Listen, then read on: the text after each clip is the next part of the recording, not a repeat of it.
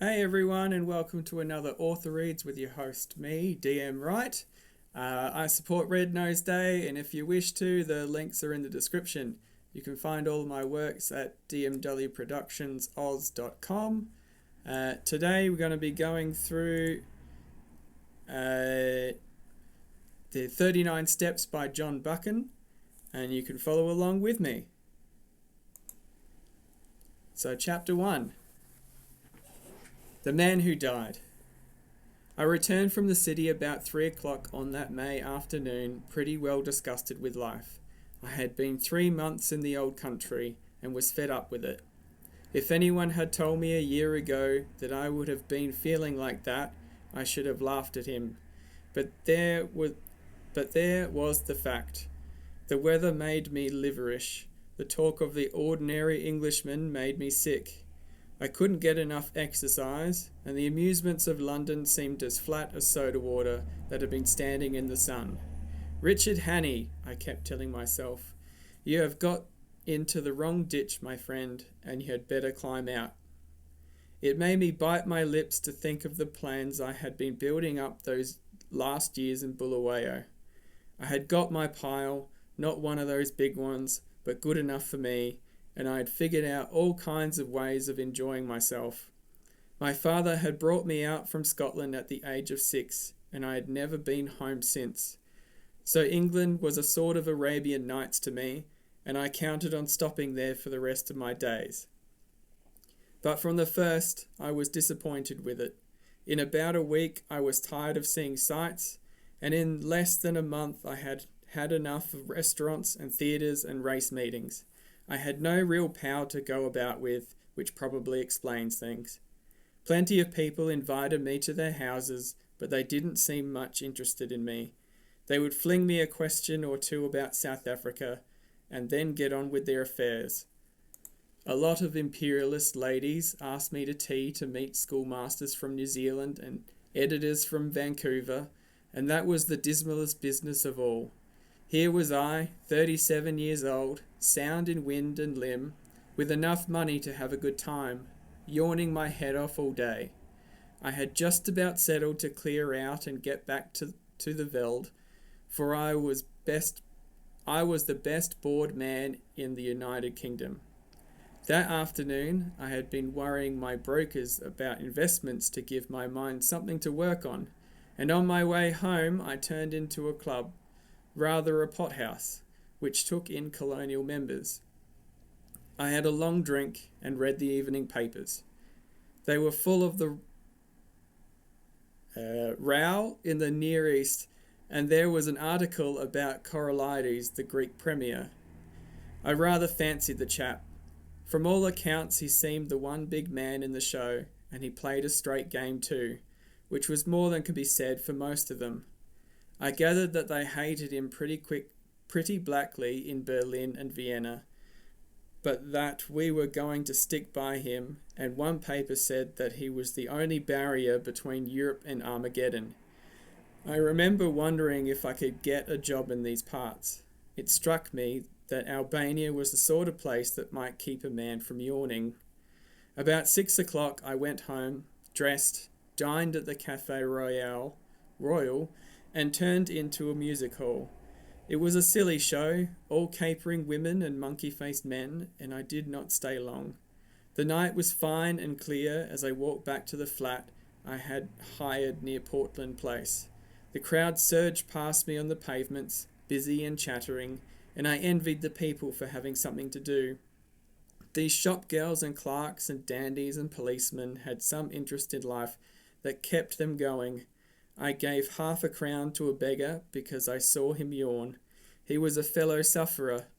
At Oxford Circus I looked up into the spring sky and I made a vow. I would give the old country another day to fit me into something. If nothing happened, I would take the next boat for the Cape. My flat was the first floor in a new block behind Langham Place. There was a common staircase with a porter and a liftman at the entrance, but there was no restaurant or anything of that sort, and each flat was quite shut off from the others. I hate servants on the premises, so I had a fellow fellow to look after me who came in by the day. He arrived before 8 o'clock every morning and used to depart at 7, for I never dined at home. I was just fitting my key into the door when I noticed a man at my elbow. I had not seen him approach, and the sudden appearance made me start. He was a slim man with a short brown beard and small gimlety blue eyes.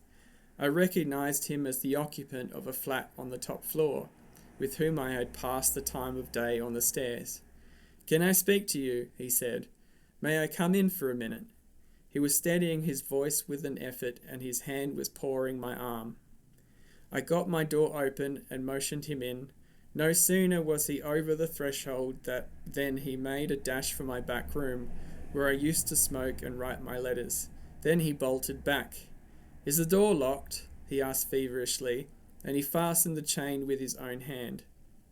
"I'm very sorry," he said humbly. "It's a mighty liberty, but you look the kind of man who would understand.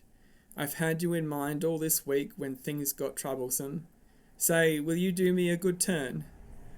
"I'll listen to you," I said. "That's all I'll promise." I was getting worried by the antics of this nervous little chap. There was a tray of drinks on a table beside him, from which he filled himself a stiff whisky and soda. He drank it off in 3 gulps and cracked the glass as he sat down. "Pardon," he said, "I'm a bit rattled tonight. You see, I happen at this moment to be dead." I sat down in an armchair and lit my pipe. "What does it feel like?" I asked. I was pretty certain that I had to deal with a madman. A smile flickered over his drawn face. "I'm not mad, yet. Say, sir, I've been watching you, and I reckon you're a cool customer. I reckon, too, you're an honest man and not afraid of playing a bold hand. I'm going to confide in you.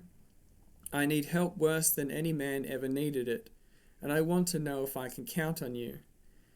"Get on with your yarn," I said, "and I'll tell you." He seemed to brace himself for a great effort, and then started on the queerest rigmarole. I didn't get hold of it at first, and I had to stop and ask him questions, but here is the gist of it. He was an American from Kentucky, and after college, being pretty well off, he had started out to see the world. He wrote a bit and acted as war correspondent for a Chicago paper, and spent a year or 2 in southeastern Europe. I gathered that he was a fine linguist, and had got to know pretty well the society in those parts. He spoke familiarly of many names, and I remembered to have seen in the newspaper. He had played about with politics, he told me, at first for the interest of them, and then because he couldn't help himself. I read him a sharp, restless fellow, who always wanted to get down to the roots of things. He got a little further down than he wanted.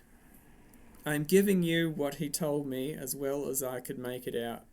Away behind all the governments and the armies there was a big subterranean movement going on, engineered by very dangerous people.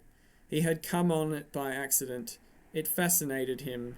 He went further, and then he got caught. I gathered that most of the people in it were the sort of educated anarchists that make revolutions, but that beside them there were financiers who were playing for money. A clever man can make big profits on a falling market, and it suited the book of both classes to set Europe by the ears. He told me some queer things that explained a lot that had puzzled me. Things that happened in the Balkan War, how one state suddenly came out on top, why alliances were made and broken, why certain men disappeared, and where the sinews of war came from. The aim of the whole conspiracy was to get Russia and Germany at loggerheads. When I asked why, he said the anarchist lot thought it would give them their chance. Everything would be in the melting pot, and they looked to see a new world emerge. The capitalists would rake in their shekels and make fortunes by buying up wreckage. Capital, he said, had no conscience and no fatherland. Besides, the Jew was behind it, and the Jew hated Russia worse than hell. "Do you wonder," he cried, "for 300 years they have been persecuted, and this is the return match for the pogroms. The Jew is everywhere, but you have to go far down the back stairs to find him. Take any big Teutonic business concern. If you have dealings with it, the first man you meet is Prince von Unser something, an elegant young man who talks Eton and Harrow English. But he cuts no ice. If your business is big, you get behind him and find a prognathous Westphalian with a retreating brow and the manners of a hog. He is the German businessman that gives your English papers the shakes. But if you're on the biggest kind of job and are bound to get to the real boss, 10 to 1 you are brought up against a little white-faced Jew in a bath chair with an eye like a rattlesnake. Yes, sir, he is the man who is ruling the world just now, and he has his knife in the empire of the Tsar. Because his aunt was outraged and father flogged in some one-horse location on the Volga, I could not help saying that his Jew anarchists seemed to have got left behind a little. Yes and no, he said. They won up to a point, but they struck a bigger thing than money. A thing that couldn't be bought, the old elemental fighting instincts of man. If you're going to be killed, you invent some kind of flag and country to fight for, and if you survive, you get to love the thing. Those foolish devils of soldiers have found something they care for, and that has upset the pretty plan laid in Berlin and Vienna. But my friends haven't played their last card by a long sight. They've gotten the ace up their sleeves, and unless I can keep alive for a month, they are going to play it and win. But I thought you were dead, I put in. Mors janur vitae, he smiled. I recognized the quotation. It was about all the Latin I knew. I'm coming to that, but I've got to put you wise about a lot of things first. If you read your newspaper, I guess you know the name of Constantine Karolidis. I sat up at that, for I had been reading about him that very afternoon. He is the man that has wrecked all their games. He is the one big brain in the whole show, and he happens also to be an honest man. Therefore, he has been marked down these 12 months past. I found that out. Not that it was difficult, for any fool could guess as much. But I found out the way that they were going to get him, and that knowledge was deadly. That's why I have had to decease. He had another drink, and I mixed it for him myself, for I was getting interested in the beggar. They can't get him in his own land, for he has a bodyguard of Epiritus that would skin their grandmothers. But on the 5th day of June, he is coming to this city. The British Foreign Office has taken to having international tea parties, and the biggest of them is due on that date. Now Karolidis is reckoned the principal guest, and if my friends have their way, he will never return to his admiring countrymen. That's simple enough anyhow, I said. You can warn him and keep him at home. And play their game, he asked sharply. If he does not come, they win, for he's the only man that can straighten out the tangle. And if his government are warned, he won't come, for he does not know how big the stakes will be on June the 15th. What about the British government, I said. They're not going to let their guests be murdered. Tip them the wink, and they'll take extra precautions. No good. They might stuff your city with plainclothes detectives and double the police, and Constantine would still be a doomed man. My friends are not playing this game for candy. They want a big occasion for the taking off, with the eyes of all Europe on it.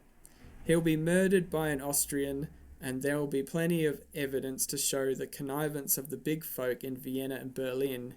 It will all be an infernal lie, of course, but the case will look black enough to the world. I'm not talking hot air, my friend. I happen to know every detail of the hellish contrivance, and I can tell you it will be the most finished piece of blackguardism since the Borgias. But it's not going to come off if there's a certain man who knows the wheels of the business alive right here in London on the 15th of June, and that man is going to be your servant, Franklin P. Scudder. I was getting to like the little chap. His jaw had shut like a rat trap, and there was the fire of a battle in his gimlety eyes. If he was spinning me a yarn, he could act up to it. "Where'd you find out this story?" I asked. "I got the first hint in an inn on the Achensee in Tyrol. That set me inquiring, and I collected my other clues in a fur shop in the Galatian quarter of Buda, in a strangers' club in Vienna, and in a little bookshop off the Racknitzstrasse in Leipzig. I completed my evidence 10 days ago in Paris. I can't tell you the details now, for it's something of a history. When I was quite sure in my own mind, I judged it my business to disappear, and I reached this city by a mighty queer circuit. I left Paris a dandified young French-American, and I sailed from Hamburg a Jew, diamond merchant. In Norway, I was an English student of Epsom, collecting materials for lectures, but when I left Bergen, I was a cinema man with special ski films, and I came here from Leith with a lot of pulpwood propositions in my pocket to put before the London newspapers. Till yesterday, I thought I had muddied my trail some and was feeling pretty happy. Then, the recollection seemed to upset him, and he gulped down some more whiskey. Then I saw a man standing in the street outside this block. I used to stay close in my room all day and only slip out after dark for an hour or two. I watched him for a bit from my window, and I thought I recognized him. He came in and spoke to the porter. When I came back from my walk last night, I found a card in my letterbox. It bore the name of the man I want least to meet on God's earth. I think that the look in my companion's eyes, the sheer naked scare on his face, completed my conviction of his honesty. My own voice sharpened a bit as I asked him what he did next. I realized that I was bottled as sure as a pickled herring, and that there was only one way out. I had to die. If my pursuers knew I was dead, they would go to sleep again. "How'd you manage it?" "I told the man that valets me that I was feeling pretty bad, and I got myself up to look like death. That wasn't difficult, for I'm no slouch at disguises. Then I got a corpse. You can always get a body in London if you know where to go for it. I fetched it back in a trunk on the top of a four-wheeler, and I had to be assisted upstairs to my room. You see, I had to pile up some evidence for the inquest. I went to bed and got my man to mix me a sleeping draught, and then told him to clear out. He wanted to fetch a doctor, but I swore some and said I couldn't abide leeches. When I was left alone, I started in to fake up that corpse. He was my size, and I judged had perished from too much alcohol. So I put some spirits handy about the place. The jaw was the weak point in the likeness, so I blew it away with a revolver. I dare say there will be somebody tomorrow to swear to having heard a shot, but there are no neighbours on my floor, and I guessed I could risk it. So I left the body in bed dressed up in my pyjamas, with a revolver lying on the bedclothes and a considerable mess around. Then I got into a suit of clothes I had kept waiting for emergencies. I didn't dare to shave for fear of leaving tracks, and besides, it wasn't any kind of use my trying to get into the streets. I had you in my mind all day, and there seemed nothing to do but to make an appeal to you. I watched from my window till I saw you come home, and then slipped down the stair to meet you. There, sir, I guess you know about as much as me of this business." He sat blinking like an owl, fluttering with nerves and yet desperately determined. By this time, I was pretty well convinced that he was going straight with me. It was the wildest sort of narrative, but I had heard in my time many steep tales which had turned out to be true, and I had made a practice of judging the man rather than the story. If he had wanted to get a location in my flat and then cut my throat, he would have pitched a mould a yarn. "Hand me your key," I said, "and I'll take a look at the corpse. Excuse my caution, but I'm bound to verify a bit if I can." He shook his head mournfully. "I reckon you'd ask for that, but I haven't got it. It's on my chain on the dressing table. I had to leave it behind, for I couldn't leave any clues to breed suspicions. The gentry who are after me are pretty bright-eyed citizens. You'll have to take me on trust for the night, and tomorrow you'll get proof of the corpse business right enough. I thought for an instant or two. Right, I'll trust you for the night. I'll lock you into this room and keep the key. Just one word, Mr. Scudder. I believe you're straight, but if so be you are not, I should warn you that I am a handy man with a gun. Sure, he said, jumping up with some briskness. I haven't the privilege of your name, sir, but let me tell you that you're a white man. I'll thank you to lend me a razor. I took him into my bedroom and turned him loose. In half an hour's time, a figure came out that I scarcely recognized.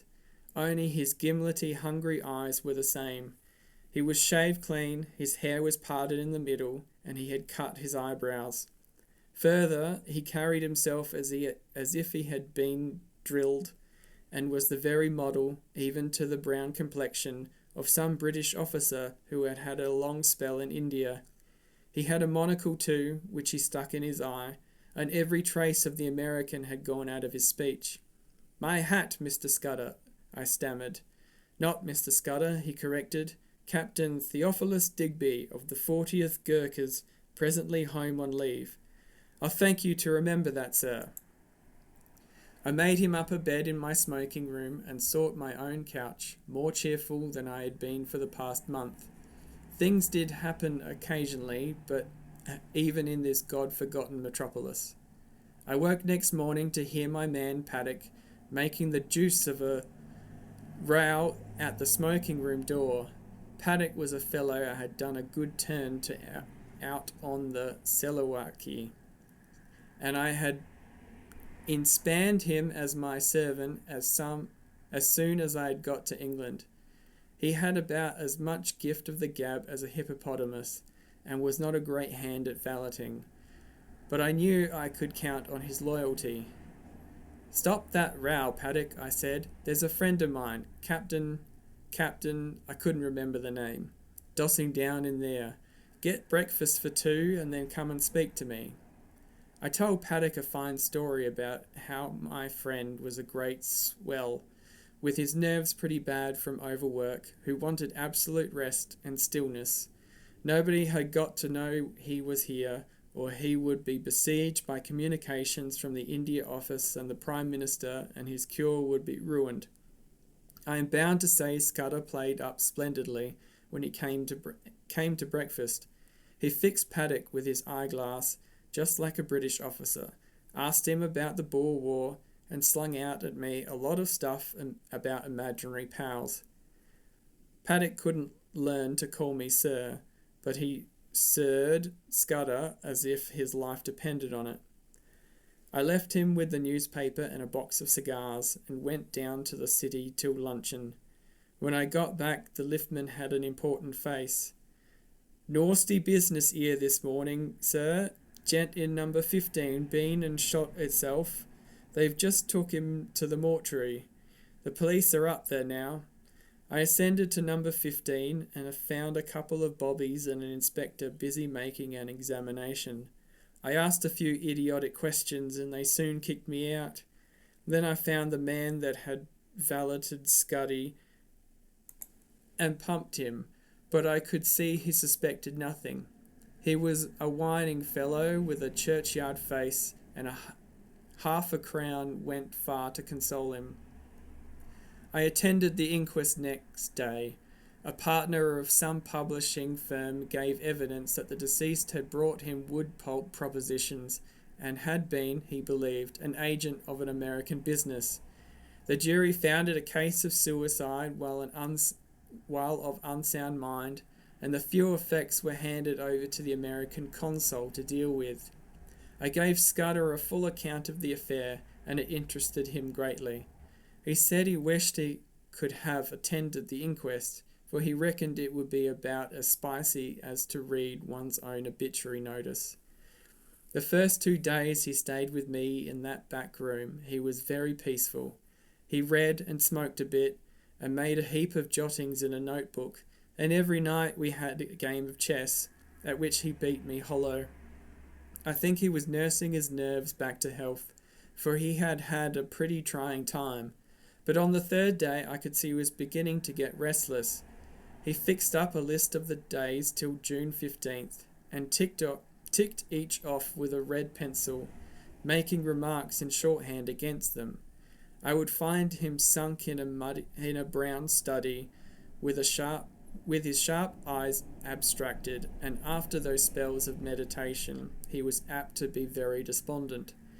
Then I could see that he began to get edgy again. He listened for little noises, and was always asking me if Paddock could be trusted. Once or twice he got very peevish, and apologised for it. I didn't blame him. I made every allowance, for he had taken on a fairly stiff job. It was not the safety of his own skin that troubled him, but the success of the scheme he had planned. That little man was clean grit all through, without a soft spot in him. One night he was very solemn. "Say, Hannay," he said, "I judge I should let you a bit deeper into this business. I should hate to go without leaving somebody else to put up a fight." And he began to tell me in detail what had only heard from him vaguely. I did not give him very close attention. The fact is, I was more interested in his own adventures than in his high politics. I reckoned that the Coralides and his affairs were not my business, leaving all that to him. So a lot that he said slipped clean out of my memory. I remember that it was very clear that the danger to Coralides would not begin till he had got to London, and would come from the very highest quarters, where there would be no thought of suspicion. He mentioned the name of a woman, Julia Chesney, as having something to do with the danger. She would be the decoy, I gathered, to get Coralides out of the care of his guards.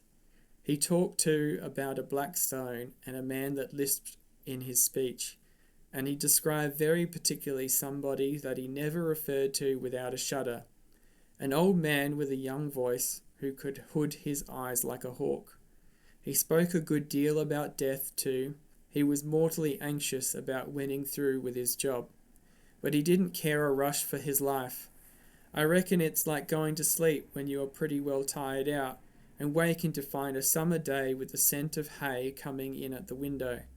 I used to thank God for such mornings way back in the bluegrass country, and I guess I'll thank him when I wake up on the other side of Jordan. Next day he was much more cheerful, and read the life of Stonewall Jackson much of the time. I went out to dinner with a mining engineer I had got to see on business, and came back 10:30 in time for our game of chess before turning in. I had a cigar in my mouth, I remember, as I pushed open the smoking room door. The lights were not lit, which struck me as odd. I wondered if Scudder had already turned in. I snapped the switch, but there was nobody there. Then I saw something in the far corner which made me drop my cigar and fall into a cold sweat. My guest was lying sprawled on his back. There was a long knife through his heart which skewered him to the floor. I sat down in an armchair and felt very sick. That lasted for maybe 5 minutes, and was succeeded by a fit of the horrors. The poor staring white face on the floor was more than I could bear, and I managed to get a tablecloth and cover it. Then I staggered to a cupboard, found the brandy, and swallowed several mouthfuls. I had seen men die violently before. Indeed, I had killed a few myself in the Matabele War. But this cold-blooded indoor business was different. Still, I managed to pull myself together. I looked at my watch and saw that it was 10:30. An idea seized me, and I went over the flat with a small tooth comb. There was nobody there, nor any trace of anybody, but I shuttered and bolted all the windows and put the chain on the door. By this time, my wits were coming back to me, and I could think again. It took me about an hour to figure the thing out, and I did not hurry, for unless the murderer came back, I had till about 6 o'clock in the morning for my cogitations. I was in the soup, That was pretty clear. Any shadow of a doubt I might have had about the truth of Scudder's tale was now gone.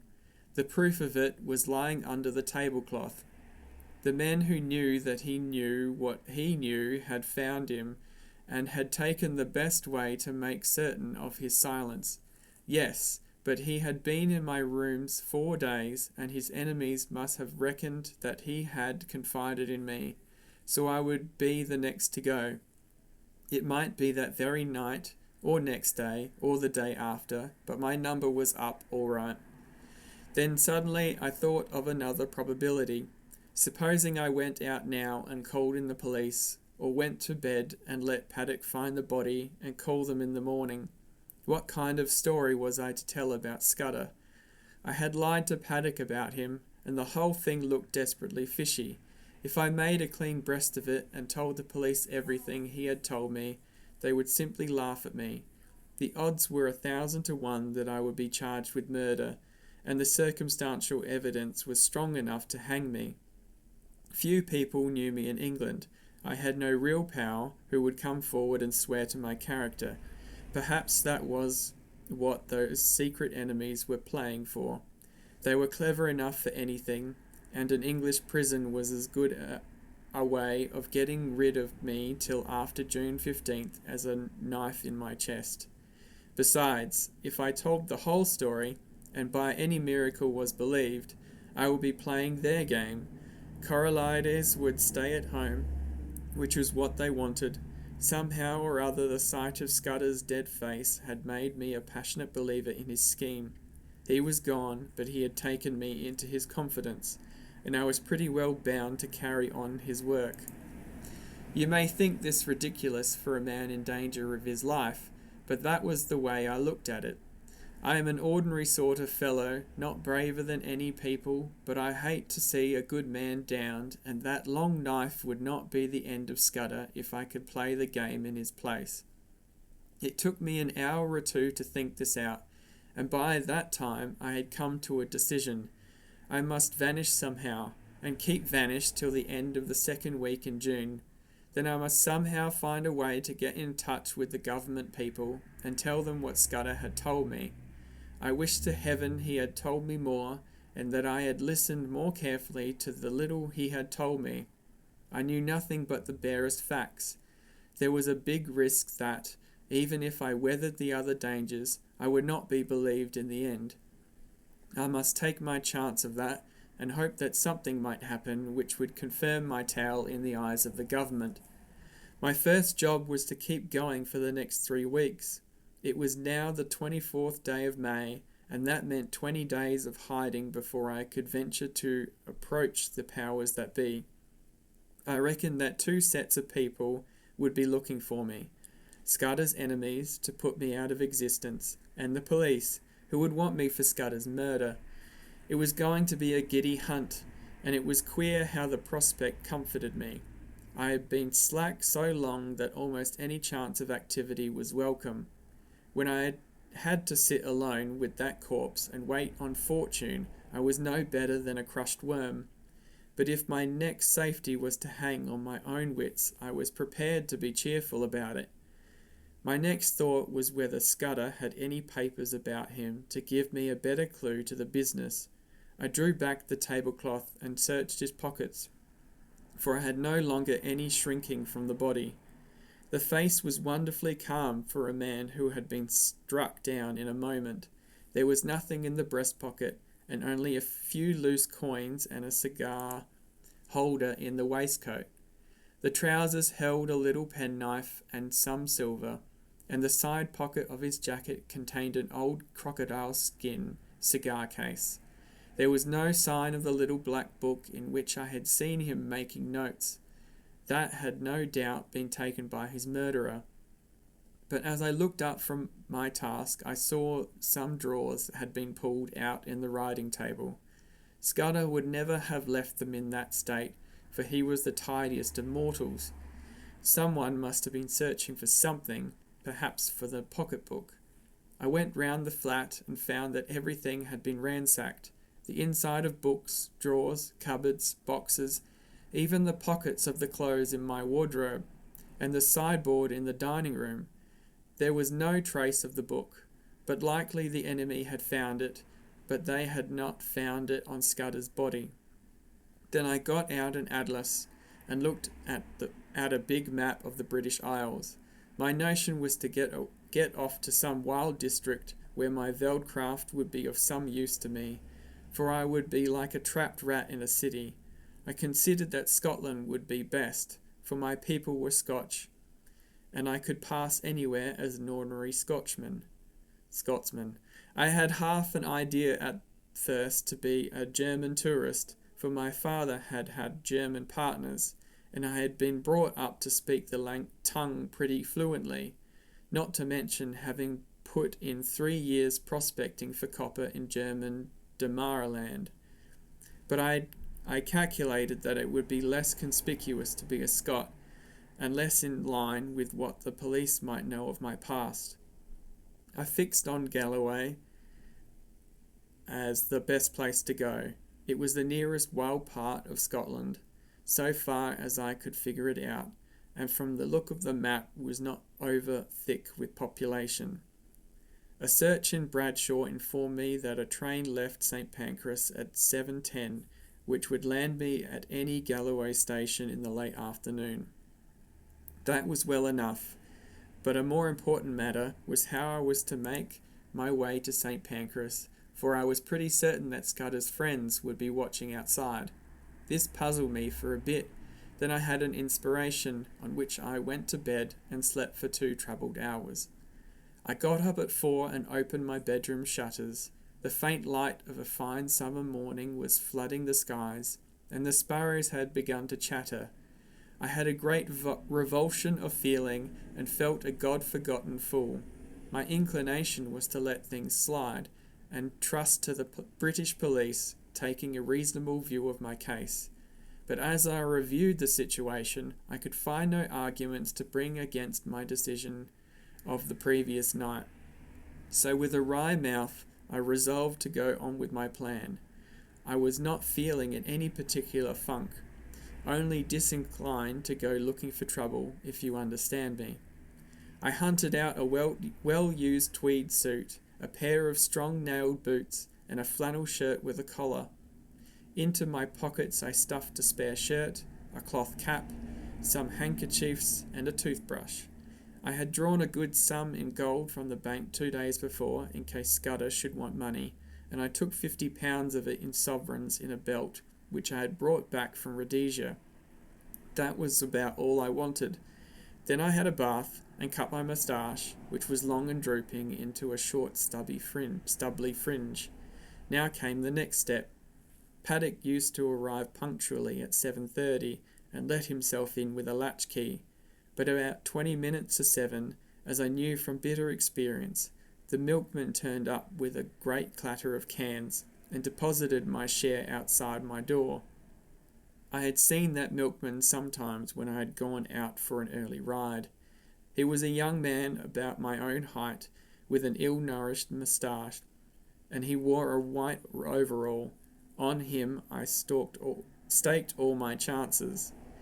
I went into the darkened smoking room, where the rays of morning light were beginning to creep through the shutters. There I breakfasted off a whisky and soda and some biscuits from the cupboard. By this time it was getting on for 6 o'clock. I put a pipe in my pocket and filled my pouch from the tobacco jar on the table by the fireplace. As I poked into the tobacco, my fingers touched something hard, and I drew out Scudder's little black pocketbook. That seemed to me a good omen. I lifted the cloth from the body and was amazed at the peace and dignity of the dead face. "Goodbye, old chap," I said. "I am going to do my best for you. Wish me well wherever you are." Then I hung about in the hall waiting for the milkman. That was the worst part of the business, for I was fairly choking to get out of doors. 6:30 passed, then 6:40, but still he had not come. The fool had chosen this day of all days to be late. At 1 minute after 7:15, I heard the rattle of the cans outside. I opened the front door, and there was my man, singling out my cans from a bunch he carried and whistling through his teeth. He jumped a bit at the sight of me. "Come in here for a moment," I said. "I want a word with you," and I led him into the dining room. "I reckon you're a bit of a sportsman," I said, "and I want you to do me a service. Lend me your cap and overall for 10 minutes, and here's a sovereign for you." His eyes opened at the sight of the gold, and he grinned broadly. "What's the gimme?" he asked. "A bet," he said. "I haven't time to explain, but to win it, I've got to be a milkman for the next 10 minutes. All you've got to do is stay here till I come back. You'll be a bit late, but nobody will complain, and you'll have that quid for yourself."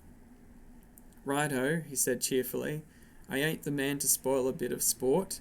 Here's the rig, governor." I stuck on his flat blue hat and his white overall, picked up the cans, banged my door, and went whistling downstairs. The porter at the foot told me to shut my jaw, which sounded as if my makeup was adequate. At first I thought there was nobody in the street. Then I caught sight of a policeman 100 yards down, and a loafer shuffling past on the other side. Some impulse made me raise my eyes to the house opposite, and there at the first floor window was a face. As the loafer passed, he looked up, and I fancied a signal was exchanged.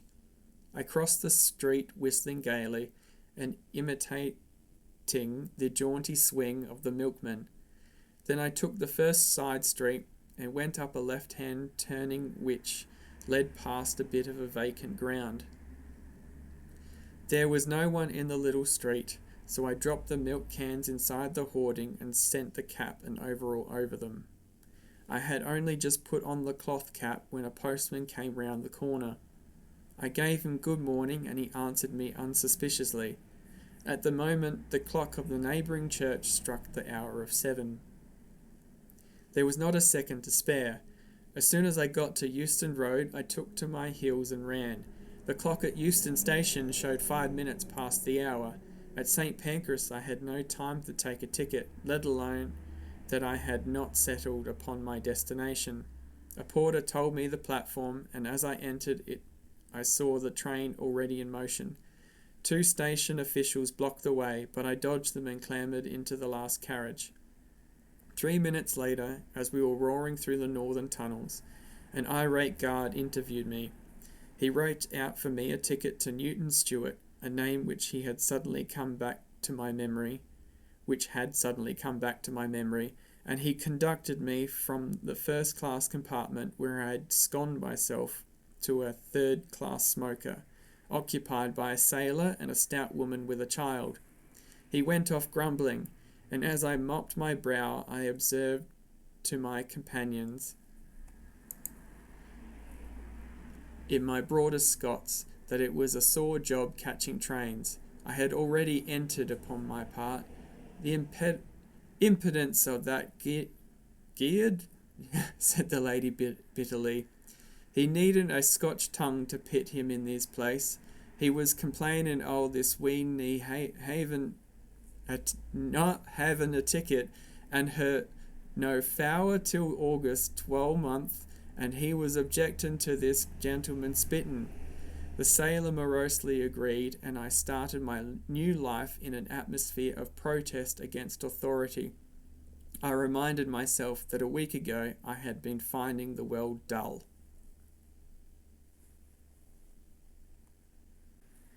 I had a solemn time travelling north that day. It was fine May weather, with the hawthorn flowering on every hedge, and I asked myself why.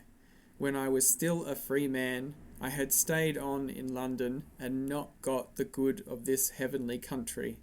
I didn't dare face the restaurant car, but I got a luncheon basket at Leeds and shared it with the fat woman. Also, I got the morning's papers with news about starters for the Derby and the beginning of the cricket season, and some paragraphs about how Balkan affairs were settling down and a British squadron was going to Kiel. When I had done with them, I got out Scudder's little black pocketbook and studied it. It was pretty well filled with jottings, chiefly figures, though now and then a name was printed in. For example, I found the words Hogard, Lunaville, and avocado pretty often, and especially the word Pavia. Now, I was certain that Scudder never did anything without a reason, and I was pretty sure that there was a cipher in all this. That is a subject which has always interested me, and I did a bit at it myself once as intelligence officer at Delegado Bay during the Boer War. I have a head for things like chess and puzzles, and I used to reckon myself pretty good at finding out ciphers. This one looked like the numerical kind where sets of figures correspond to the letters of the alphabet, but any fairly shrewd man can find the clue to that sort after an hour or two's work, and I didn't think that Scudder would have been content with anything so easy. So I fastened on the printed words, for you can make a pretty good numerical cipher if you have a key word which gives you the sequence of the letters. I tried for hours, but none of the words answered. Then I fell asleep and woke at Dumfries just in time to bundle out and get into the slow Galloway train. There was a man on the platform whose looks I didn't like, but he never glanced at me, and when I caught sight of myself in the mirror of an automatic machine, I didn't wonder. With my brown face, my old tweeds, and my slouch, I was the very model of one of the hill farmers who were crowding into the third-class carriages. I travelled with half a dozen in an atmosphere of shag and clay pipes. They had come from the weekly market, and their mouths were full of prices. I heard accounts of how the lambing had gone up the can, and the douche, and a dozen other mysterious waters. Above half the men had lunched heavily and were highly flavoured with whisky, so they took no notice of me. We rumbled slowly into a land of little wooded glens, and then to a great wide moorland place, gleaming with locks, with high blue hills showing northwards. About 5 o'clock the carriage had emptied, and I was left alone as I had hoped. I got out at the next station, a little place whose name I scarcely noted, set right in the heart of a bog. It reminded me of one of those forgotten little stations in the Karoo. An old station master was digging in his garden, and with his spade over his shoulder sauntered to the train, took charge of a parcel, and went back to his potatoes. A child of 10 received my ticket, and I emerged on a white road that struggled over the brown moor. It was a gorgeous spring evening, with every hill showing as clear as a cut amethyst. The air had the queer, rooty smell of bogs, but it was as fresh as mid-ocean, and it had the strangest effect on my spirits. I actually felt light-hearted. I might have been a boy out for a spring holiday tramp, instead of a man of 37 very much wanted by the police. I felt just as I used to feel when I was starting for a big trek on a frosty morning on the High Veld. If you believe me, I swung along that road whistling. There was no plan of campaign in my head, only just to go on and on in this blessed, honest-smelling hill country, for every mile put me in better humour with myself. In a roadside planting, I cut a walking stick of hazel, and presently struck off the highway up a bypath which followed the glen of a brawling stream. I reckoned that I was still far ahead of any pursuant, and for that night might please myself. It was some hours since I had tasted food, and I was getting very hungry when I came to a herd's cottage set in a nook beside a waterfall. A brown-faced woman was standing by the door and greeted me with the kindly shyness of moorland places. When I asked for a night's lodging, she said I was welcome to the bed in the loft. And very soon she set before me a hearty meal of ham and eggs, scones, and thick sweet milk. At the darkening, her man came in from the hills, a lean giant, who in one step covered as much ground as 3 paces of ordinary mortals. They asked me no questions, for they had the perfect breeding of all dwellers in the wilds, but I could see they set me down as a kind of dealer, and I took some trouble to confirm their view. I spoke a lot about cattle, of which my host knew little, and I picked up from him a good deal about the local Galloway markets, which I tucked away in my memory for future use.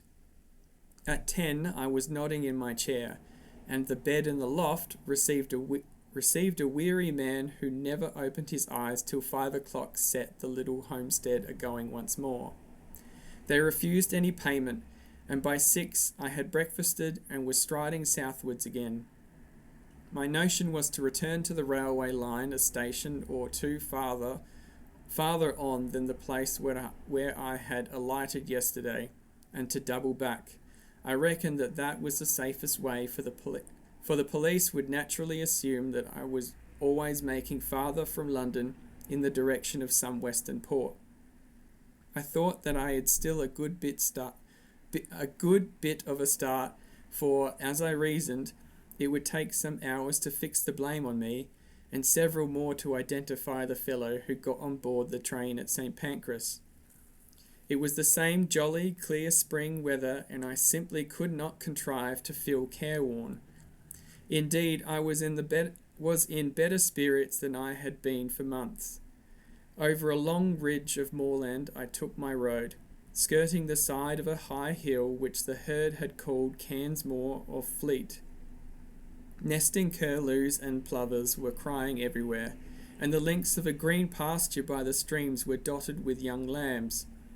All the slackness of my past months was slipping from my bones, and I stepped out like a 4-year-old. By and by I came to a swell of moorland which dipped to the vale of a little river, and a mile away in the heather I saw the smoke of a train. The station, when I reached it, proved to be ideal for my purpose. The moor surged up around it and left room only for the single line, the slender siding, a waiting room, an office, the station master's cottage, and a tiny yard of gooseberries and sweet William. There seemed no road to it or from anywhere, and to increase the desolation, the waves of a tarn lapped on their grey granite beach half a mile away. I waited in the deep heather till I saw the smoke of an east-going train on the horizon. Then I approached the tiny booking office and took a ticket for Dumfries. The only occupants of the carriage were an old shepherd and his dog, a wall-eyed brute that I mistrusted. The man was asleep, and on the cushions beside him was that morning's Scotsman. Eagerly I seized on it, for I fancied it would tell me something. There were 2 columns about the Portland Place murder, as it was called. My man Paddock had given the alarm and had the milkman arrested. Poor devil, it looked as if the latter had earned his sovereign hardly, but for me he had been cheap at the price, for he seemed to have occupied the police for the better part of the day. In the latest news I found a further instalment of the story. The milkman had been released, I read, and the true criminal, about whose identity the police were reticent, was believed to have got away from London by one of the northern lines. There was a short note about me as the owner of the flat. I guess the police had stuck that in, as a clumsy contrivance to persuade me that I was unsuspected. There was nothing else in the paper, nothing about foreign politics or Corralides, or the things that had interested Scudder. I laid it down and found that we were approaching the station at which I had got out yesterday. The potato-digging station master had been gingered up into some activity, for the west-going train was waiting to let us pass, and from it had descended 3 men who were asking him questions. I suppose that they were the local police, who had been stirred up by Scotland, and had traced me as far as this one-horse siding. Sitting well back in the shadow, I watched them carefully. One of them had a book and took down notes. The old potato digger seemed to have turned peevish, but the child who had collected my ticket was talking volubly. All the party looked out across the moor where the white road departed. I hoped they were going to take up my tracks there. As we moved away from the station, my companion woke up. He fixed me with a wandering glance, kicked his dog viciously, and inquired where he was. Clearly he was very drunk. "That's what comes of being a teetotaler," he observed in bitter regret. I expressed my surprise that in him I should have met a blue-ribbon stalwart. "Aye, but I'm a strong teetotaler," he said pugnaciously. "I took the pledge last Martinmas, and I haven't a touch a drop of whiskey since Sinya. Not even a hogmanay, though I was sair tempted." He swung his heels up on the seat and burrowed a frowsy head into the cushions. "And that's I get," he moaned. "A head better than hellfire, and twa even looking different ways for the Sabbath." "What did it?" I asked. "I drank they can brandy." Now I'm sounding fucking American, jeez. "Being a teetotaler, I kept off the whiskey, but I was nipping a day at this brandy, and I doubt I'll no be weel for a fortnight." His voice died away into a splutter, and sleep once more laid its heavy hand on him. My plan had been to get out at some station down the line, but the train suddenly gave me a better chance, for it came to a standstill at the end of a culvert which spanned a brawling porter-coloured river. I looked out and saw that every carriage window was closed and no human figure appeared in the landscape. So I opened the door and dropped quickly into the tangle of hazels which edged the line. It would have been all right but for the infernal dog. Under the impression that I was decamping with its master's belongings, it started to bark, and all but got me by the trousers. This woke up the herd, who stood bawling at the carriage door in the belief that I had committed suicide. I crawled through the thicket, reached the edge of the stream, and in cover of the bushes put 100 yards or so behind me. Then from my shelter I peered back and saw the guard and several passengers gathered round the open carriage door and staring in my direction. I could not have made a more public departure if I had left with a burglar and a brass band. Bugler! Oh, jeez. Happily, the drunken herd provided a diversion. He and his dog, which was attached by a rope to his waist, suddenly cascaded out of the carriage, landed on their wheel heads on the track, and rolled some way down the bank towards the water. In the rescue which followed, the dog bit somebody, for I could hear the sound of hard swearing. Presently they had forgotten me, and when after a quarter of a mile's crawl I ventured to look back, the train had started again and was vanishing in the cutting. I was in a wide semicircle of moorland, with the brown river as radius, and the high hills forming the northern circumference. There was not a sign or sound of a human being, only the plashing water and the interminable crying of curlews. Yet, oddly enough, for the first time I felt the terror of the hunted on me. It was not the police that I thought of, but the other folk, who knew that I knew Scudder's secret and dared not let me live. I was certain that they would pursue me with keenness and vigilance unknown to the British law, and that once their grip closed on me, I should find no mercy. I looked back, but there was nothing in the landscape. The sun glinted on the metals of the line and the wet stones in the stream, and you could not have found a more peaceful sight in the world. Nevertheless, I started to run.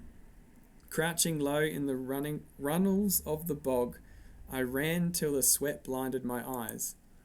The mood did not leave me till I had reached the rim of mountain and flung myself panting on a ridge high above the young waters of the Brown River. From my vantage ground I could scan the whole moor right away to the railway line, and to the south of it where green fields took the place of heather. I have eyes like a hawk, but I could see nothing moving in the whole countryside. Then I looked east beyond the ridge and saw a new kind of landscape. Shallow green valleys with plentiful fir plantations and the faint lines of dust which spoke of high roads. Last of all, I looked into the blue May sky, and there I saw that which set my pulses racing. Low down in the south, a monoplane was climbing into the heavens. I was as certain as I had been told that the aeroplane was looking for me, and that it did not belong to the police. For an hour or two, I watched it from a pit of heather. It flew low along the hilltops, and then in narrow circles over the valley up which I had come. Then it seemed to change its mind, rose a great height, and flew away back to the south. I did not like this espionage from the air, and I began to think less well of the countryside I had chosen for refuge. These heather hills were no sort of cover if my enemies were in the sky, and I must find a different kind of sanctuary. I looked with more satisfaction to the green country beyond the ridge, for there I should find woods and stone houses.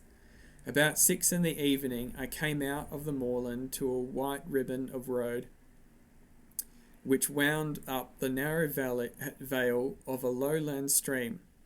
As I followed it, fields gave place to bent, the glen became a plateau, and presently I had reached a kind of pass where a solitary house smoked in the twilight. The road swung over a bridge, and leaning on the parapet was a young man. He was smoking a long clay pipe and studying the water with spectacled eyes. In his left hand was a small book with a finger marking the place. Slowly he repeated, "As when a griffin through the wilderness, with wings step o'er hill and moory dale, pursues the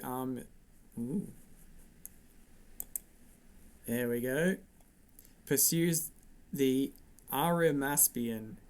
He jumped round as my step rung on the keystone, and I saw a pleasant, sunburnt, boyish face. 'Good evening to you,' he said gravely. 'It's a fine night for the road.' The smell of peat smoke and some savoury roast floated to me from the house. 'Is that place an inn?' I asked. 'At your service,' he said politely. 'I am the landlord, sir, and I hope you will stay the night, for to tell you the truth, I have had no company for a week.'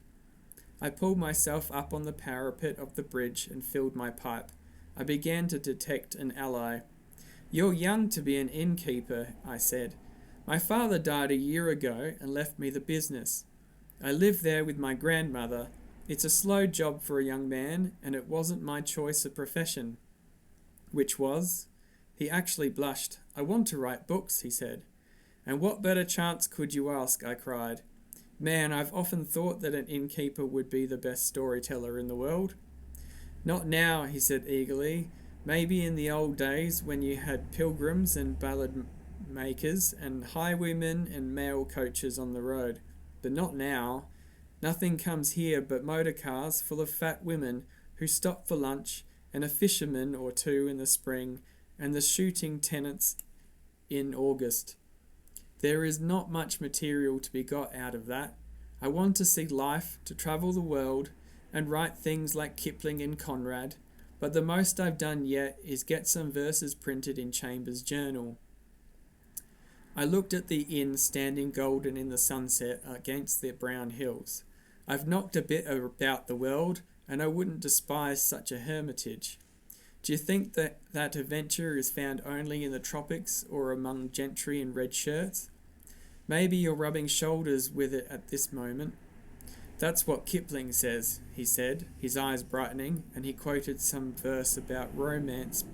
Romance brings up the 9:15.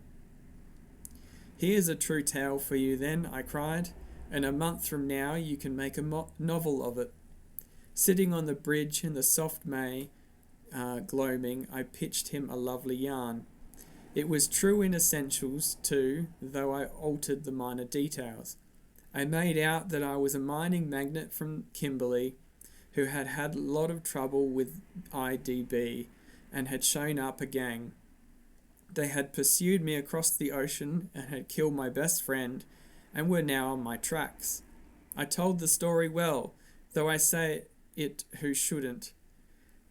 I pictured a flight across the Kalahari to German Africa, the crackling, parching days, the wonderful blue velvet nights. I described an attack on my life on the voyage home, and I made a really horrid affair of the Portland Place murder. "You're looking for an adventure," I cried. "Well, you found it here. The devils are after me, and the police are after me. It's a race that I mean to win."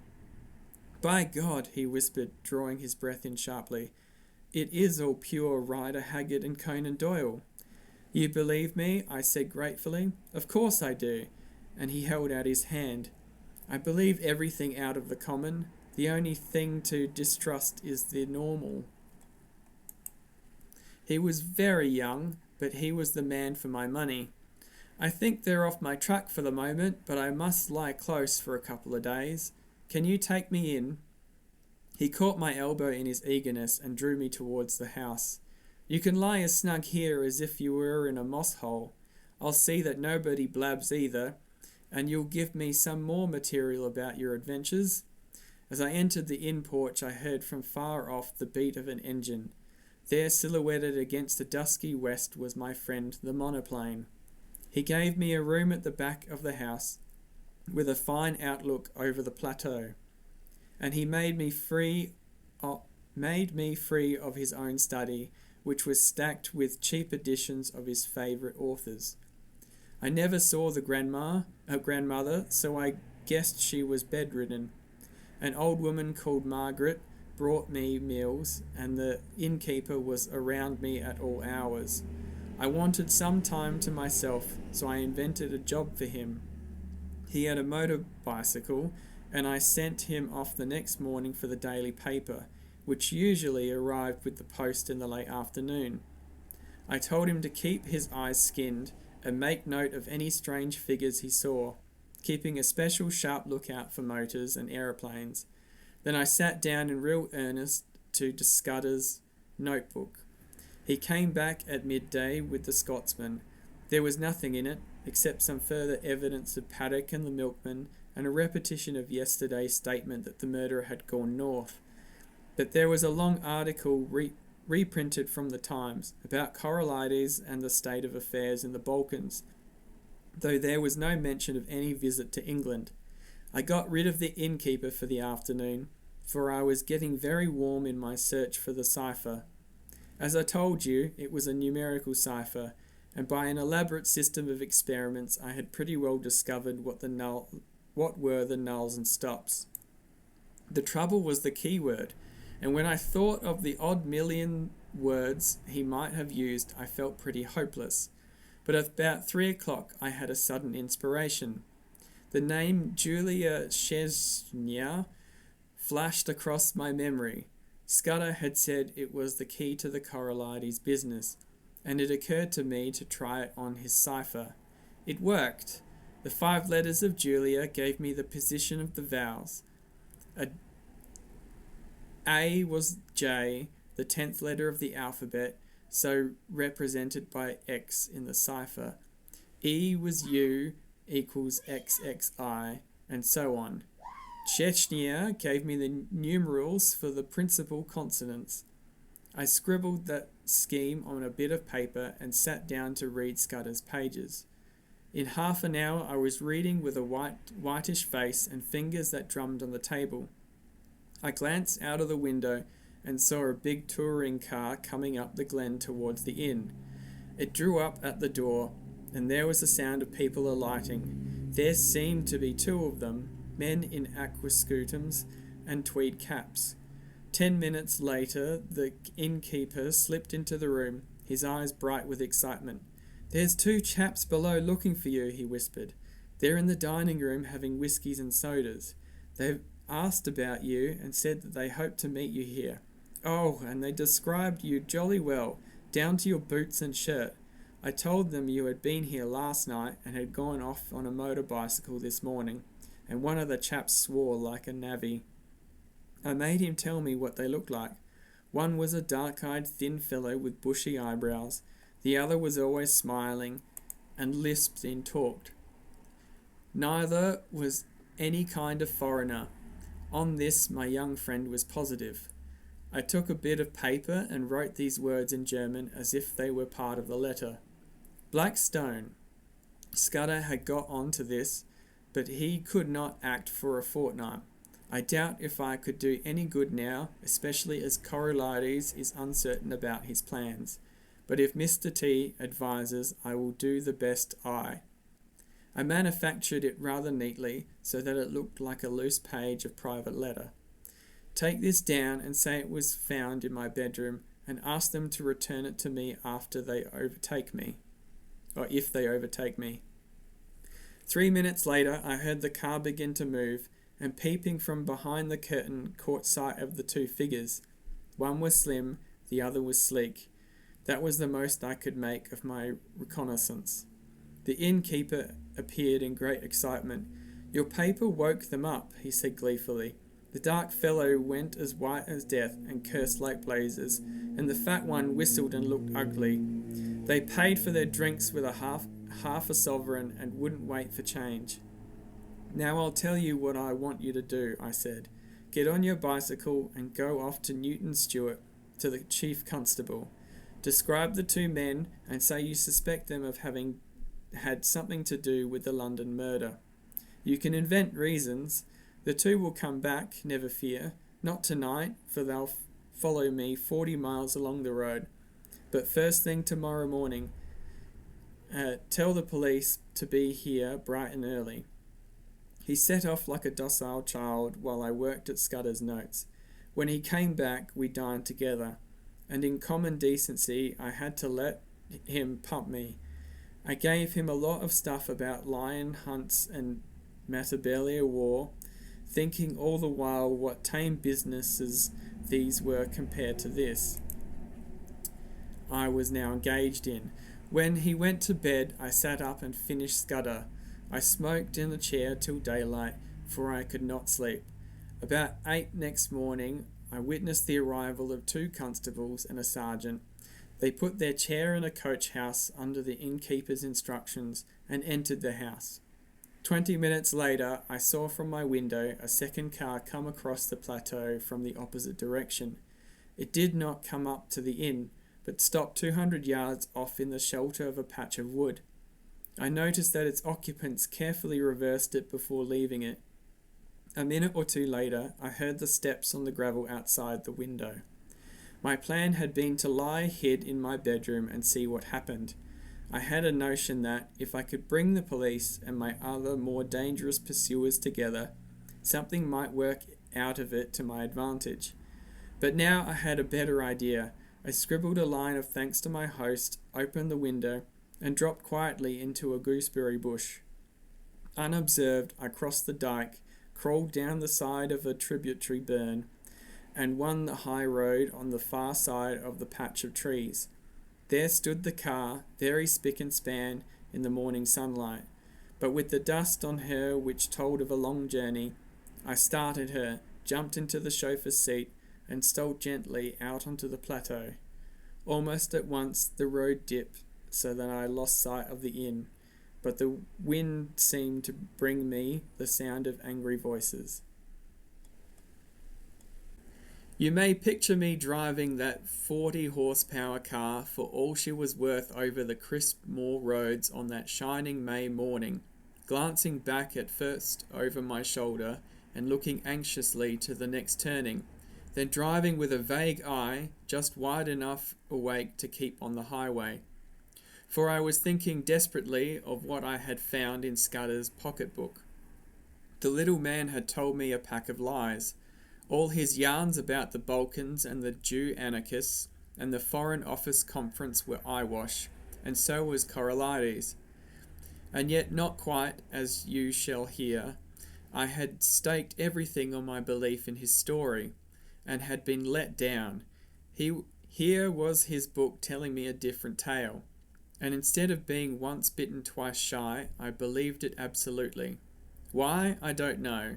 It rang desperately true, and the first yarn, if you understand me, had been in a queer way true also in spirit. The 15th day of June was going to be a day of destiny, a bigger destiny than killing off a dago. It was so big that I didn't blame Scudder for keeping me out of the game and wanting to play a lone hand. That, I was pretty clear, was his intention. He had told me something which sounded big enough, but the real thing was so immortally big that he, the man who had found it out, wanted it all for himself. I didn't blame him. It was risks, after all, that he was chiefly greedy about. The whole story was in the notes, with gaps, you understand, which he would have filled up from his memory. He stuck down his authorities too, and had an odd trick of giving them all numerical value and then striking a balance, which stood for the reliability of each stage in the yarn. The 4 names he had printed were authorities, and there was a man, Ducrosny, who got 5 out of a possible 5, and another fellow, Amersfoort, who got 3. The bare bones of the tale were all that was in the book. These, and one queer phrase which occurred half a dozen times inside brackets. 39 steps was the phrase, and its last time of use it ran. 39 steps, I counted them. High tide, 10:17 p.m. I could make nothing of that. The first thing I learned was that it was no question of preventing a war. That was coming as sure as Christmas, had been arranged, said Scudder, ever since February 1912. Corralides was going to be the occasion. He was booked all right, and was to hand in his cheques on June 14th, 2 weeks and 4 days from that May morning. I gathered from Scudder's notes that nothing on earth could prevent that. His talk of Epirote guards that would skin their own grandmothers was all billy-o. The second thing was that this war was going to come as a mighty surprise to Britain. Corralides' death would set the Balkans by the ears, and then Vienna would chip in with an ultimatum. Russia wouldn't like that, and there would be high words. But Berlin would play the peacemaker and pour oil on the waters, till suddenly she would find a good cause for a quarrel, pick it up, and in 5 hours let fly at us.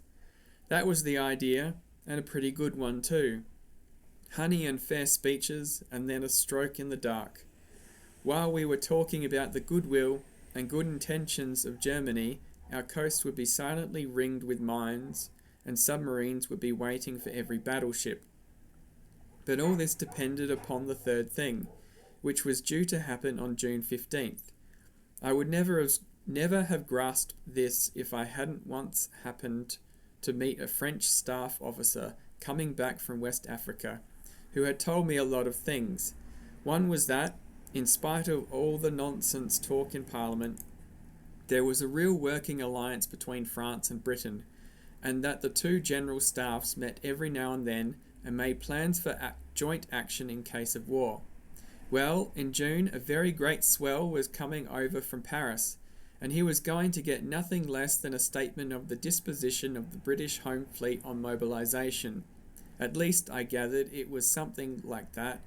Anyhow, it was something uncommonly important. But on the 15th day of June, there were to be others in London, others at whom I could only guess. Scudder was content to call them collectively the Black Stone. They represented not our allies, but our deadly foes, and the information destined for France was to be diverted to their pockets, and it was to be used, remember, used a week or 2 later, with great guns and swift torpedoes, suddenly in the darkness of a summer night. This was the story I had been deciphering in a back room of a country inn overlooking a cabbage garden. This was the story that hummed in my brain as I swung in the big touring car from glen to glen. My first impulse had been to write a letter to the Prime Minister, but a little reflection convinced me that that would be useless. Who would believe my tale? I must show a sign, some token in proof, and heaven knew what that could be. Above all, I must keep going myself, ready to act when things got riper, and that was going to be no light job with the police of the British Isles in full cry after me, and the watchers of the Black Stone running silently and swiftly on my trail. I had no very clear purpose in my journey, but I steered east by the sun, for I remembered from the map that if I went north I could come into a region of coal pits and industrial towns.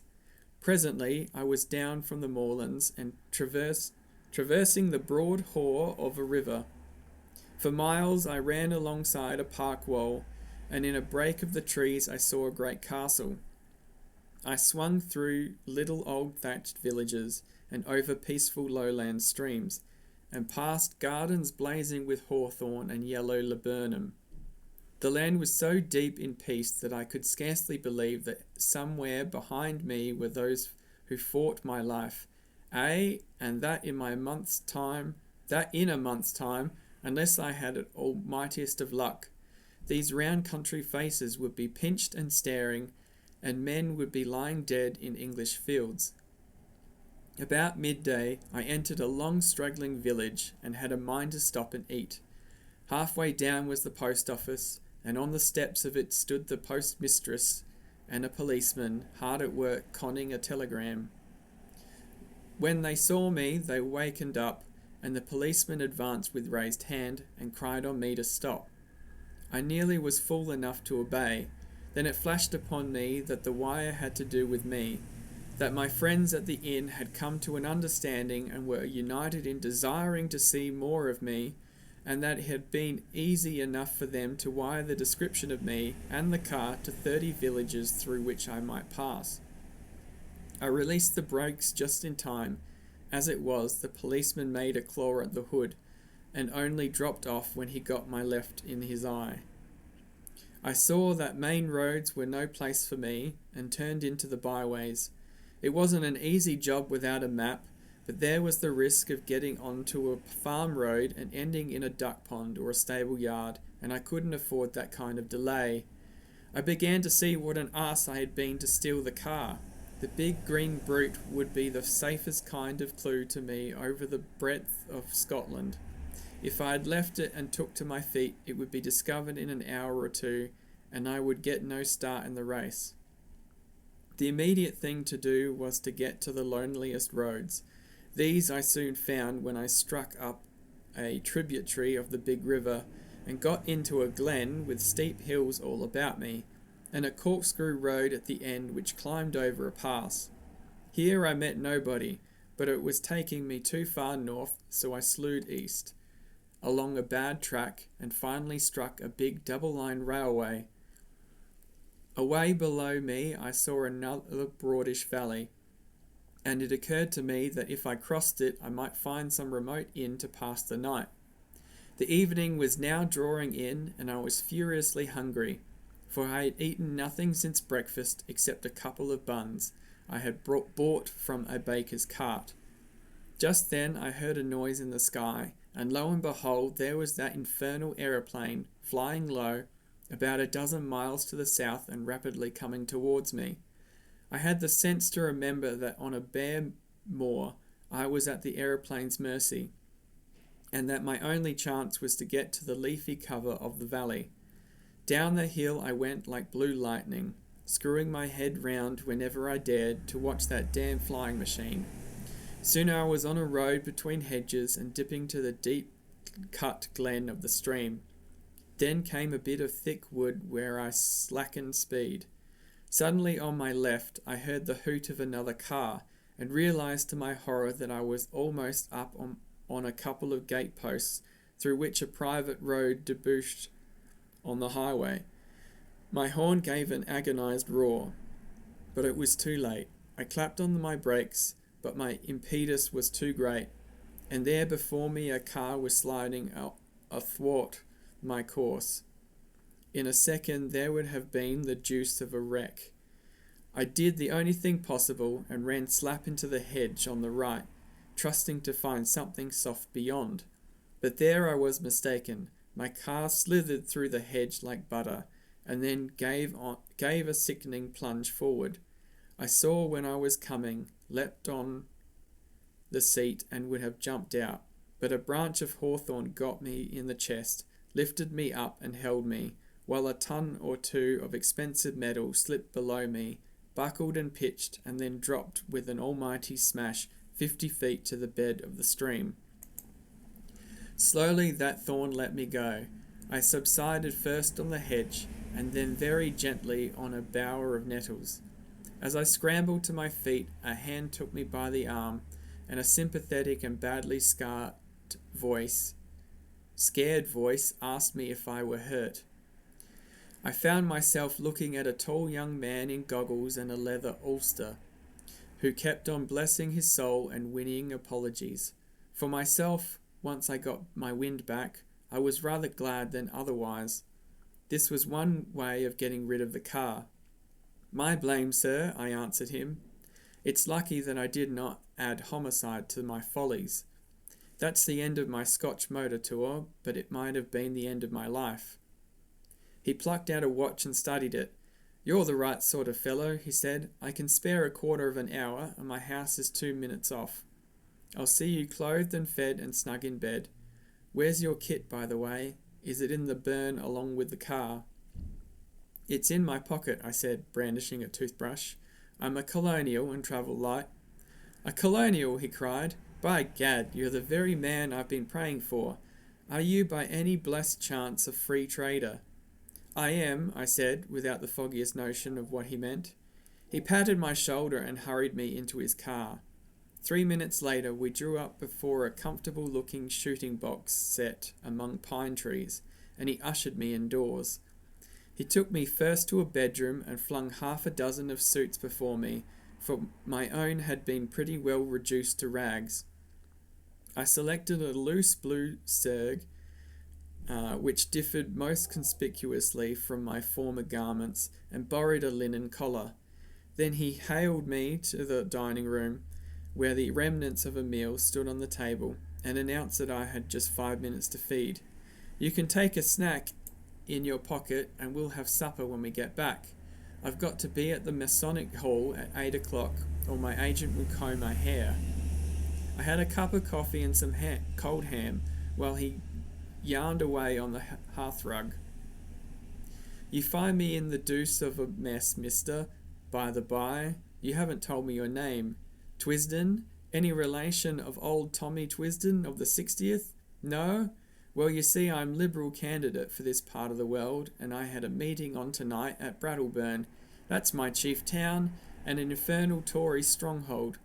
I'd got the colonial ex-premier fellow, Crumpleton, coming to speak for me tonight, and had the thing tremendously billed, and the whole place ground-baited.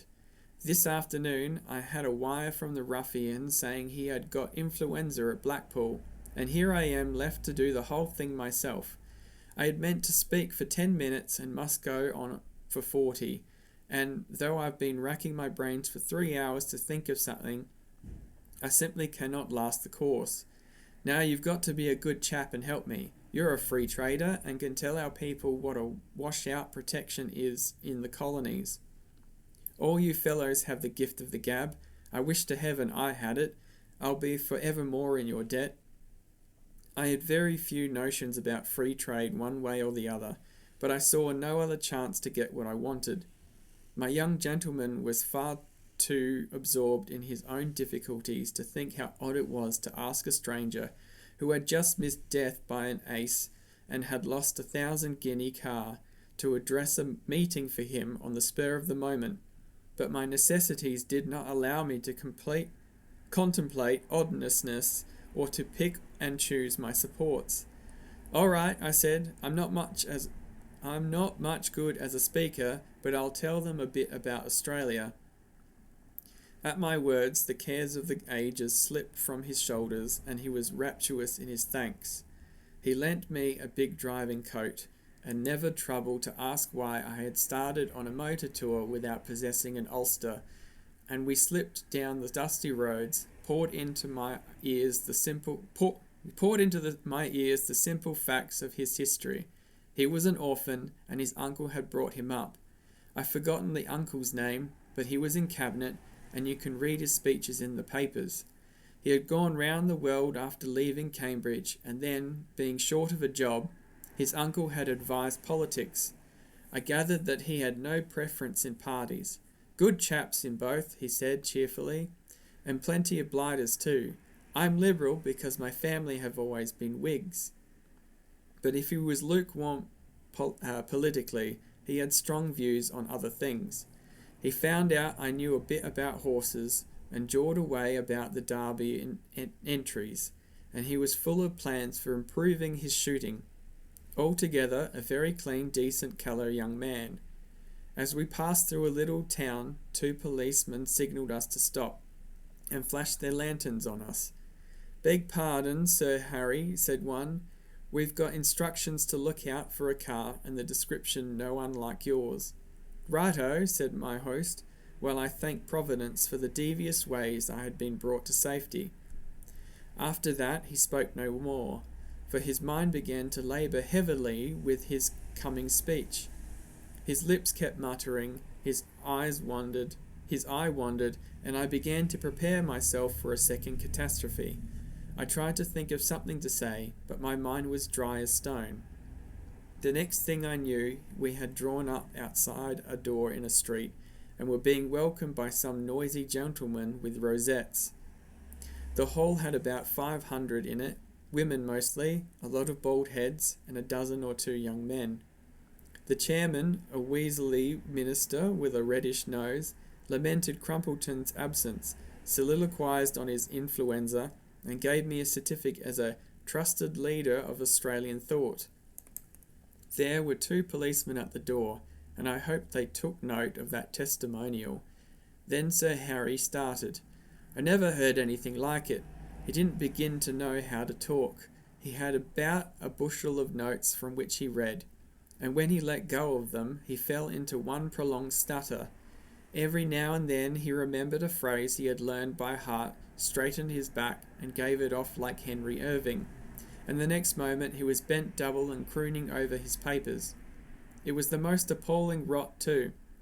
He talked about the German menace, and said it was all a Tory invention to cheat the poor out of their rights, and keep back the great flood of social reform, but that organised labour realised this, and laughed the Tories to scorn.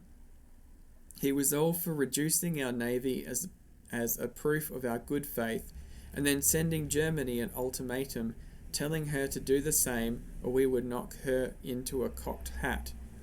He said that, but for the Tories, Germany and Britain would be fellow workers in peace and reform. I thought of the little black book in my pocket. A giddy lot Scudder's friends cared for peace and reform. Yet in a queer way I liked his speech.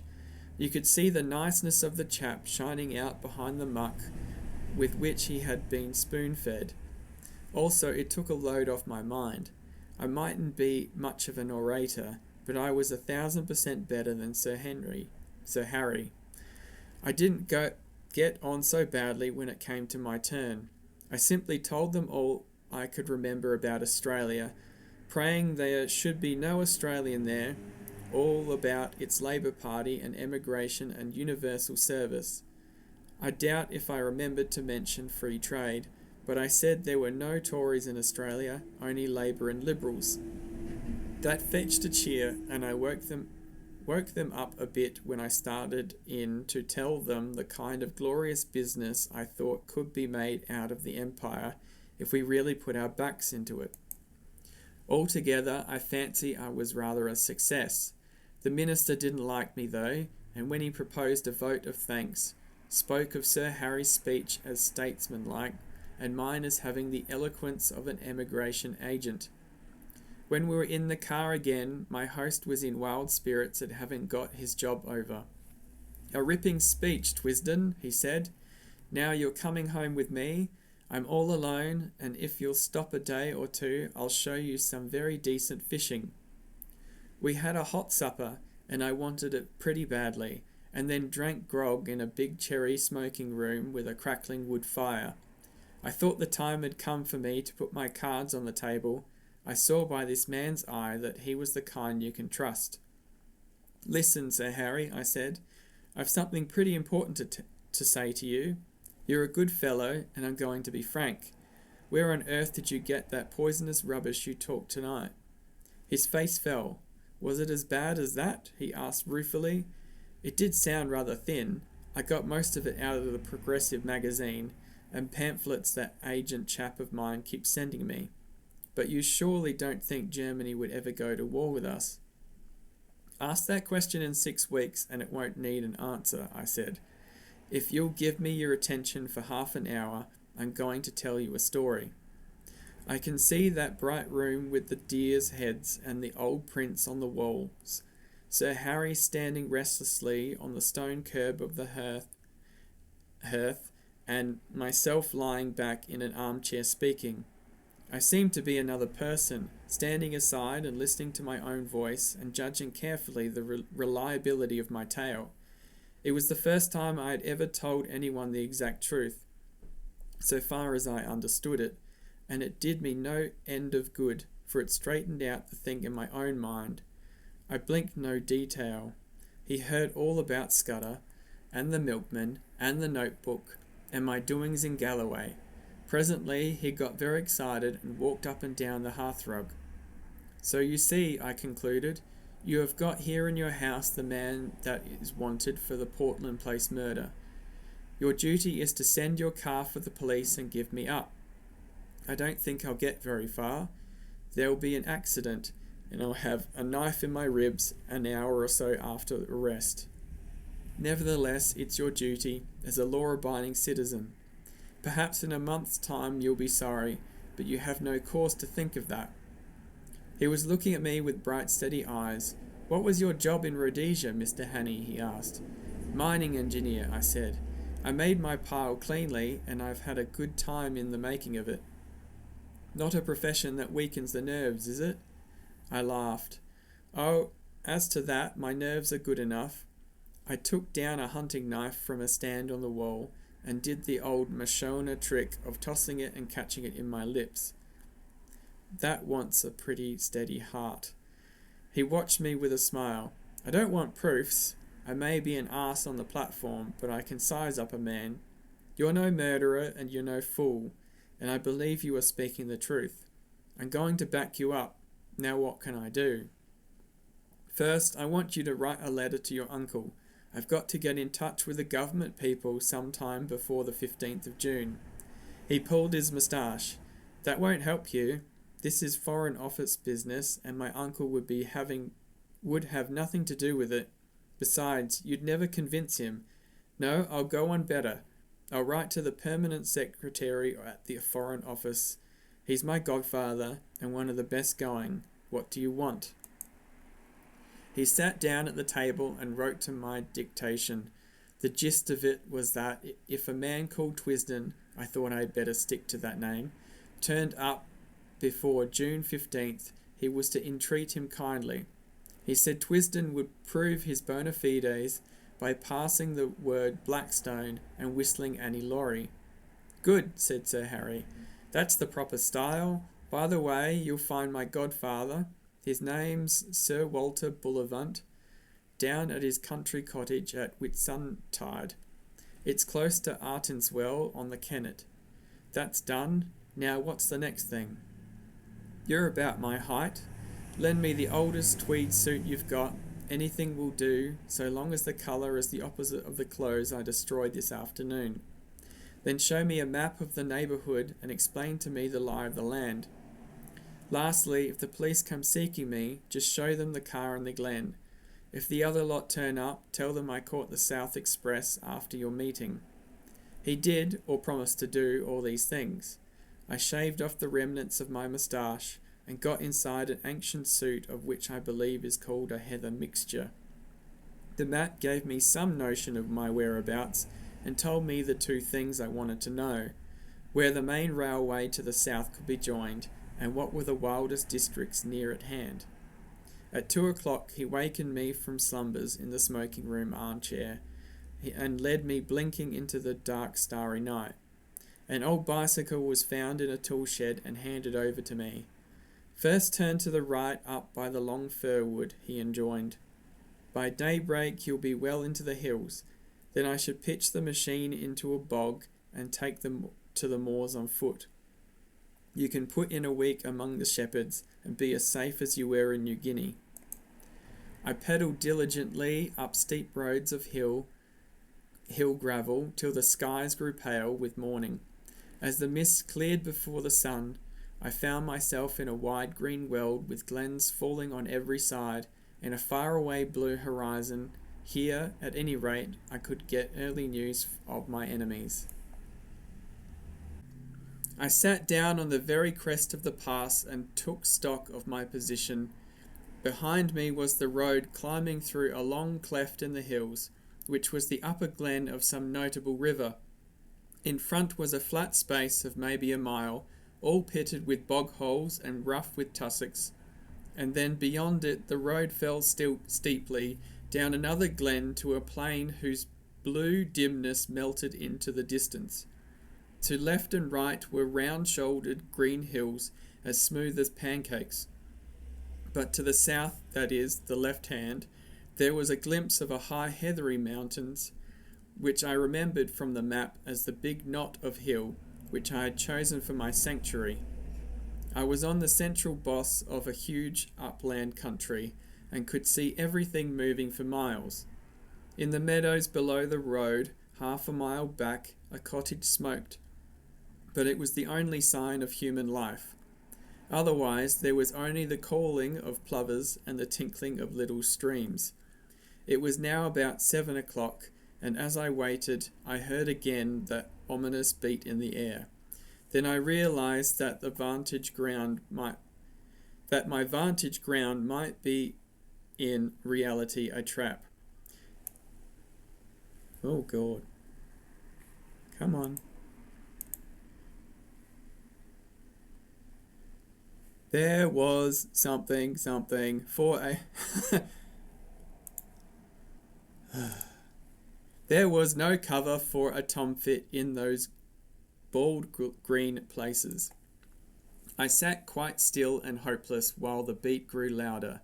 Then I saw an aeroplane coming up from the east. It was flying high, but as I looked, it dropped several hundred feet and began to circle round the knot of hill in narrowing circles, just as a hawk wheels before it bounces.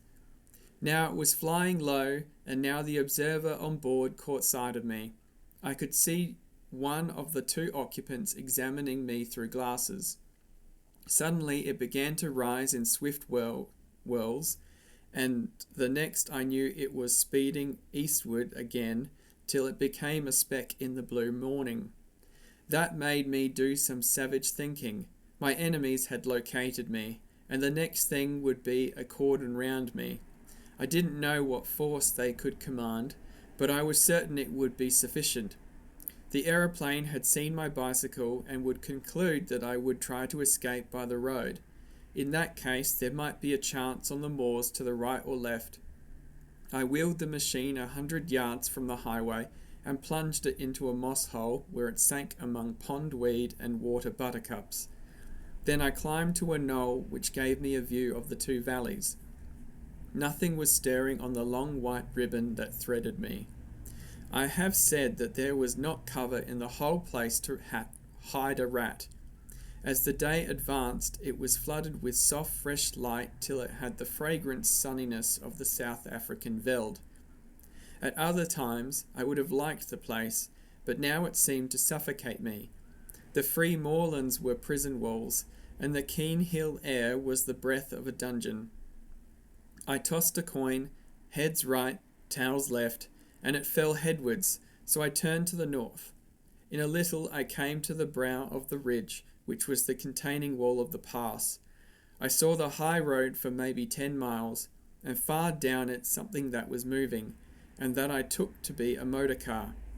Beyond the ridge I looked on a rolling green moor, which fell away into wooded glens. Now my life on the veld has given me the eyes of a kite, and I can see things for which most men need a telescope. Away down the slope, a couple of miles away, several men were advancing, like a row of beaters at a shoot. I dropped out of sight behind the skyline. That way was shut to me, and I must try the bigger hills to the south beyond the highway. The car I had noticed was getting nearer, but it was still a long way off with some very steep gradients before it. I ran hard, crouching low except in the hollows, and as I ran, I kept scanning the brow of the hill before me. Was it imagination, or did I see figures? 1, 2, perhaps more, moving in a glen beyond the stream? If you are hemmed in on all sides in a patch of land, there is only one chance of escape. You must stay in the patch, and let your enemies search it and not find you. That was good sense, but how on earth was I to escape notice in that tablecloth of a place? I would have buried myself to the neck in mud, or lain below water, or climbed the tallest tree. But there was not a stick of wood. The bog holes were little puddles. The stream was a slender trickle. There was nothing but short heather, and bare hill bent, and the white highway. Then, in a tiny bight of road, beside a heap of stones, I found the roadman. He had just arrived, and was warily flinging down his hammer. He looked at me with a fishy eye and yawned. "Confound the day I ever left the Herden," he said, as if to the world at large. "There I was at ain master. Now I'm a slave to the government, tethered to the roadside, with sayin' in and a back like a suckle."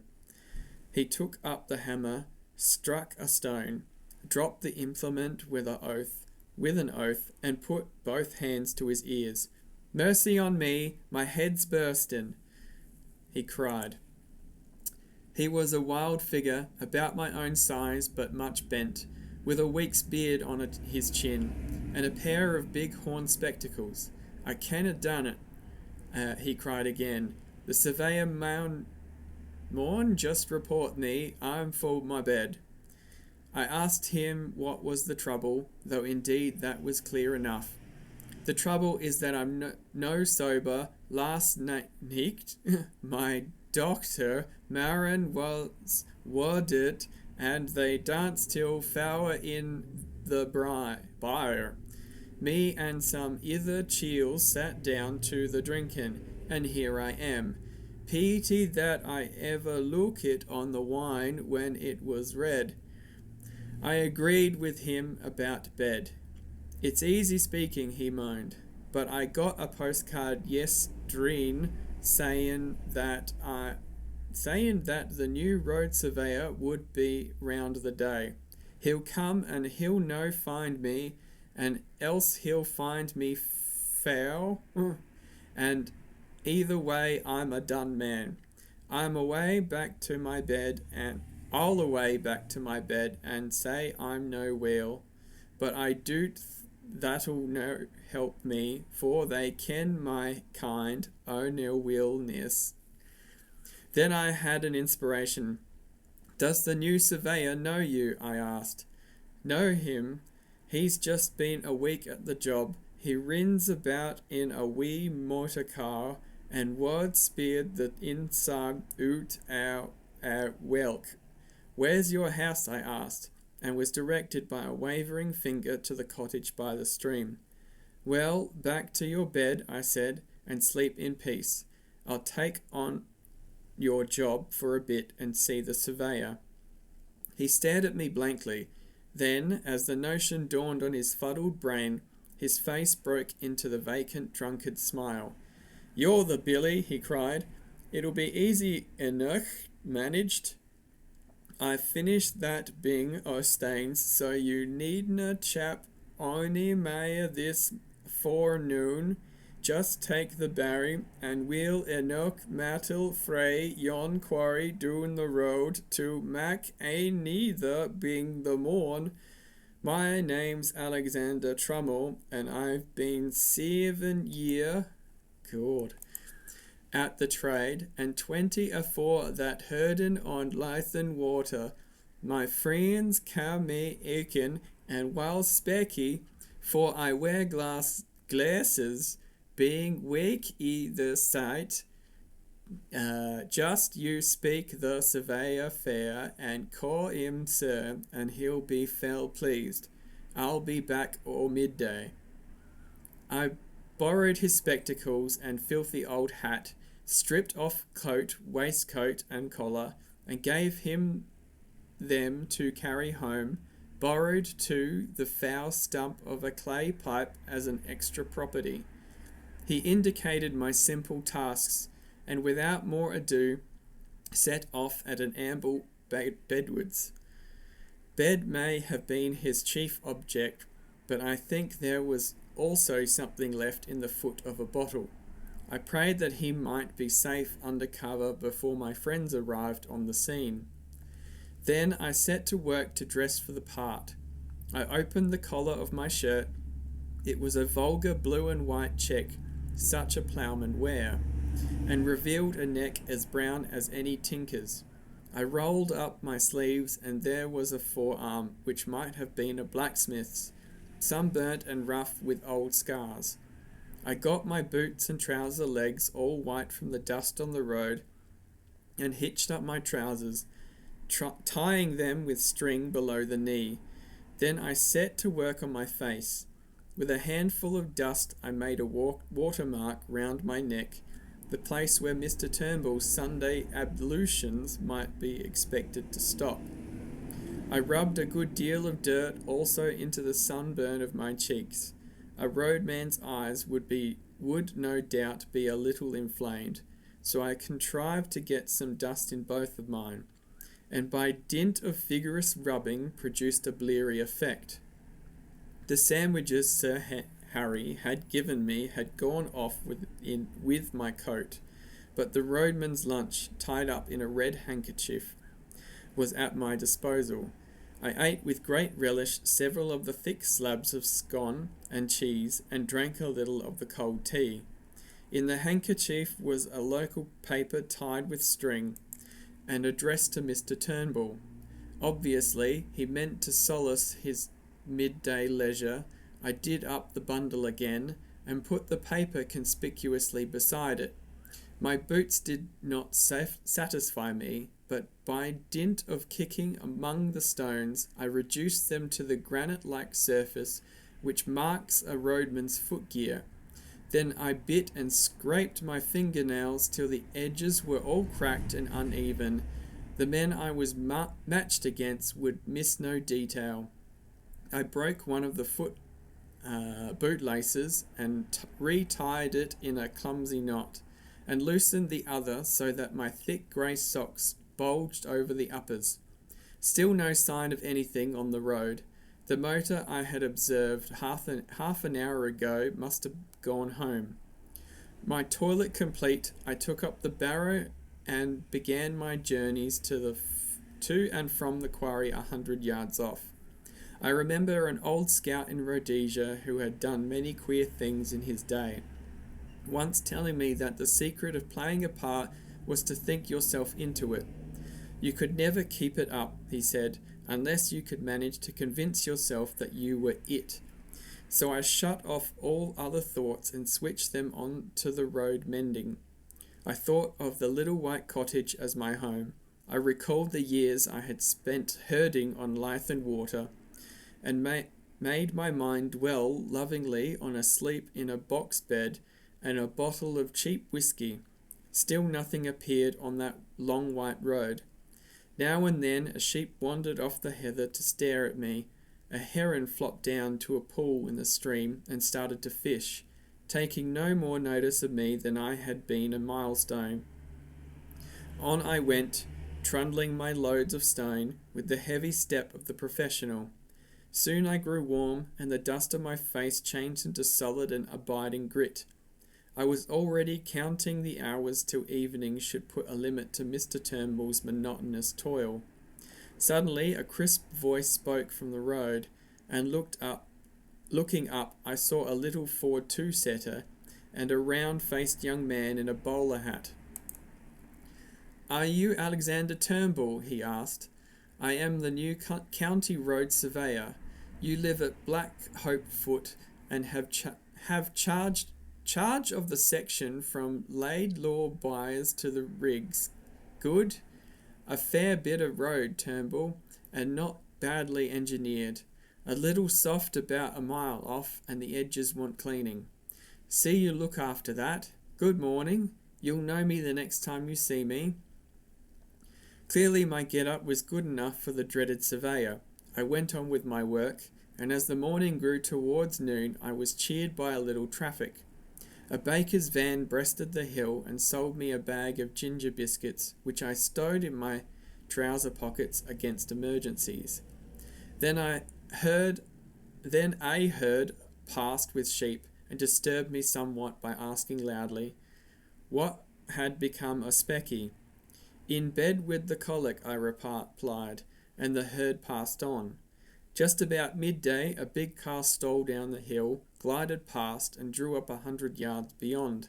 Its 3 occupants descended as if to stretch their legs and sauntered towards me. 2 of the men I had seen before from the window of the Galloway Inn, one lean, sharp and dark, the other comfortable and smiling. The third had the look of a countryman, a vet perhaps, or a small farmer. He was dressed in ill-cut knickerbockers, and the eye in his head was as bright and wary as a hen's. "Morning," said the last. "That's a fine easy job of yours."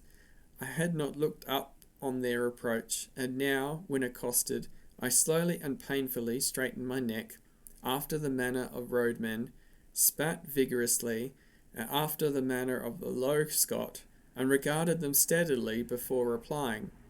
I confronted 3 pairs of eyes that missed nothing. "That's where a job's, and there's better," I said sententiously.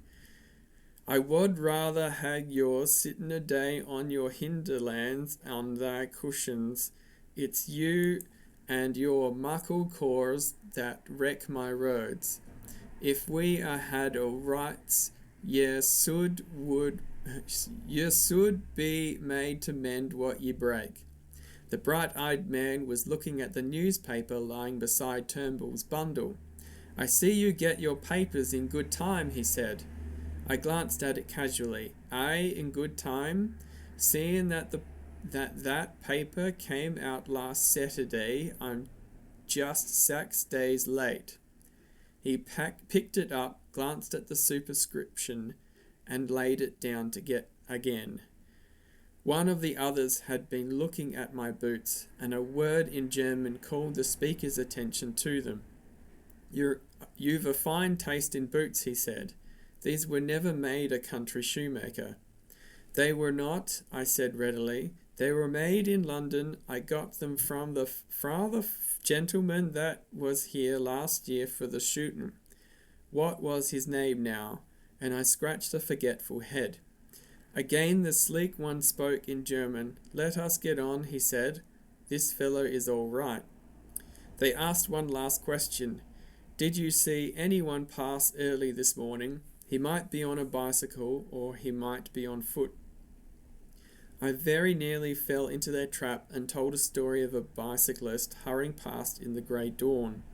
But I had the sense to see my danger. I pretended to consider very deeply.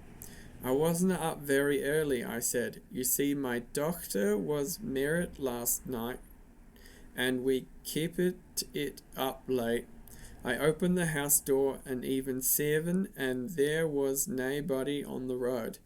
Since I came up here, there was just been the baker and the rookkill herd, besides you gentlemen."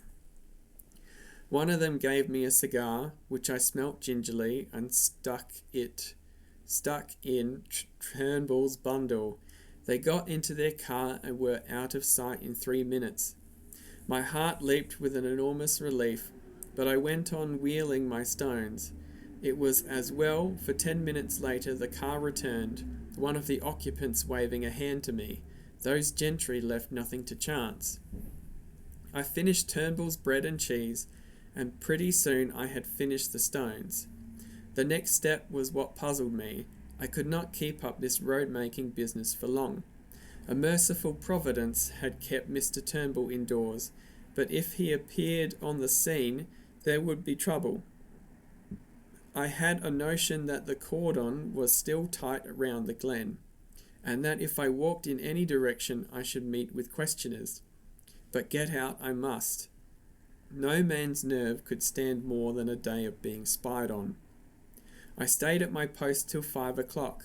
By that time I had resolved to go down to Turnbull's cottage at nightfall and take my chance of getting over the hills in the darkness. But suddenly a new car came up the road and slowed down a yard or two from me. A fresh wind had risen, and the occupant wanted to light a cigarette. It was a touring car, with the tonneau filled full of an assortment of baggage. One man sat in it, and by an amazing chance I knew him. His name was Marmaduke Jopley, and he was an offence to creation. He was a sort of bloodstock broker who did his business by toadying eldest sons and rich young peers and foolish old ladies.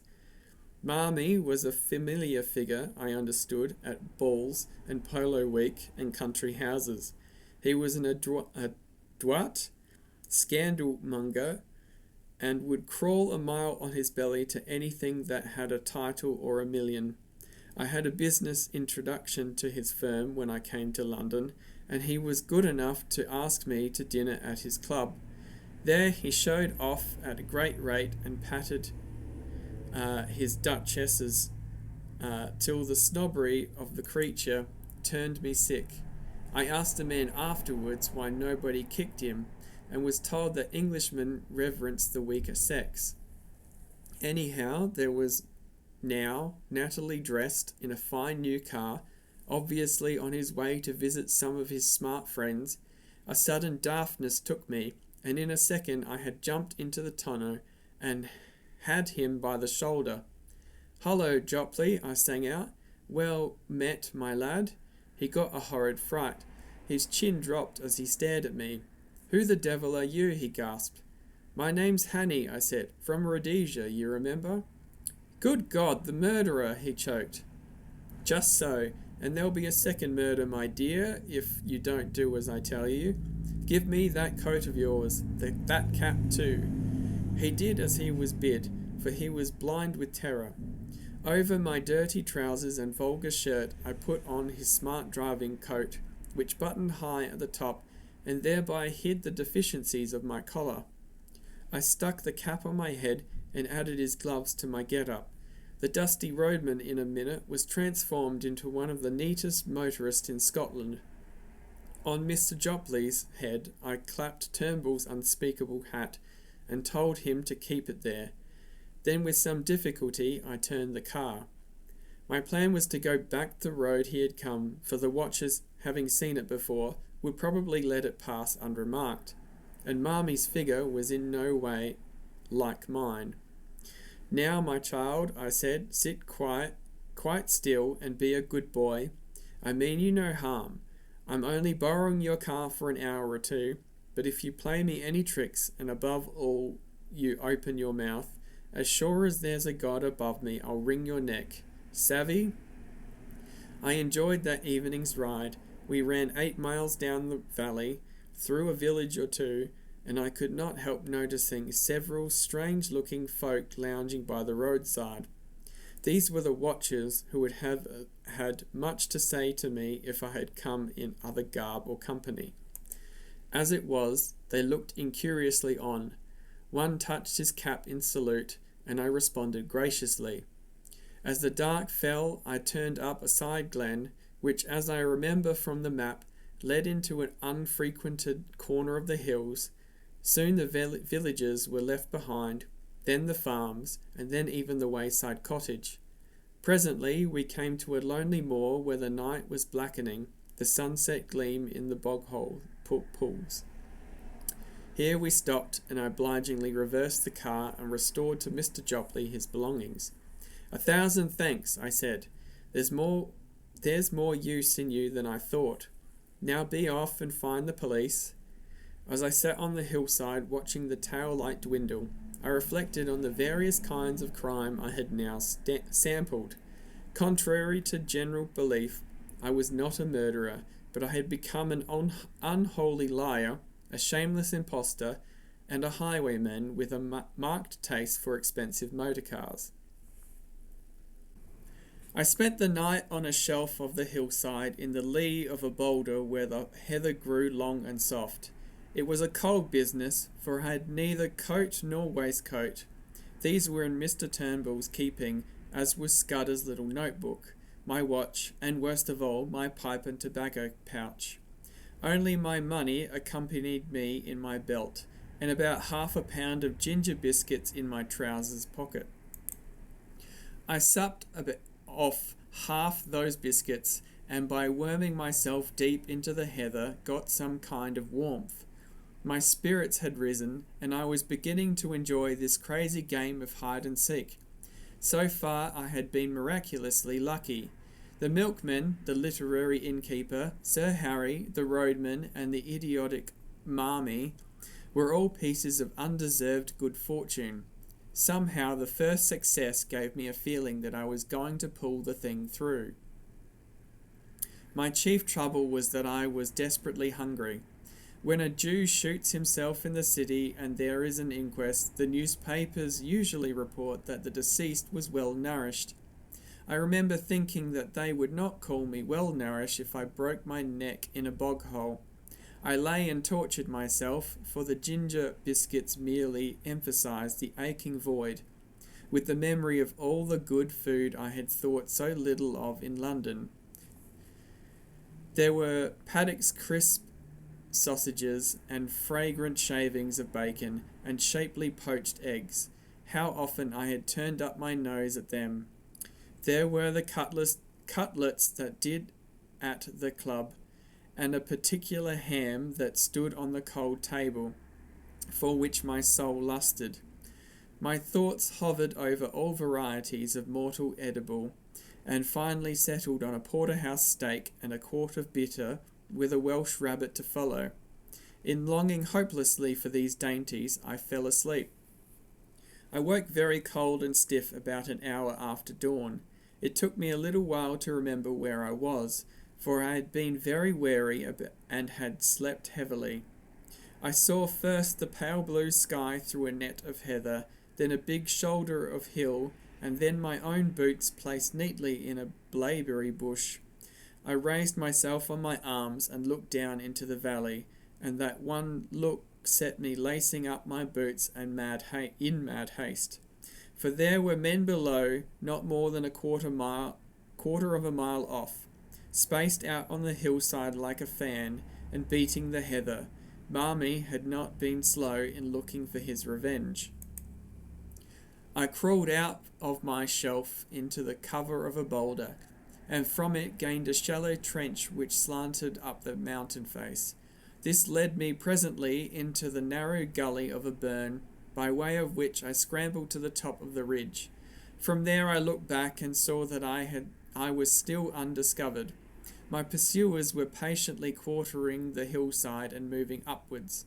Keeping behind the skyline, I ran for maybe half a mile till I judged I was above the uppermost end of the glen. Then I showed myself and was instantly noted by one of the flankers, who passed the word to the others. I heard cries coming up from below, and saw that the line of search had changed its direction. I pretended to retreat over the skyline, but instead went back the way I had come, and in 20 minutes was behind the ridge overlooking my sleeping place. From that viewpoint I had the satisfaction of seeing the pursuit streaming up the hill at the top of the glen on a hopelessly false scent. I had before me a choice of routes, and I chose a ridge which made an angle with the one I was on, and so would soon put a deep glen between me and my enemies. The exercise had warmed my blood, and I was beginning to enjoy myself amazingly. As I went, I breakfasted on the dusty remnants of the ginger biscuits. I knew very little about the country, and I hadn't a notion what I was going to do. I trusted to the strength of my legs, but I was well aware that those behind me would be familiar with the lie of the land, and that my ignorance would be a heavy handicap.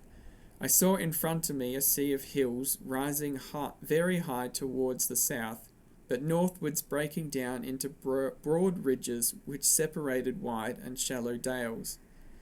The ridge I had chosen seemed to sink after a mile or two to a moor which lay like a pocket in the uplands. That seemed as good a direction to take as any other. My stratagem had given me a fair start, call it 20 minutes, and I had the width of a glen behind me before I saw the first heads of the pursuers. The police had evidently called in local talent to their aid, and the men I could see had the appearance of herds or gamekeepers. They hallooed at the sight of me, and I waved my hand. Two dived into the glen and began to climb my ridge, while the others kept their own side of the hill. I felt as if I were taking part in a schoolboy game of hare and hounds. But very soon it began to seem less of a game. Those fellows behind me were hefty men on their native heath. Looking back, I saw that only 3 were following direct, and I guessed that the others had fetched a circuit to cut me off. My lack of local knowledge might very well be my undoing, and I resolved to get out of this tangle of glens to the pocket of moor I had seen from the tops. I must so increase my distance as to get clear away from them, and I believed I could do this if I could find the right ground for it. If there had been cover, I would have tried a bit of stalking, but on these bare slopes you could see a fly a mile off. My hope must be in the length of my legs and the soundness of my wind, but I needed easier ground for that, for I was not bred a mountaineer. How I longed for a good Afrikander pony. I put on a great spurt and got off my ridge and down into the moor before any figures appeared on the skyline behind me. I crossed a burn and came out on a high ridge, which made a pass between 2 glens. All in front of me was a big field of heather sloping up to a crest, which was crowned with an odd feather of trees. In the dike by the roadside was a gate, from which a grass-grown track led over the first wave of the moor. I jumped the dike and followed it, and after a few hundred yards, as soon as it was out of sight of the highway, the grass stopped and it became a very respectable road, which was evidently kept with some care. Clearly it ran to a house, and I began to think of doing the same. Hitherto my luck had held, and it might be that my best chance would be found in this remote dwelling. Anyhow, there were trees there, and that meant cover. I did not follow the road, but the burnside which flanked it on the right, where the bracken grew deep and the high banks made a tolerable screen.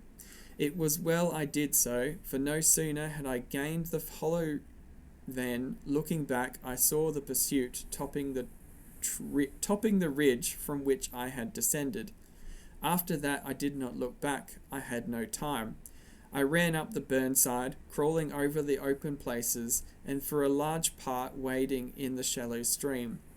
I found a deserted cottage with a row of phantom peat stacks and an overgrown garden. Then I was among young hay, and very soon had come to the edge of a plantation of wind-blown firs. From there I saw the chimneys of the house smoking a few hundred yards to my left. I forsook the burnside, crossed another dike, and almost before I knew was on a rough lawn. A glance back told me that I was well out of sight of the pursuit, which had not yet passed the first lift of the moor. The lawn was a very rough place, cut with a scythe instead of a mower, and planted with beds of scrubby rhododendrons. A brace of black game, which are not usually garden birds, rose at my approach. The house before me was the ordinary moorland farm, with a more pretentious whitewashed wing added. Attached to this wing was a glass veranda, and through the glass I saw the face of an elderly gentleman meekly watching me. I stalked over the border of coarse hill gravel and entered the open veranda door. Within was a pleasant room, glass on one side, and on the other a mass of books. More books showed in an inner room. On the floor, instead of tables, stood cases such as you see in a museum, filled with coins and queer stone implements. There was a knee-hole desk in the middle, and seated at it, with some papers and open volumes before him, was the benevolent old gentleman. His face was round and shiny, like Mr. Pickwick's. Big glasses were stuck on the end of his nose, and the top of his head was as bright and bare as glass bottle. He never moved when I entered, but raised his placid eyebrows and waited on me to speak. It was not an easy job, with about 5 minutes to spare, to tell a stranger who I was and what I wanted, and to win his aid. I did not attempt it. There was something about the eye of the man before me, something so keen and knowledgeable, that I could not find a word. I simply stared at him and stuttered. "You seem in a hurry, my friend," he said slowly. I nodded towards the window. It gave a prospect across the moor, through a gap in the plantation, and revealed certain figures half a mile off struggling through the heather. "Ah, I see," he said, and took up a pair of field glasses through which he patiently scrutinized the figures. "A fugitive from justice, eh? Well, we'll go into the matter at our leisure. Meantime, I object to my privacy being broken in upon by the clumsy rural policeman. Go into my study, and you will see 2 doors facing you. Take the one on the left and close it behind you. You will be perfectly safe." And this extraordinary man took up his pen again. I did as I was bid, and found myself in a little dark chamber which smelt of chemicals, and was lit only by a tiny window high in the wall. The door had swung behind me with a click like the door of a safe. Once again, I had found an unexpected sanctuary. All the same, I was not comfortable. There was something about the old gentleman which puzzled and rather terrified me. He had been too busy and ready, almost as if he had expected me, and his eyes had been horribly intelligent. No sound came to me in that dark place. For all I knew, the police might be searching the house, and if they did, they would want to know what was behind this door. I tried to possess my soul in patience, and to forget how hungry I was. Then I took a more cheerful view. The old gentleman could scarcely refuse me a meal, and I fell to reconstructing my breakfast. Bacon and eggs would content me, but I wanted the better part of a flitch of bacon and half a hundred eggs, and then, while my mouth was watering in anticipation, there was a click and the door stood open. I emerged into the sunlight to find the master of the house sitting in a deep armchair in the room he called his study, and regarding me with curious eyes. "Have they gone?" I asked. "They have gone. I convinced them that you had crossed the hill. I do not choose that the police should come between me and one whom I am delighted to honour. This is a lucky morning for you, Mr. Richard Hannay." As he spoke, his eyelids seemed to tremble and to fall a little over his keen grey eyes. In a flash, the phrase of Scudder's came back to me. When he had described the man he most dreaded in the world, he had said that he could hood his eyes like a hawk. Then I saw that I had walked straight into the enemy's headquarters. My first impulse was to throttle the old ruffian and make for the open air. He seemed to anticipate my intention, for he smiled gently, and nodded to the door behind me. I turned and saw 2 manservants who had me covered with pistols. He knew my name, but he had never seen me before, and as the reflection darted across my mind, I saw a slender chance. "I don't know what you mean," I said roughly, "and who are you calling Richard Hannay? My name's Ainsley." "So," he said, still smiling, "but of course you have others. We won't quarrel about a name." I was pulling myself together, and I reflected that my garb, lacking coat and waistcoat and collar, would at any rate not betray me. I put on my surliest face and shrugged my shoulders. "I suppose you're going to give me up after all, and I call it a damned dirty trick. My God, I wish I had never seen that cursed motor car. Here's the money, and be damned to you," and I flung 4 sovereigns on the table. He opened his eyes a little. "Oh no, I shall not give you up. My friends and I will have a little private settlement with you, that is all." You know a little too much, Mr. Hannay. You are a clever actor, but not quite clever enough. He spoke with assurance, but I could see the dawning of doubt in his mind. Oh, for God's sake, stop jawing, I cried. Everything's against me. I hadn't had a bit of luck since I came on shore at Leith. What's the harm in a poor devil with an empty stomach picking up some money he finds in a bust-up motor car? That's all I done, and for that I've been chivied for 2 days by those blasted bobbies over those blasted hills. I tell you, I'm fair sick of it. You can do what you like, old boy. Ned Ainsley's got no fight left in him. I could see that the doubt was gaining. Will you oblige me with the story of your recent doings? He asked. I can't, governor, I said in a real beggar's whine.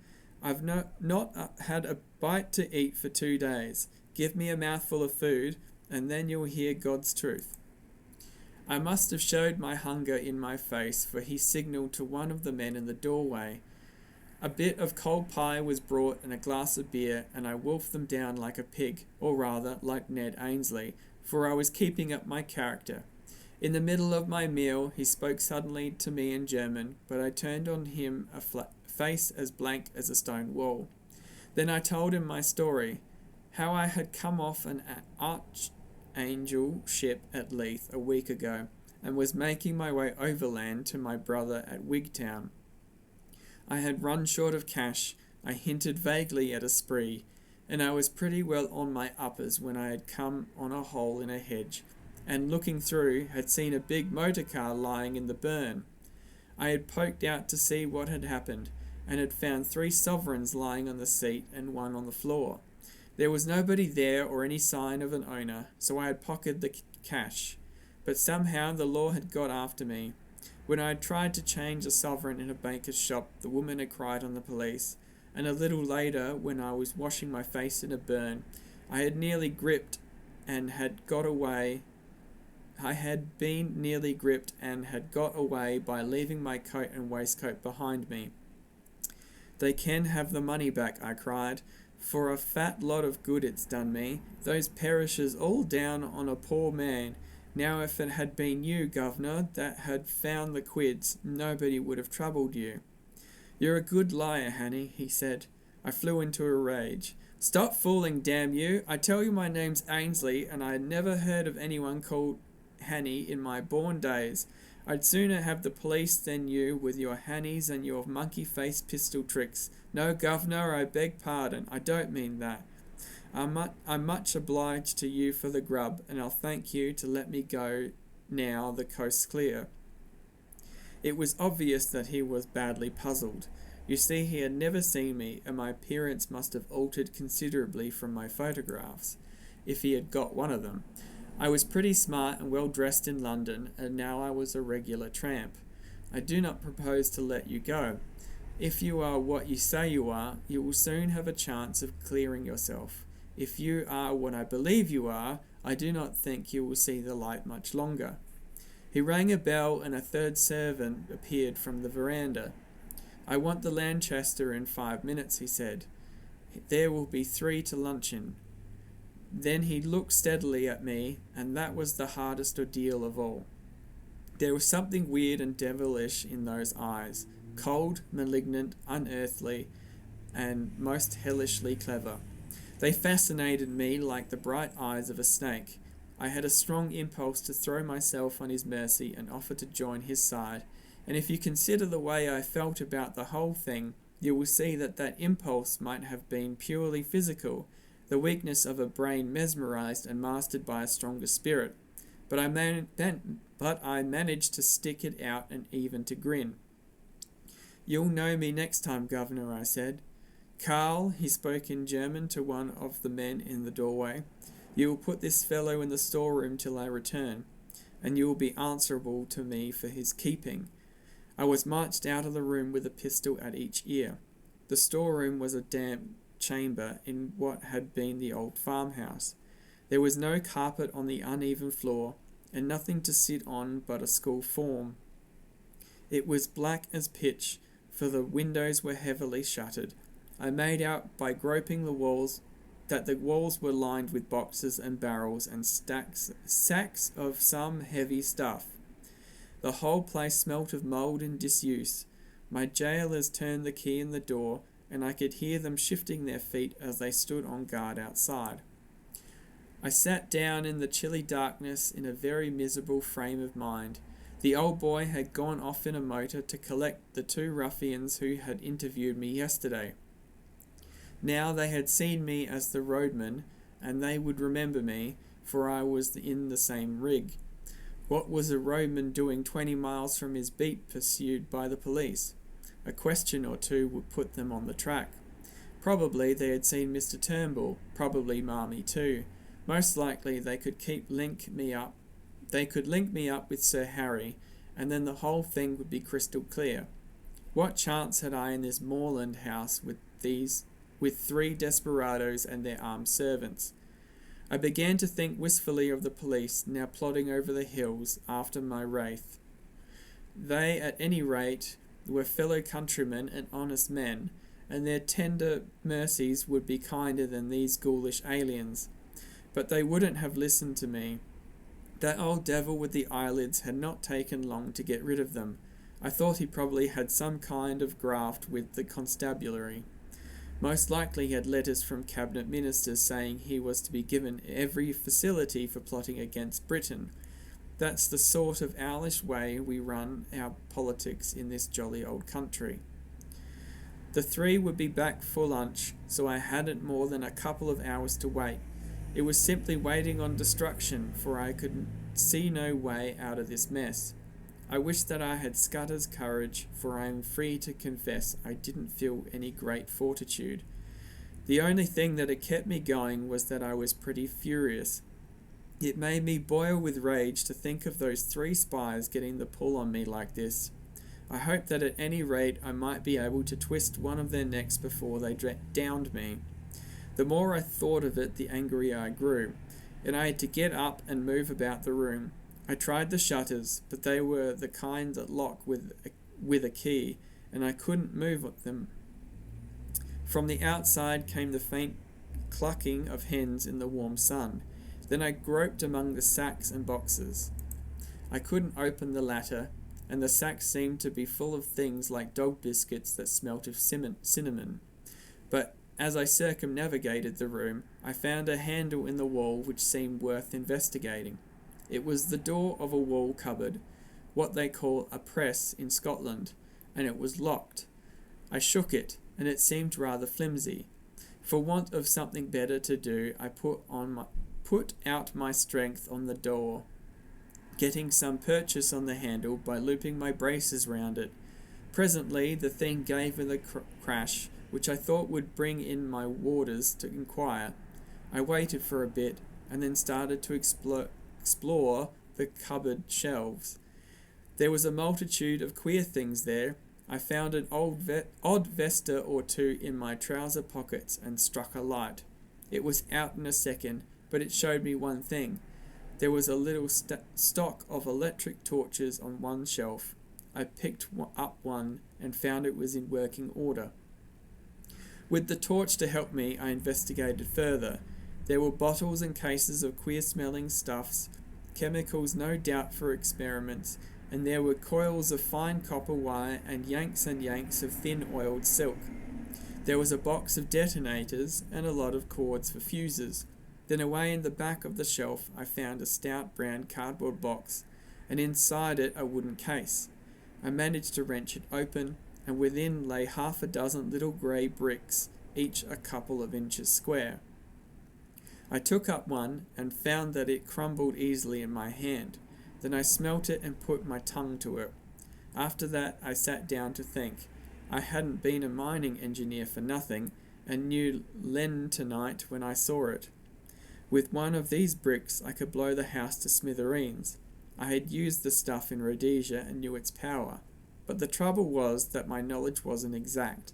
I had forgotten the proper charge and the right way of preparing it, and I wasn't sure about the timing. I had only a vague notion, too, as to its power, for though I had used it, I had not handled it with my own fingers. But it was a chance, the only possible chance. It was a mighty risk, but against it was an absolute black certainty. If I used it, the odds were, as I reckoned, about 5 to 1 in favour of my blowing myself into the treetops. But if I didn't, I should very likely be occupying a 6-foot hole in the garden by the evening. That was the way I had to look at it. The prospect was pretty dark either way. But anyhow, there was a chance, both for myself and for my country. The remembrance of little Scudder decided me. It was about the beastliest moment of my life, for I'm no good at these cold-blooded resolutions. Still, I managed to rake up the pluck to set my teeth and choke back the horrid doubts that flooded in on me. I simply shut off my mind and pretended I wasn't doing an experiment as simple as Guy Fawkes fireworks. I got a detonator and fixed it to a couple of feet of fuse. Then I took a quarter of lentonite brick and buried it near the door below one of the sacks in a crack of the floor, fixing the detonator in it. For all I knew, half those boxes might be dynamite. If the cupboard held such deadly explosives, why not the boxes? In that case, there would be a glorious skyward journey for me and the German servants about an acre of surrounding country. There was also the risk that the detonation might set off the other bricks in the cupboard, for I had forgotten most that I knew about lentonite. But it didn't do to begin thinking about the possibilities. The odds were horrible, but I had to take them. I ensconced myself just below the sill of the window and lit the fuse. Then I waited for a moment or two. There was dead silence, only a shuffle of heavy boots in the passage, and the peaceful cluck of hens from the warm out of doors. I commended my soul to my Maker, and wondered where I would be in 5 seconds. A great wave of heat seemed to surge upwards from the floor, and hang for a blistering instant in the air. Then the wall opposite me flashed into a golden yellow and dissolved with a rending thunder that hammered my brain into a pulp. Something dropped on me, catching the point of my left shoulder, and then I think I became unconscious. My stupor can scarcely have lasted beyond a few seconds. I felt myself being choked by thick yellow fumes, and struggled out of the debris to my feet. Somewhere behind me I felt fresh air. The jambs of the window had fallen, and through the ragged rent the smoke was pouring out to the summer noon. I stepped over the broken lintel and found myself standing in a yard in a dense and acrid fog. I felt very sick and ill, but I could move my limbs, and I staggered blindly forward away from the house. A small mill lade ran in a wooden aqueduct at the other side of the yard, and into this I fell. The cool water revived me, and I had just enough wits left to think of escape. I squirmed up the lade among the slippery green slime till I reached the mill wheel. Then I wriggled through the axe hole into the old mill and tumbled onto a bed of chaff. A nail caught the seat of my trousers, and I left a wisp of heather mixture behind me. The mill had been long out of use. The ladders were rotten with age, and in the loft the rats gnawed great holes in the floor. Nausea shook me, and a wheel in my head kept turning, while my left shoulder and arm seemed to be stricken with the palsy. I looked out of the window and saw a fog still hanging over the house, and smoke escaping from an upper window. Please God, I had set the place on fire, for I could hear confused cries coming from the other side. But I had no time to linger, since this mill was obviously a bad hiding place. Anyone looking for me would naturally follow the lade, and I made certain the search would begin as soon as they found that my body was not in the storeroom. From another window I saw that on the far side of the mill stood an old stone dovecot. If I could get there without leaving tracks, I might find a hiding place, for I argued that my enemies, if they thought I could move, would conclude that I had made for open country, and would go seeking me on the moor. I crawled down the broken ladder, scattering chaff behind me to cover my footsteps. I did the same on the mill floor, and on the threshold where the door hung on broken hinges. Peeping out, I saw that between me and the dovecot was a piece of bare cobbled ground, where no footmarks would show. Also, it was mercifully hid by the mill buildings from any view from the house. I slipped across the space, got to the back of the dovecot, and prospected a way of ascent. That was one of the hardest jobs I ever took on. My shoulder and arm ached like hell, and I was so sick and giddy that I was always on the verge of falling.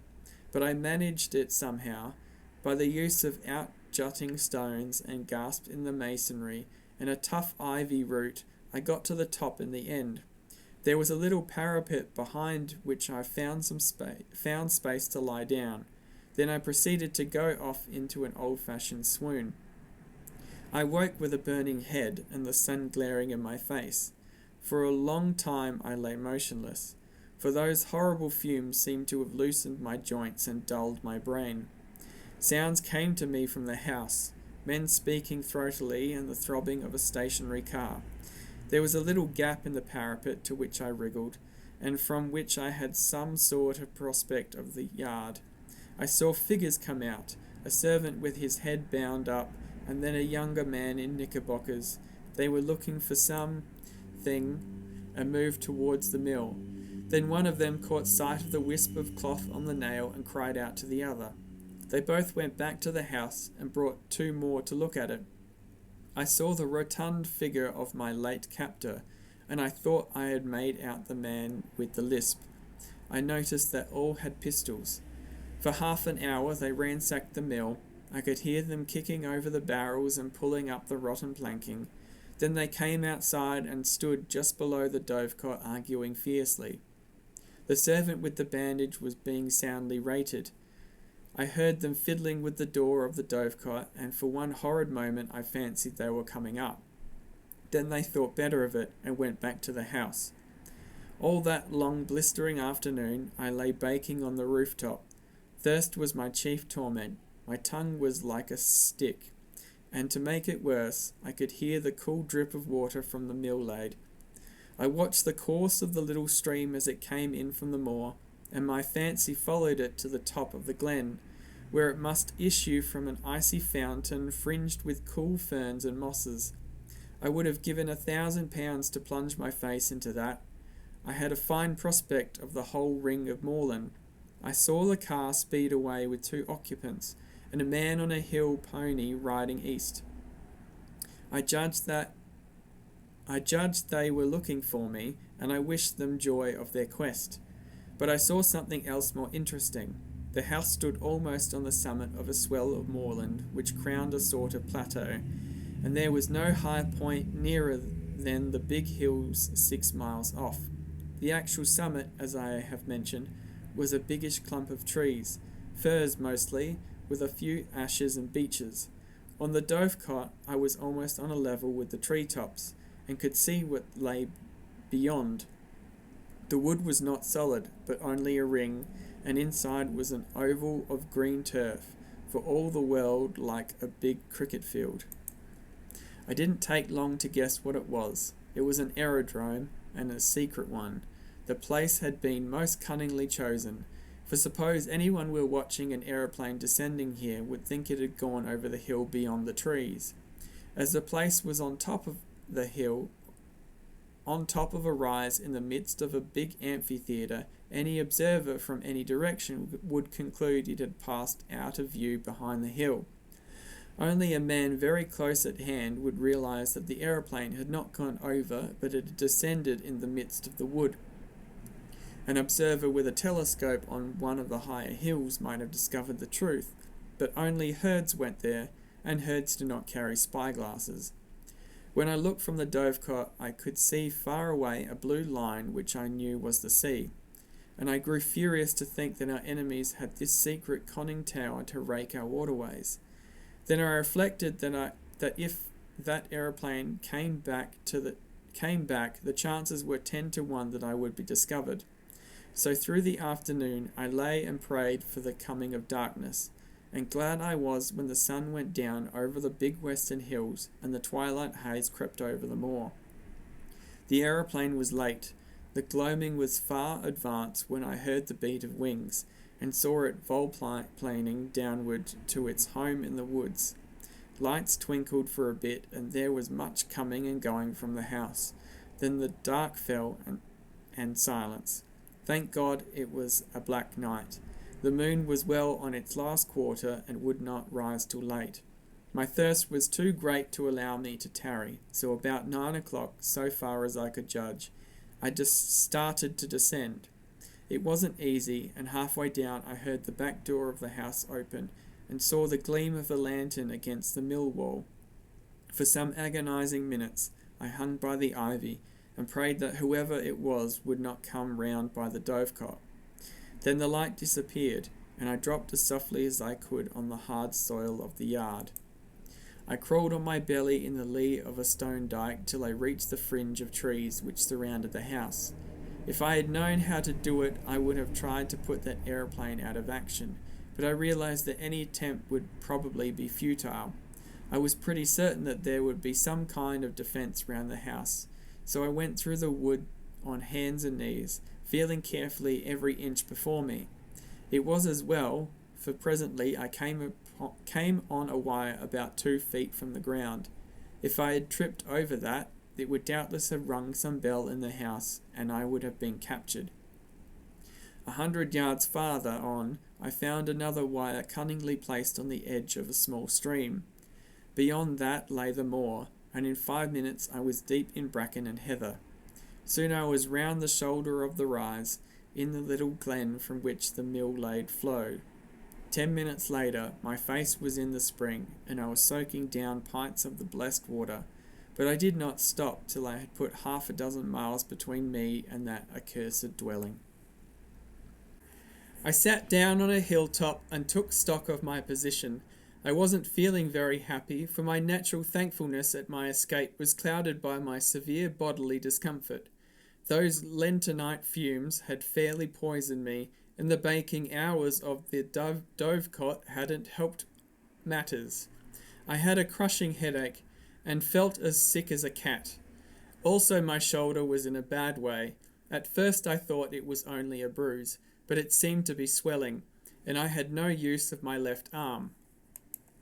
My plan was to seek Mr. Turnbull's cottage, recover my garments, and especially Scudder's notebook, and then make for the main line and get back to the south. It seemed to me that the sooner I got in touch with the Foreign Office man, Sir Walter Bullivant, the better. I didn't see how I could get more proof than I had got already. He must just take or leave my story. And anyway, with him I would be in better hands than those devilish Germans. I had begun to feel quite kindly towards the British police. It was a wonderful starry night, and I had not much difficulty about the road. Sir Harry's map had given me the lie of the land, and all I had to do was to steer a point or two west of southwest to come to the stream where I had met the roadman. In all these travels I never knew the names of the places, but I believe this stream was no less than the upper waters of the River Tweed. I calculated I must be about 18 miles distant, and that meant I could not get there before morning. So I must lie up a day somewhere, for I was too outrageous a figure to be seen in the sunlight. I had neither coat, waistcoat, collar, nor hat. My trousers were badly torn, and my face and hands were black with the explosion. I dare say I had other beauties, for my eyes felt as if they were furiously bloodshot. Altogether, I was no spectacle for God-fearing citizens to see on a high road. Very soon after daybreak, I made an attempt to clean myself in a hill burn, and then approached a herd's cottage, for I was feeling the need of food. The herd was away from home, and his wife was alone, and no neighbour for 5 miles. She was a decent old body, and a plucky one, for though she got a fright when she saw me, she had an axe handy, and would have used it on any evildoer. I told her that I had had a fall, I didn't say how, and she saw my looks that I was pretty sick. Like a true Samaritan, she asked no questions, but gave me a bowl of milk with a dash of whisky in it, and let me sit for a little by her kitchen fire. She would have bathed my shoulder, but it ached so badly that I would not let her touch it. I don't know what she took me for, a repentant burglar perhaps, for when I wanted to pay her for the milk and tendered a sovereign, which was the smallest coin I had, she shook her head and said something about giving it to them that had a right to it. At this I protested so strongly that I think she believed me honest, for she took the money and gave me a warm new plaid for it, and an old hat of her man's. She showed me how to wrap the plaid around my shoulders, and when I left the cottage, I was the living image of the kind of Scotsman you see in the illustrations to Burns' poems. But at any rate I was more or less clad. It was as well, for the weather changed midday to a thick drizzle of rain. I found shelter below an overhanging rock in the crook of a burn, where a drift of dead brackens made a tolerable bed. There I managed to sleep till nightfall, waking very cramped and wretched, with my shoulder gnawing like a toothache. I ate the oat cake and cheese the old wife had given me, and set out again just before the darkening. I pass over the miseries of that night among the wet hills. There were no stars to steer by, and I had to do the best I could from my memory of the map. Twice I lost my way, and I had some nasty falls into peat bogs. I had only about 10 miles to go as the crow flies, but my mistakes made it nearer 20. The last bit was completed with set teeth and a very light and dizzy head. But I managed it, and in the early dawn I was knocking at Mr. Turnbull's door. The mist lay close and thick, and from the cottage I could not see the high road. Mr. Turnbull himself opened to me, sober and something more than sober. He was primly dressed in an ancient but well-tended suit of black. He had been shaved not later than the night before. He wore a linen collar, and in his left hand he carried a pocket Bible. At first he did not recognize me. "Where are ye that come stravaging here on the Sabbath morning?" he asked. I had lost all count of the days, so the Sabbath was the reason for this strange decorum. My head was swimming so wildly that I could not frame a coherent answer, but he recognized me, and he saw that I was ill. "How you got my specs?" he asked. I fetched them out of my trouser pocket and gave him them. "Ye'll hae come for your jacket and waistcoat," he said. "Come in by. Losh man, ye terrible June i' the legs. Hold up till I get ye to a chair." I perceived I was in for a bout of malaria. I had a good deal of fever in my bones, and the wet night had brought it out, while my shoulder and the effects of the fumes combined to make me feel pretty bad. Before I knew, Mr. Turnbull was helping me off with my clothes, and putting me to bed in one of the 2 cupboards that lined the kitchen walls. He was a true friend in need, that old roadman. His wife was dead years ago, and since his daughter's marriage he lived alone. For the better part of 10 days he did all the rough nursing I needed. I simply wanted to be left in peace while the fever took its course. And when my skin was cool again, I found that the bout had more or less cured my shoulder. But it was a baddish go, and though I was out of bed in 5 days, it took me some time to get my legs again. He went out each morning, leaving me milk for the day, and locking the door behind him, and came in the evening to sit silent in the chimney corner. Not a soul came near the place. When I was getting better, he never bothered me with a question. Several times he fetched me a 2-days-old Scotsman, and I noticed that the interest in the Portland Place murder seemed to have died down. There was no mention of it, and I could find very little about anything except a thing called the General Assembly, some ecclesiastical spree, I gathered. One day he produced my belt from a lock-fast drawer. "There's a terrible heat of siller in it," he said. "Ye'd better couldn't to see it's there. He never even sought my name. I asked him if anybody had been around making inquiries subsequent to my spell at the road making.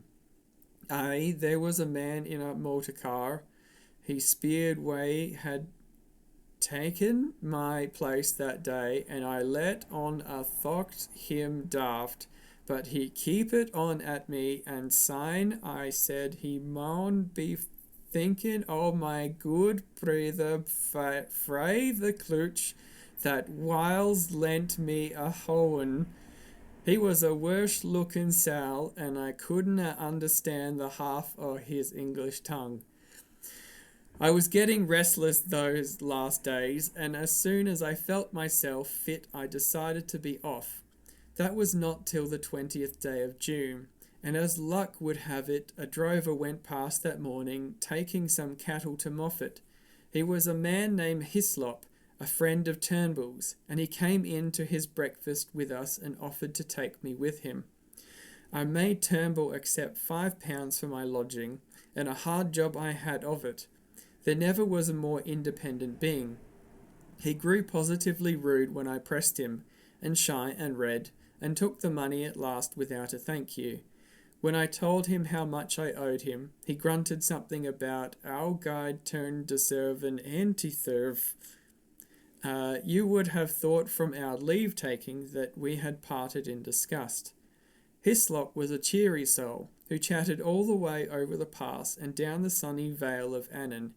I talked of Galloway markets and sheep prices, and he made up his mind I was a pack shepherd from those parts, whatever that may be.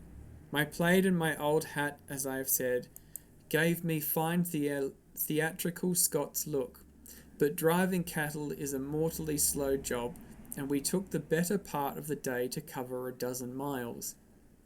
If I had not had such an anxious heart, I would have enjoyed that time. It was a shining blue weather, with a constantly changing prospect of brown hills and far green meadows, and a continual sound of larks and curlews and falling streams. But I had no mind for the summer, and little for Hislop's conversation, for as the fateful 15th of June drew near, I was overweighed with the hopeless difficulties of my enterprise. I got some dinner in a humble Moffat public house, and walked the 2 miles to the junction on the main line. The night express for the south was not due till near midnight, and to fill up the time I went up on the hillside and fell asleep, for the walk had tired me. I all but slept too long, and had to run to the station and catch the train with 2 minutes to spare. The feel of the hard third-class cushions and the smell of stale tobacco cheered me up wonderfully. At any rate, I felt now that I was getting to grips with my job. I was decanted at Crewe in the small hours, and had to wait till 6 to get a train for Birmingham. In the afternoon I got to Reading, and changed into a local train which journeyed into the deeps of Berkshire. Presently I was in a land of lush water meadows and slow reedy streams. About 8 o'clock in the evening, a weary and travel-stained being, a cross between a farm labourer and a vet, with a checked black and white plaid over his arm, for I did not dare to wear it south of the border, descended at the little station of Artinswell. There were several people on the platform, and I thought I had better wait to ask my way till I was clear of the place. The road led through a wood of great beeches, and then into a shallow valley, with the green backs of downs peeping over the distant trees. After Scotland, the air smelt heavy and flat, but infinitely sweet, for the limes and chestnuts and lilac bushes were domes of blossom. Presently I came to a bridge, below which a clear, slow stream flowed between snowy beds of water buttercups. A little above it was a mill, and the lasher made a pleasant cool sound in the scented dusk. Somehow the place soothed me, and put me at my ease. I fell to whistling as I looked into the green depths, and the tune which came to my lips was Annie Laurie. A fisherman came up from the waterside, and as he neared me, he too began to whistle. The tune was infectious, for he followed my suit. He was a huge man in untidy old flannels and a wide-brimmed hat, with a canvas bag slung on his shoulder. He nodded to me, and I thought I had never seen a shrewder or better-tempered face. He leaned his delicate 10-foot split cane rod against the bridge and looked with me at the water. "Clear, isn't it?" he said pleasantly. "I back our Kennett any day against the test. Look at that big fellow, 4 pounds if he's an ounce. But the evening rise is over, and you can't tempt him." "I don't see him," said I. "Look, there, a yard from the reeds just above that stickle. I've got him now. You might swear he was a black stone." "So," he said, and whistled another bar of Annie Laurie. "Twisden's the name, isn't it?" he said over his shoulder, his eyes still fixed on the stream. "No," I said.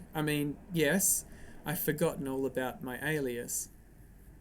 "It's a wise conspirator that knows his own name," he observed, grinning broadly at a moorhen that emerged from the bridge's shadow.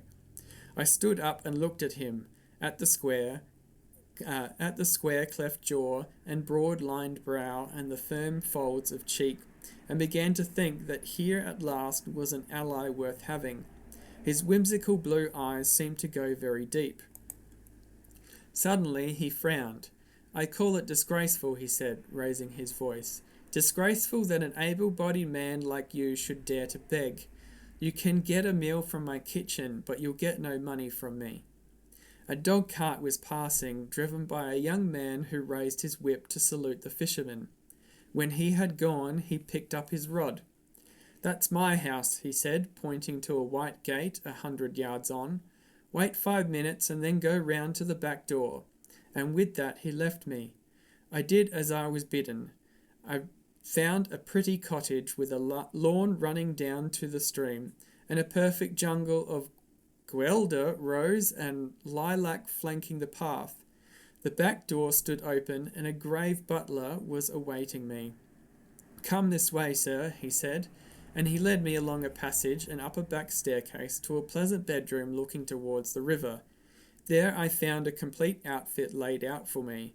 Dress clothes with all the fixings, a brown flannel suit, shirts, collars, ties, shaving things and hairbrushes, even a pair of patent shoes. "So Walter thought as how Mr. Reggie's things would fit you, sir," said the butler. "He keeps some clothes here, for he comes regular on the weekends. There's a bathroom next door, and I've prepared a bath.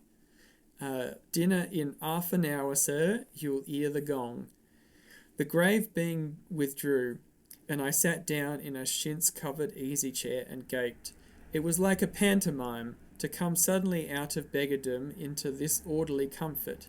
Obviously, Sir Walter believed in me, though why he did I could not guess.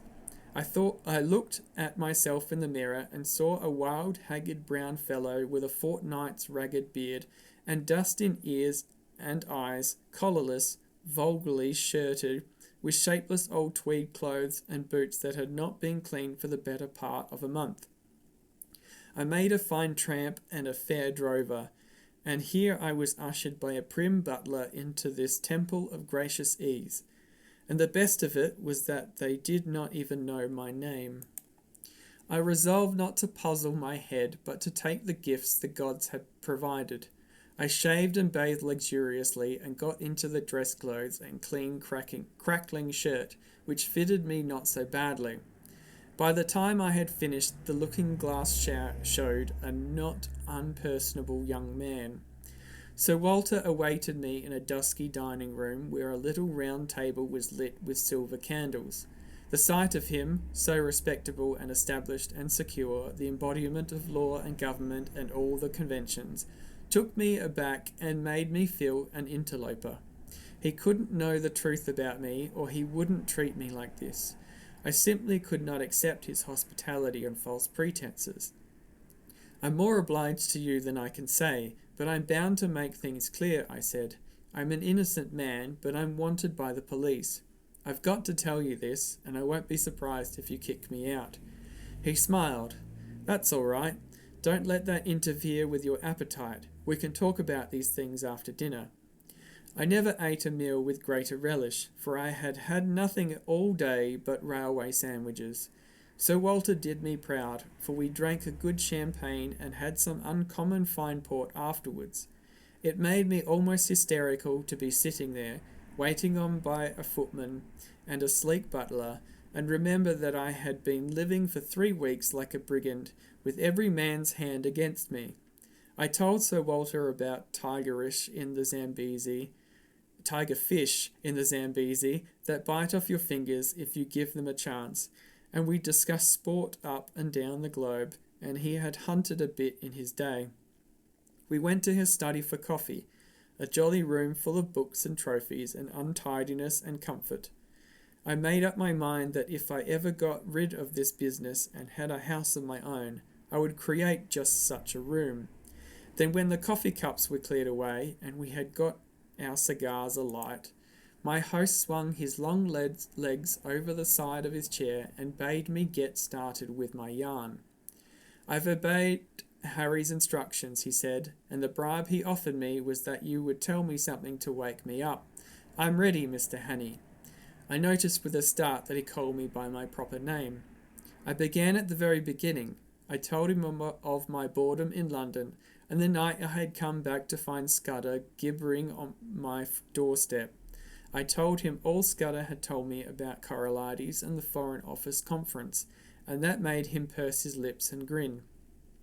Then I got to the murder, and he grew solemn again.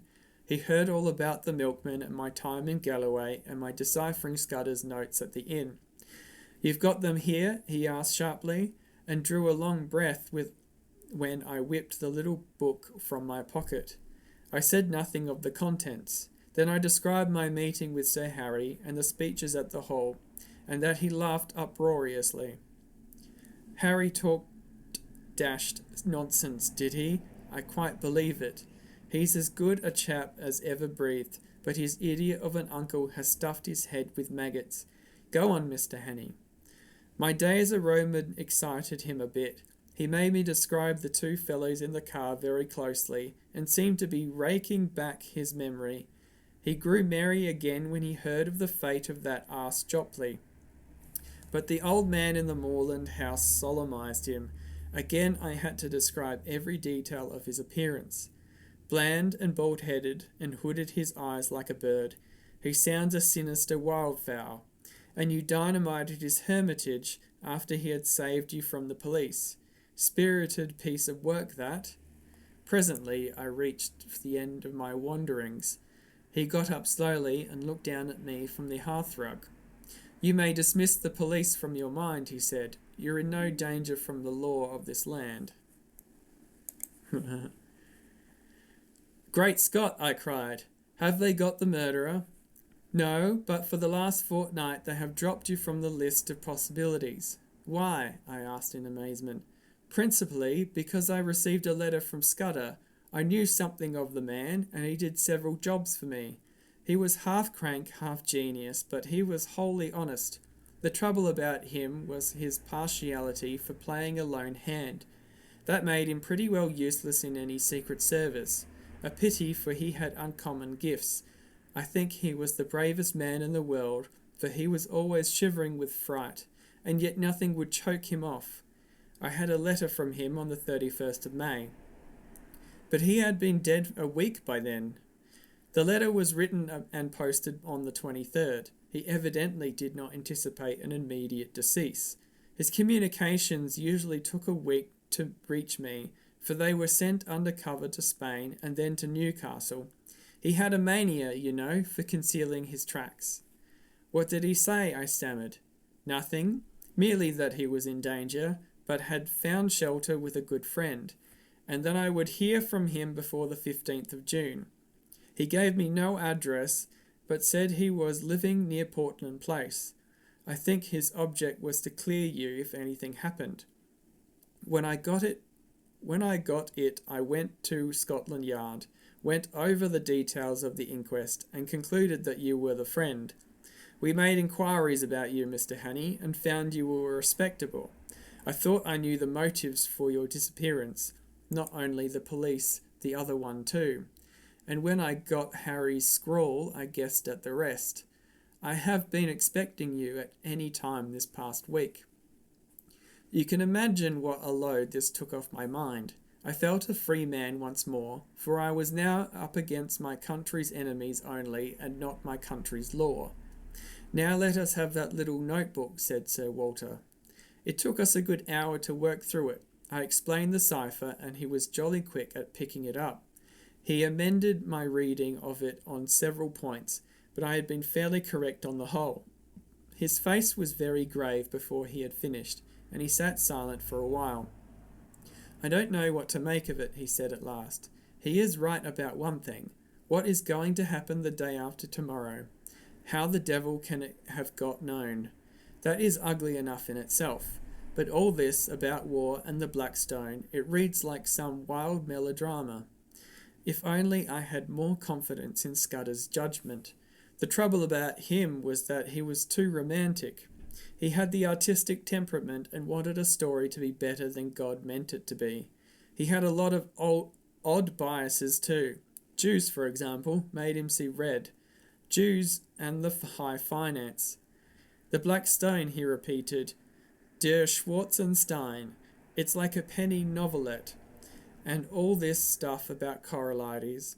That is the weak part of the tale. For I happen to know that the virtuous Coralides is likely to outlast us both.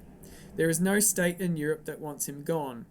Besides, he has just been playing up to Berlin and Vienna and giving my chief some uneasy moments. No, Scudder has gone off the track there. Frankly, Hannay, I don't believe that part of his story. There's some nasty business afoot, and he found out too much and lost his life over it.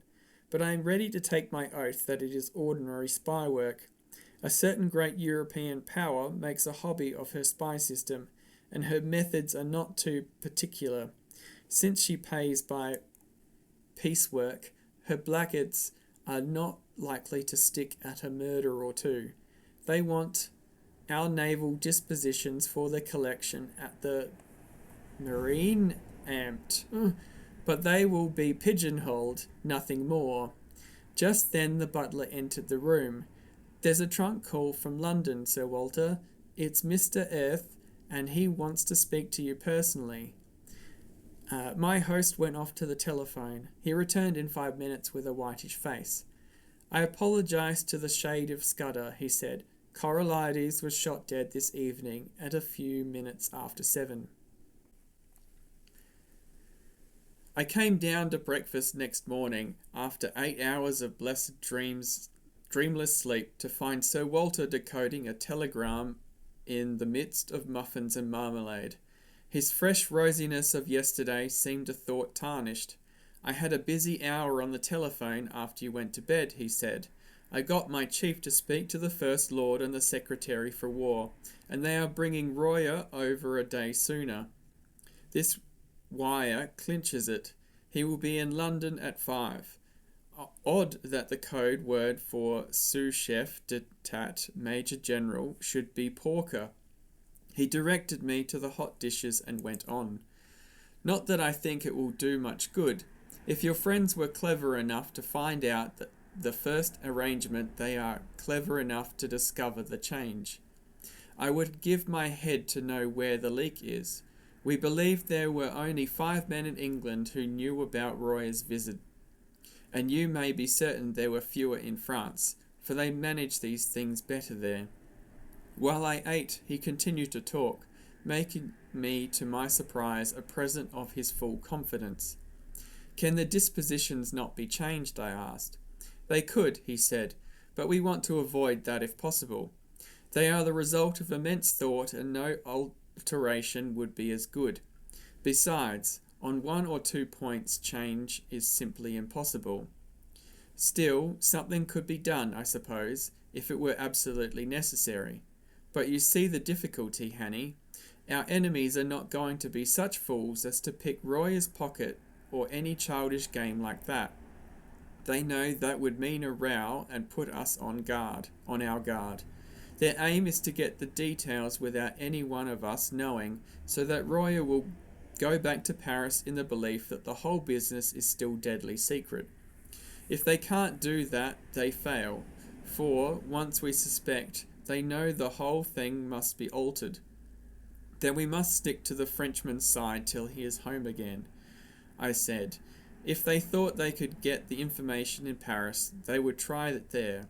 It means that they have some deep scheme on foot in London which they reckon is going to win out. Royer dines with my chief, and then comes to my house where 4 people will see him. Whittaker from Admiralty, myself, Sir Arthur Drew, and General Winstanley. The First Lord is ill, and has gone to Sheringham.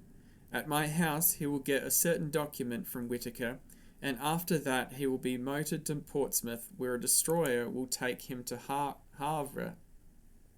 His journey is too important for the ordinary boat train. He will never be left unattended for a moment till he is safe on French soil. The same with Whittaker till he meets Royer. That is the best we can do, and it's hard to see how that there can be any miscarriage. But I don't mind admitting that I'm horribly nervous. This murder of Coralides will play the deuce in the chancelleries of Europe. After breakfast, he asked me if I could drive a car. Well, you'll be my chauffeur today, and wear Hudson's rig. You're about his size. You have a hand in this business, and we are taking no risks. There are desperate men against us who will not respect the country retreat of an overworked official. When I first came to London, I had bought a car and amused myself with running about the south of England, so I knew something of the geography. I took Sir Walter to town by the Bath Road and made good going. It was a soft, breathless June morning with a promise of sultriness later, but it was delicious enough swinging through the little towns with their freshly watered streets and past the summer gardens of the Thames Valley. I landed Sir Walter at his house in Queen Anne's Gate punctually by 11:30. The butler was coming up by train with the luggage. The first thing he did was to make me round to Scotland Yard. There we saw a prim gentleman with a clean-shaven lawyer's face. "I've brought you the Portland Place murderer," said Walter's introduction. The reply was a wry smile. It would have been a welcome present, Bullivant. This, I presume, is Mr. Richard Hannay, who for some days greatly interested my department. Mr. Hannay will interest it again. He has much to tell you, but not today. For certain grave reasons, his tale must wait for 4 hours. Then I can promise you will be entertained and possibly edified. I want you to assure Mr. Hannay that he will suffer no further inconvenience. This assurance was promptly given. You can take up your life where you left off, I was told. Your flat which probably you no longer wish to occupy, is waiting for you, and your man is still there. As you were never publicly accused, we consider that there was no need of a public exculpation. But on that, of course, you must please yourself. We may want your assistance later on, MacGillivray, said Walter. Sir Walter said as we left. Then he turned me loose. "Come and see me tomorrow, Hannay. I needn't tell you to keep deadly quiet. If I were you, I would go to bed, for you must have considerable arrears of sleep to overtake.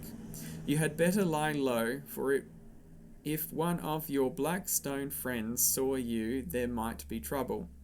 I felt curiously at a loose end. At first it was very pleasant to be a free man, able to go where I wanted without fearing anything. I had only been a month under the ban of the law, and it was quite enough for me. I went to the Savoy and ordered very carefully a very good luncheon, and then smoked the best cigar the house could provide. But I was still feeling nervous. When I saw anybody look at me in the lounge, I grew shy and wondered if they were thinking about the murder. After that, I took a taxi and drove miles away up into North London.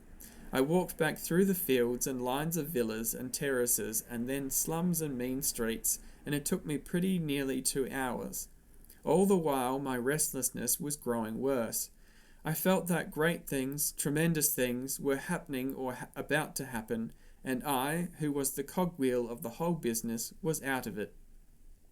Royer would be landing at Dover, Sir Walter would be making plans with the few people in London who were in the secret, and somewhere in the darkness the Blackstone would be working. I felt the sense of danger and impending calamity, and had the curious feeling too that I alone could avert it, alone could grapple with it. But I was out of the game now. How could it be otherwise? It was not likely that cabinet ministers and admiralty lords and generals would admit me to their councils. I actually began to wish that I could run up against one of my three enemies. That would lead to developments.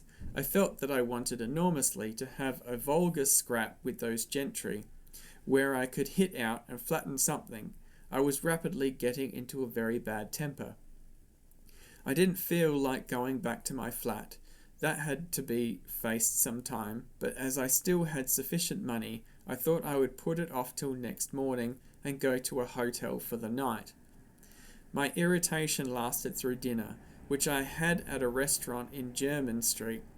I was no longer hungry, and let several courses pass untested. I drank the best part of a bottle of Burgundy, but it did nothing to cheer me. An abominable restlessness had taken possession of me. Here was I, a very ordinary fellow, with no particular brains, and yet I was convinced that somehow I needed to help this business through, that without me it would all go to blazes. I told myself it was sheer silly conceit, that 4 or 5 of the cleverest people living, with all the might of the British Empire at their back, had the job in hand. Yet I couldn't be convinced. It seemed as if a voice kept speaking in my ear, telling me to be up and doing, or I would never sleep again. The upshot was that about 9:30 I made up my mind to go to Queen Anne's Gate. Very likely I would not be admitted, but it would ease my conscience to try. I walked down Jermyn Street, and at the corner of Duke Street passed a group of young men.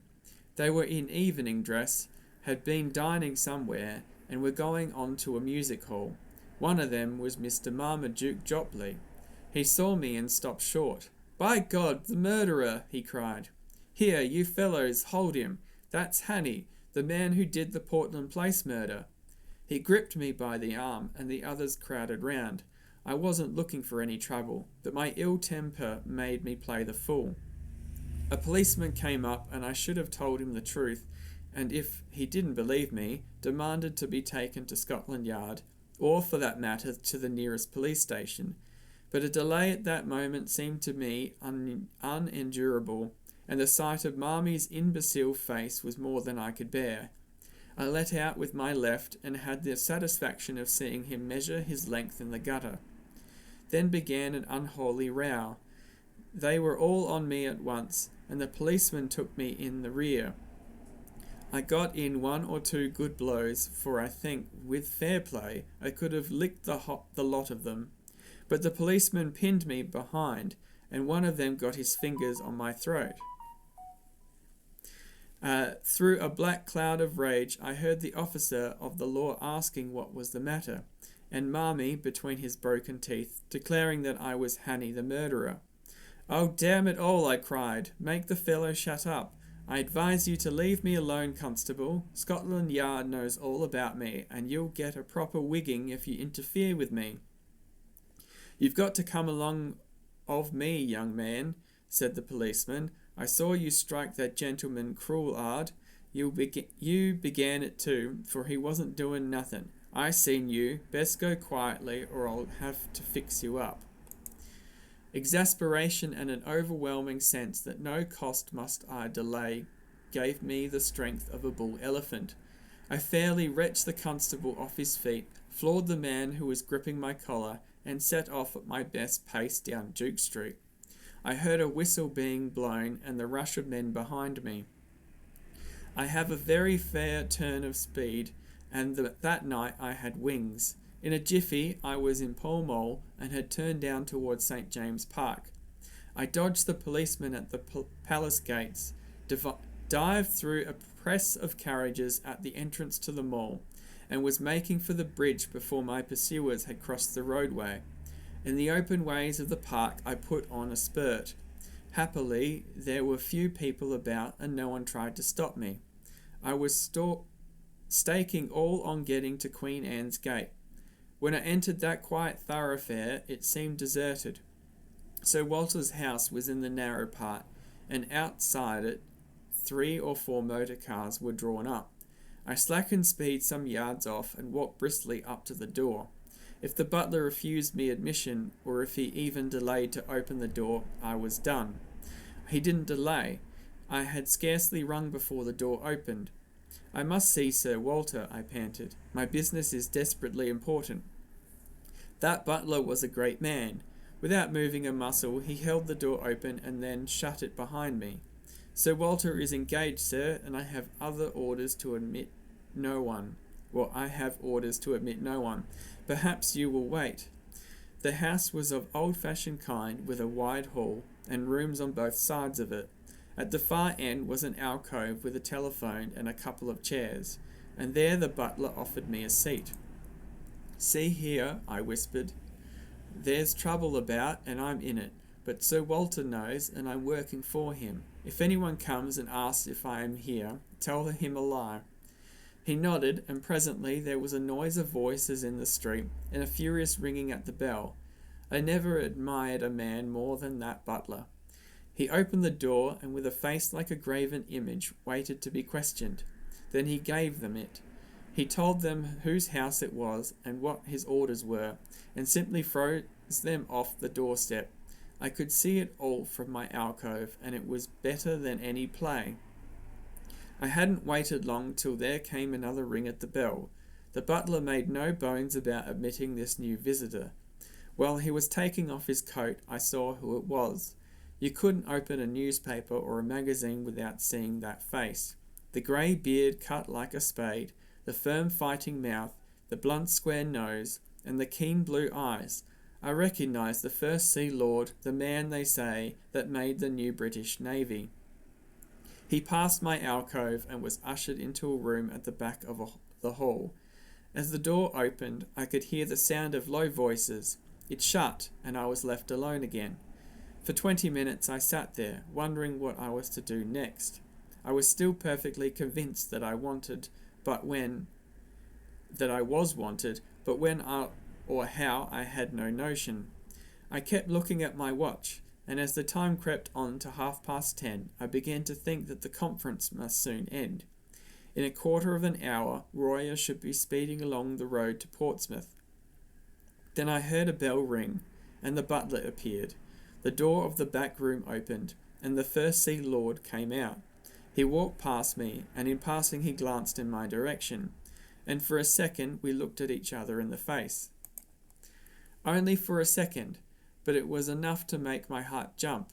I had never seen the great man before, and he had never seen me, but in that fraction of time something sprang into his eyes, and that something was recognition.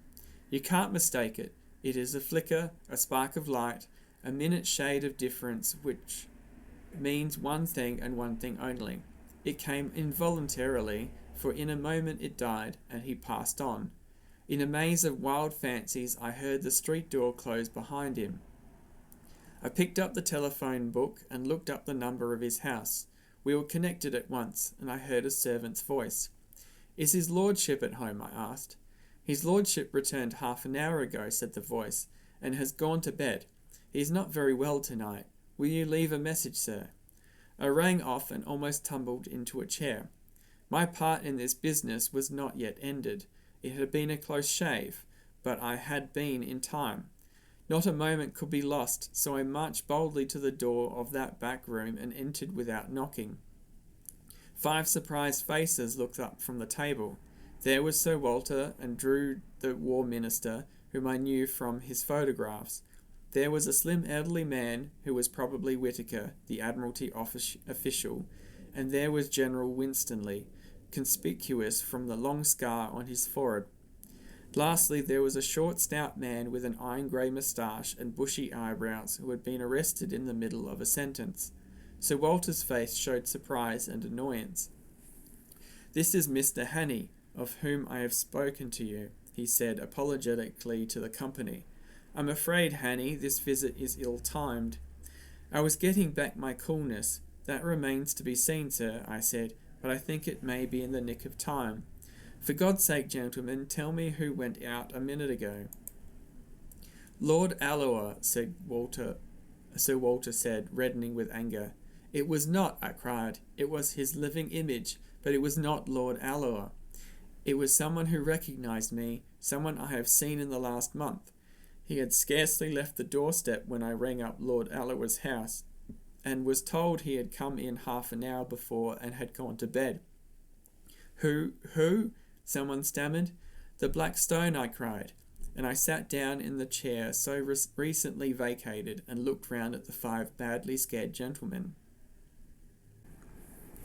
Nonsense, said the official from the Admiralty. Sir Walter got up and left the room while we looked blankly at the table. He came back in 10 minutes with a long face. I have spoken to Alloa, he said. Had him out of bed, very grumpy. He went straight home after Mulrose's dinner. But it's madness, broke in General Winstanley.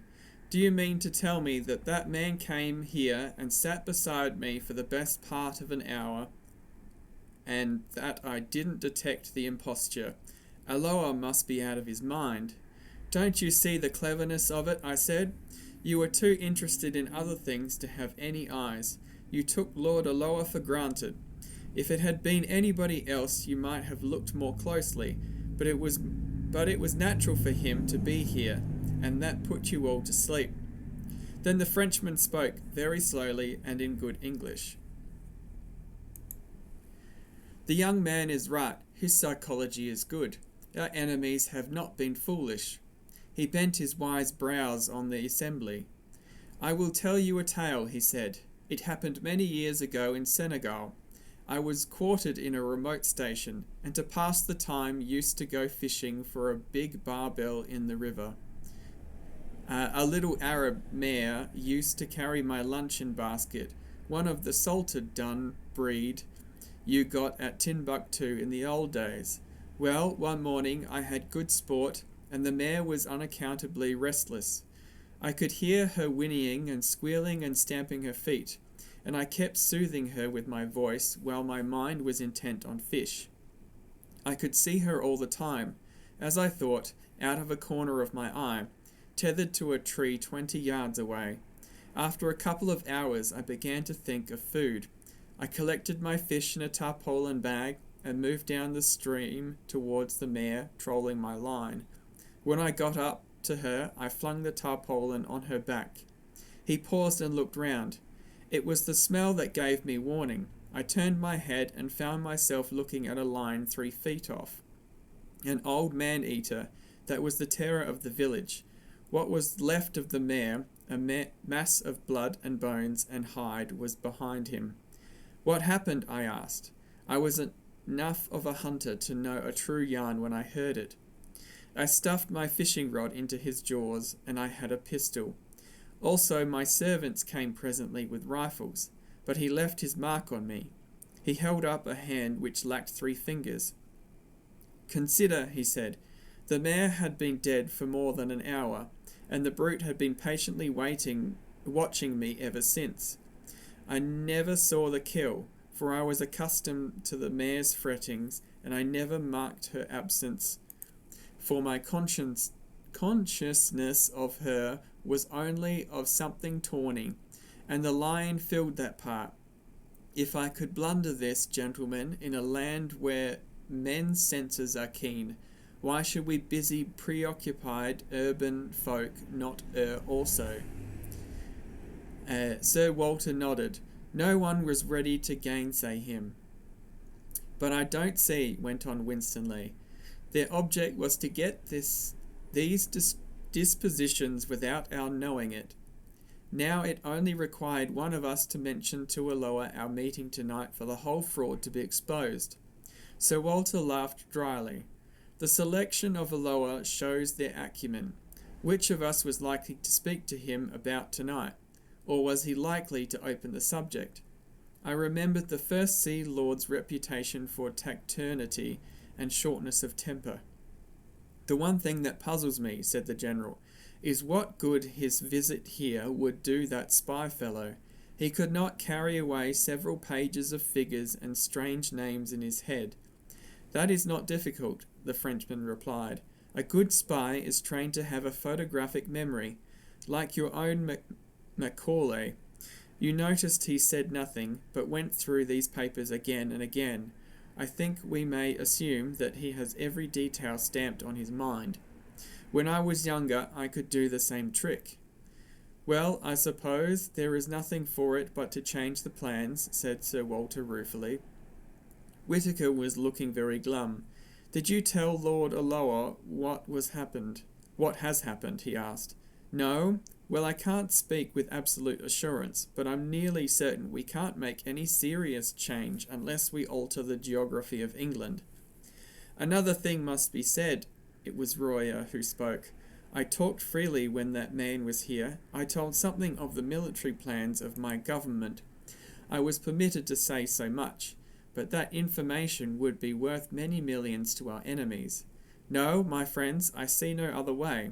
The man who came here and his confederates must be taken, and taken at once." "Good God!" I cried, "and we have not a rag of a clue." "Besides," said Whitaker, "there is the post. By this time the news will be on its way." "No," said the Frenchman, "you do not understand the habits of the spy. He receives personally his reward, and he delivers personally his intelligence. We in France know something of the breed. There is still a chance, mes amis. These men must cross the sea, and there are ships to be searched and ports to be watched. Believe me, the need is desperate for both France and Britain." Royer's grave good sense seemed to pull us together. He was the man of action among fumblers, but I saw no hope in any face, and I felt none. Where among the 50 millions of these islands, and within a dozen hours, were we to lay hands on the 3 cleverest rogues in Europe? Then suddenly I had an inspiration. "Where is Scudder's book?" I cried to Sir Walter. "Quick, man, I remember something in it." He unlocked the door of a bureau and gave it to me. I found the place. 39 steps, I read, and again, 39 steps, I counted them, high tide, 10:17 p.m. The Admiralty was looking at me as if he thought I had gone mad. "Don't you see it's a clue?" I shouted. "Scudder knew where these fellows led. He knew where they were going to leave the country, though he kept the name to himself. Tomorrow was the day, and it was some place where high tide was at 10:17. "They may have gone tonight," someone said. "Not they. They have their own snug secret way, and they won't be hurried. I know Germans, and they are mad about working to a plan. Where the devil can I get the book of tide tables?" Whitaker brightened up. "It's a chance," he said. "Let's go over to the Admiralty." We got into 2 of the waiting motor cars, all but Sir Walter, who went off to Scotland Yard to mobilise McIlvery. So he said. We marched through empty corridors and big bare chambers where the charwomen were busy, till we reached a little room lined with books and maps. A resident clerk was unearthed, who presently fetched from our library the Admiralty tide tables. I sat at the desk and the others stood round, for somehow or other I had got charge of this expedition. It was no good. There were hundreds of entries, and so far as I could see, 1017 might cover 50 places. We had to find some way of narrowing the possibilities. I took my head in my hands and thought, there must be some way of reading this riddle. What did Scudder mean by steps? I thought of dock steps, but it had meant that I didn't think he would have mentioned the number. It must be some place where there were several staircases, and one marked out from the others by having 39 steps. Then I had a sudden thought, and hunted up all the steamer sailings. There was no boat which left for the continent at 10:17 p.m. Why was high tide so important?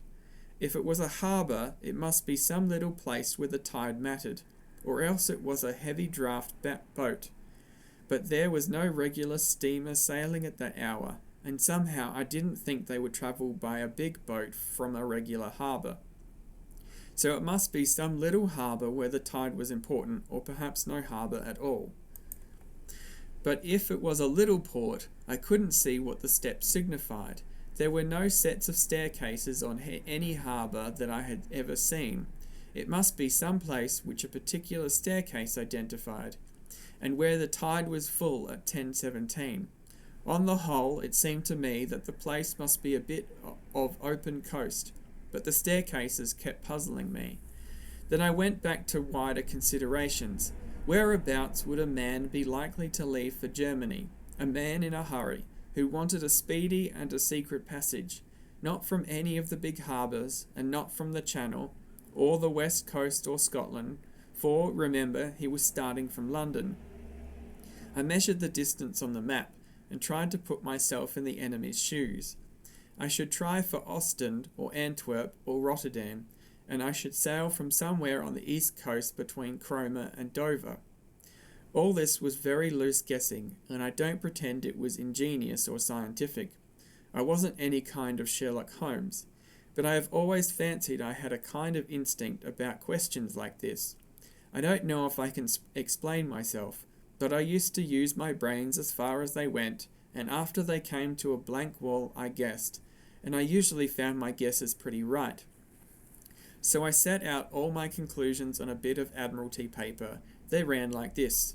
Fairly certain. 1. Place where there are several sets of stairs, one that matters, distinguished by having 39 steps. Full tide at 10:17 p.m, leaving shore only possible at full tide. 3. Steps not dock steps, and so place probably not harbour. 4. No regular night steamer at 10:17. Means of transport must be tramp, unlikely, yacht or fishing boat. There my reasoning stopped. I made another list which I headed guessed, but I was just as sure of the one as the other. Guessed. 1. Place not harbour but open coast. 2. Boat small, trawler, yacht or launch. 3. Place somewhere on east coast between Cromer and Dover. It struck me as odd that I should be sitting at that desk with a cabinet minister, a field marshal, 2 high government officials, and a French general watching me, while from the scribble of a dead man I was trying to drag a secret which meant life or death for us. Sir Walter had joined us, and presently McGilvray arrived. He had sent out instructions to watch the ports and railway stations for the 3 men whom I described to Sir Walter. Not that he or anybody else thought that that would do much good. Here's the most I can make of it, I said. We have got to find a place where there are several staircases down to the beach, one of which has 39 steps. I think it's a piece of open coast with biggish cliffs, somewhere between the Wash and the Channel. Also, it's a place where full tide is at 10:17 tomorrow night. Then an idea struck me. Is there no inspector of Coast Guards or some fellow who knows the East Coast? Whittaker said there was, and that he lived in Clapham.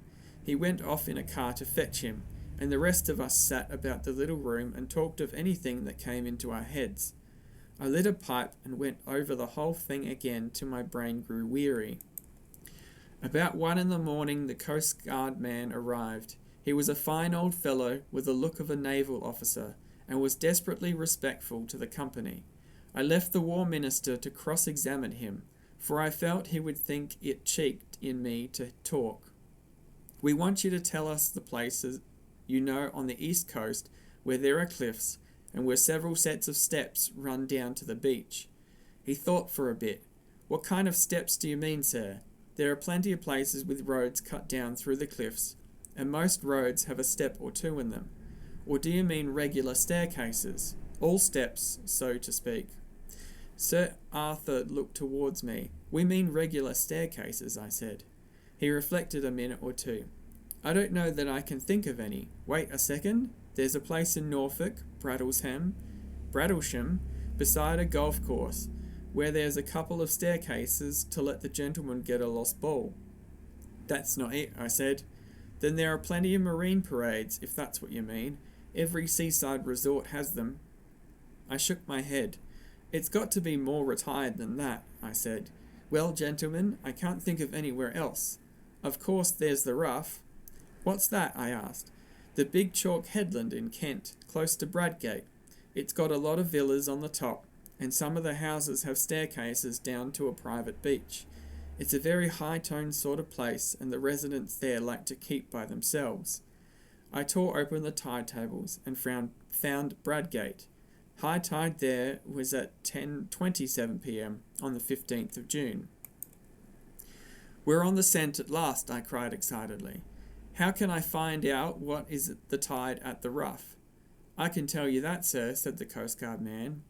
I once was lent a house there in this very month, and I used to go out at night to the deep sea fishing. The tide's 10 minutes before Bradgate. I closed the book and looked round at the company. If one of those staircases has 39 steps, we have solved the mystery, gentlemen, I said. I want the loan of your car, Sir Walter, and a map of the roads. If McGilvery will spare me 10 minutes, I think we can prepare something for tomorrow. It was ridiculous in me to take charge of the business like this, but they didn't seem to mind, and after all I had been in the show from the start. Besides, I was used to rough jobs, and these eminent gentlemen were too clever not to see it. It was General Royer who gave me my commission. I, for one, he said, am content to leave the matter in Mr. Hannay's hands. By 3:30, I was tearing past the moonlit hedgerows of Kent, with McGilwray's best man on the seat beside me.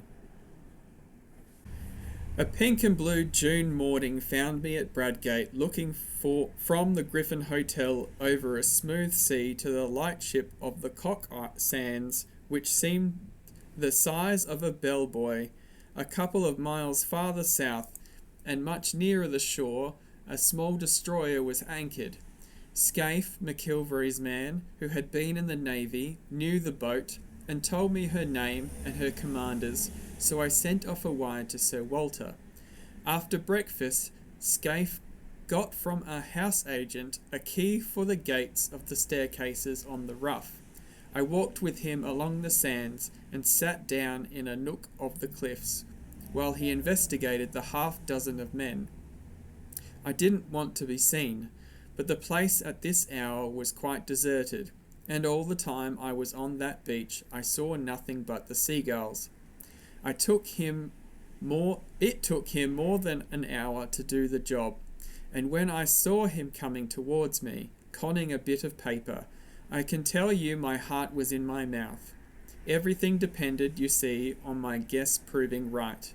He read aloud the number of steps in the different stairs. 34, 35, 39, 42, 47, and 21, where the cliffs grew lower.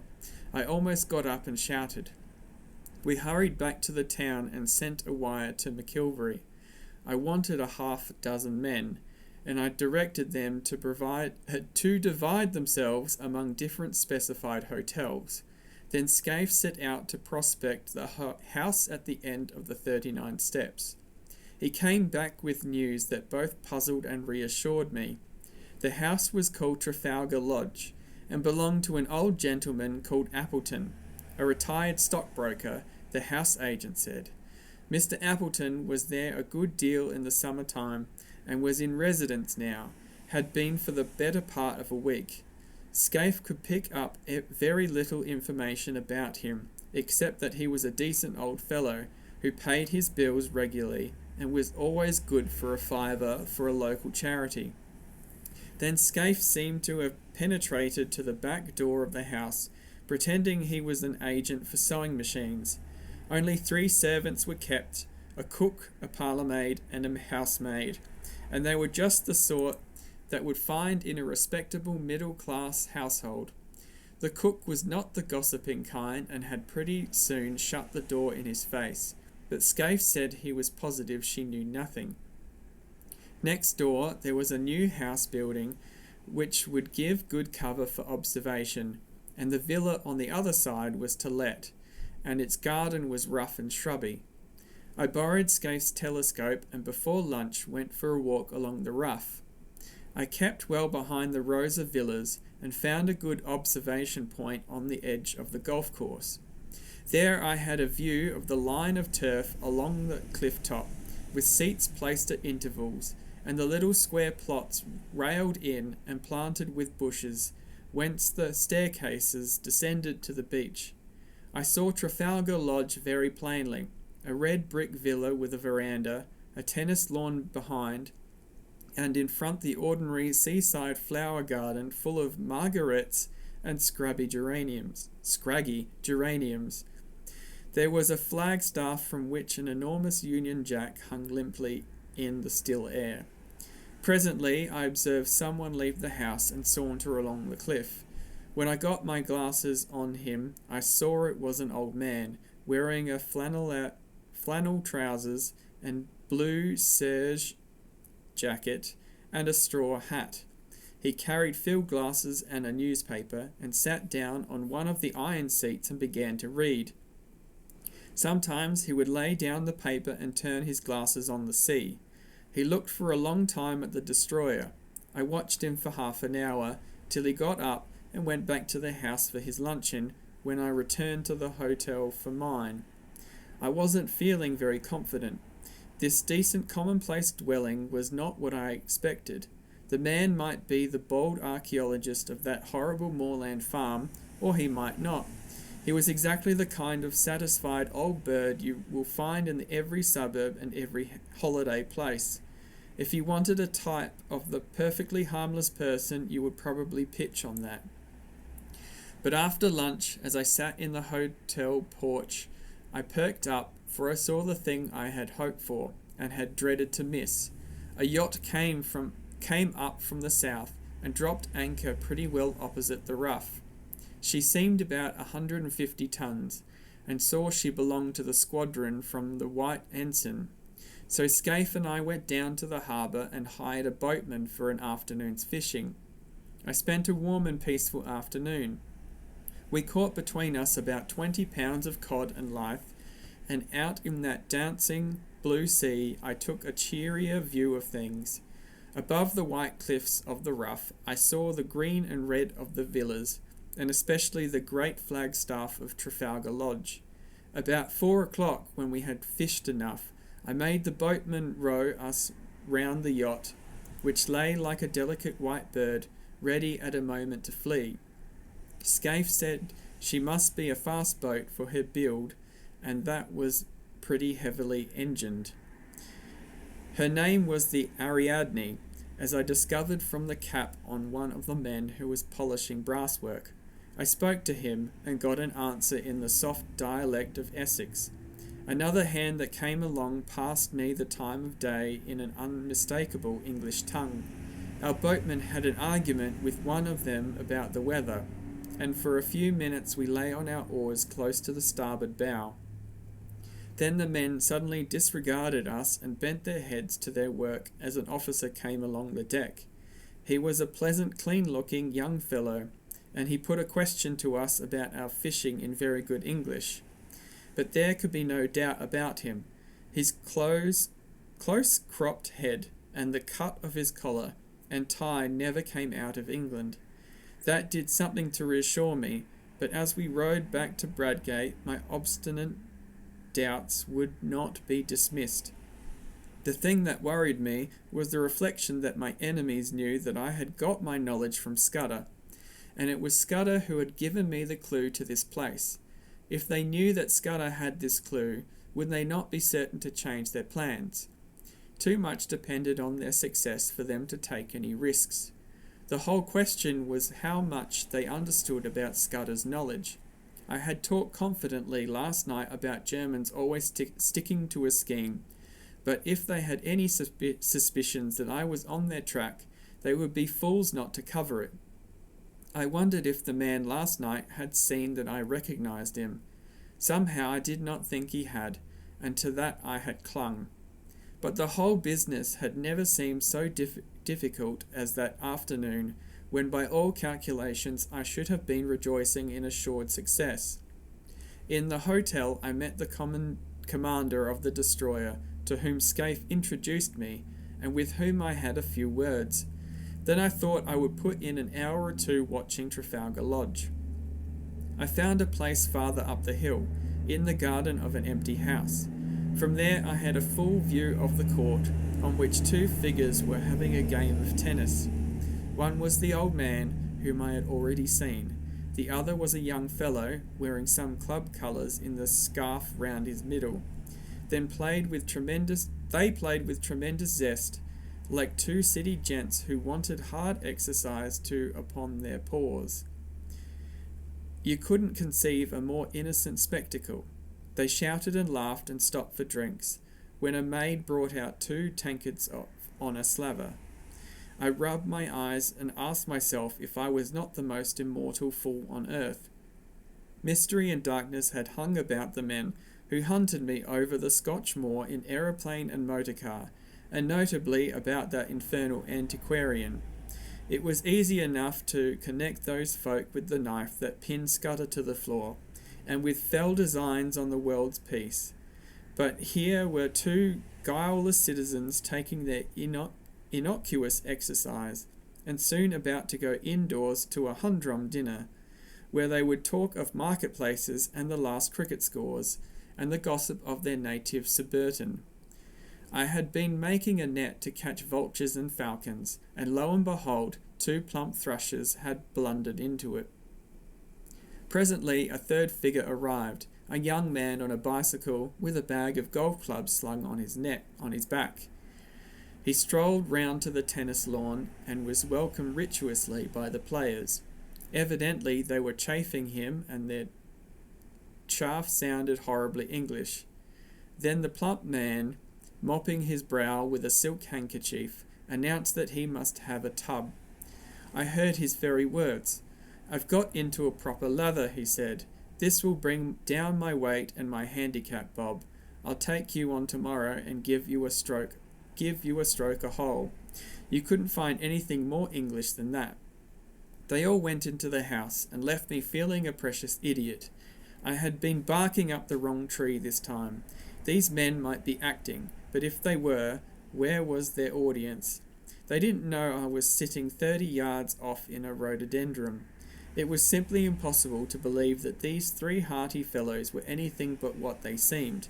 3 ordinary, game-playing suburban Englishmen, wearisome, if you like, but sordidly innocent. And yet there were 3 of them, and one was old, and one was plump, and one was lean and dark, and their house chimed in with Scudder's notes. And half a mile off was lying a steam yacht with at least 1 German officer. I thought of Corralides lying dead, and all Europe trembling on the edge of earthquake, and the men I had left behind me in London who were waiting anxiously for the events of the next hours. There was no doubt that hell was afoot somewhere. The Blackstone had won, and if it survived this June night would bank its winnings. There seemed only one thing to do: go forward as if I had no doubts, and if I was going to make a fool of myself, to do it handsomely. Never in my life have I faced a job with great disinclination. I would rather in my then mind have walked into a den of anarchists, each with his Browning handy, or faced a charging line with a pop gun, than enter that happy home of 3 cheerful Englishmen and tell them that their game was up. How they would laugh at me! But suddenly I remembered a thing I once heard in Rhodesia from old Peter Pienaar. I have quoted Peter already in this narrative. He was the best scout I ever knew, and before he had turned respectable, he had been pretty often on the windy side of the law, when he had been wanted badly by the authorities. Peter once discussed with me the question of disguises, and he had a theory which struck me at the time. He said, barring absolute certainties like fingerprints, mere physical traits were very little use for identification if the fugitive really knew his business. He laughed at things like dyed hair and false beards and such childish follies. The only thing that mattered was what Peter called atmosphere. If a man could get into perfectly different surroundings from those in which he had been first observed, and, this is the important part, really play up to these surroundings and behave as if he had never been out of them. He would puzzle the cleverest detectives on earth, and he used to tell a story of how he once borrowed a black coat and went to church and shared the same hymn book with the man that was looking for him. If that man had seen him in decent company before, he would have recognized him, but he had only seen him snuffing the lights in public house with a revolver. The recollection of Peter's talk gave me the final real comfort that I had had the day. Peter had been a wise old bird, and these fellows I was after were about the pick of the aviary. What if they were playing Peter's game? A fool tries to look different, a clever man looks the same and is different. Again, there was that other maxim of Peter's which had helped me when I had been a roadman. If you are playing a part, you will never keep it up unless you convince yourself that you are it. That would explain the game of tennis. Those chaps didn't need to act, they just turned a handle and passed into another life, which came as naturally to them as the first. It sounds a platitude, but Peter used to say that it was the big secret of all the famous criminals. It was now getting on for 8 o'clock, and I went back and saw Scaife to give him his instructions. I arranged with him how to place his men, and then I went for a walk, but I didn't feel up to any dinner. I went round the deserted golf course and then to a point on the cliffs farther north, beyond the line of the villas. On the little trim newly made roads I met people in flannels coming back from tennis and the beach, and a coastguard from the wireless station, and donkeys and pierrots paddling homewards. Out at sea in the blue dusk I saw lights appear on the Ariadne, and on the destroyer away to the south, and beyond the Cock Sands the bigger lights of steamers making for the Thames. The whole scene was so peaceful and ordinary that I got more dashed in spirits every second. It took all my resolution to stroll towards Trafalgar Lodge about 9:30. On the way I got a piece of solid comfort from the sight of a greyhound that was swinging along at a nursemaid's heels. He reminded me of a dog I used to have in Rhodesia, and of the time when I took him hunting with me in the Pali Hills. We were after Reebok, the dun kind, and I recollected how we had followed one beast, and both he and I had clean lost it. A greyhound works by sight, and my eyes are good enough, but that buck simply leaked out of the landscape. Afterwards I found out how it managed it. Against the grey rocks of the kopjes, it showed no more than a crow against a thundercloud. It didn't need to run away. All it had to do was to stand still and melt into the background. Suddenly, as these memories chased across my brain, I thought of my present case and applied the moral. The black stone didn't need to bolt. They were quietly absorbed into the landscape. I was on the right track, and I jammed that down in my mind and vowed never to forget it. The last word was with Peter Pienaar. Scaife's men would be posted now, but there was no sign of a soul. The house stood as open as a marketplace for anybody to observe. The 3-foot railing separated it from the cliff road. The windows on the ground floor were all open, and shaded lights and the low sounds of voices revealed where the occupants were finishing dinner. Everything was as public and above board as a charity bazaar. Feeling the greatest fool on earth, I opened the gate and rang the bell.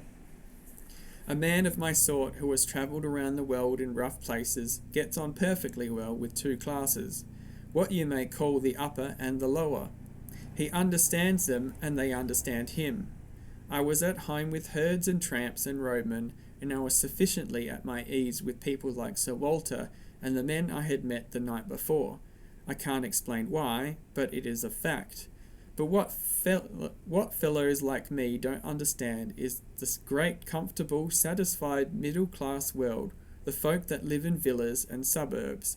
He doesn't know how they look at things. He doesn't understand their conventions, and he is as shy of them as a black mamba. When a trim parlour-maid opened the door, I could hardly find my voice. I asked for Mr. Appleton and was ushered in. My plan had been to walk straight into the dining room and by a sudden appearance wake in the men that start of recognition which would confirm my theory. But when I found myself in that neat hall, the place mastered me. There were the golf clubs and tennis rackets, the straw hats and caps, the rows of gloves, the sheaf of walking sticks, which you will find in 10,000 British homes. A stack of neatly folded coats and waterproofs covered the top of an old oak chest. There was a grandfather clock ticking, and some polished brass warming pans on the walls, and a barometer, and a print of Chiltern winning the St. Leger. The place was as orthodox as an Anglican church. When the maid asked me for my name, I gave it automatically, and was shown into the smoking room, on the right side of the hall. That room was even worse. I hadn't time to examine it, but I could see some framed group photographs above the mantelpiece, and I could have sworn they were English public school or college. I had only one glance, for I managed to pull myself together and go after the maid. But I was too late. She had already entered the dining room and given my name to her master, and I had missed the chance of seeing how the three took it. When I walked into the room, the old man at the head of the table had risen and turned round to meet me. He was in evening dress, a short coat and black tie, as was the other, whom I called in my own mind the plump one. The third, the dark fellow, wore a blue serge suit and a soft white collar and the colours of some club or school. The old man's manner was perfect. "Mr. Hannay," he said hesitatingly, "did you wish to see me? One moment, you fellas, and I'll rejoin you. We had better go to the smoking room." Though I hadn't an ounce of confidence in me, I forced myself to play the game. I pulled up a chair and sat down on it. "I think we have met before," I said, "and I guess you know my business." The light in the room was dim, but so far as I could see their faces, they played the part of mystification very well.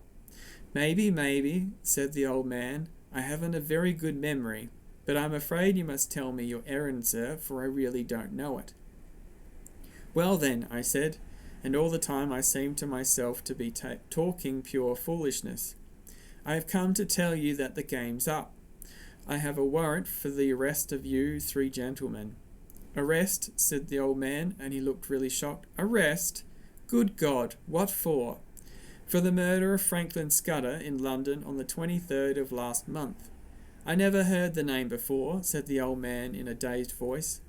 One of the others spoke up.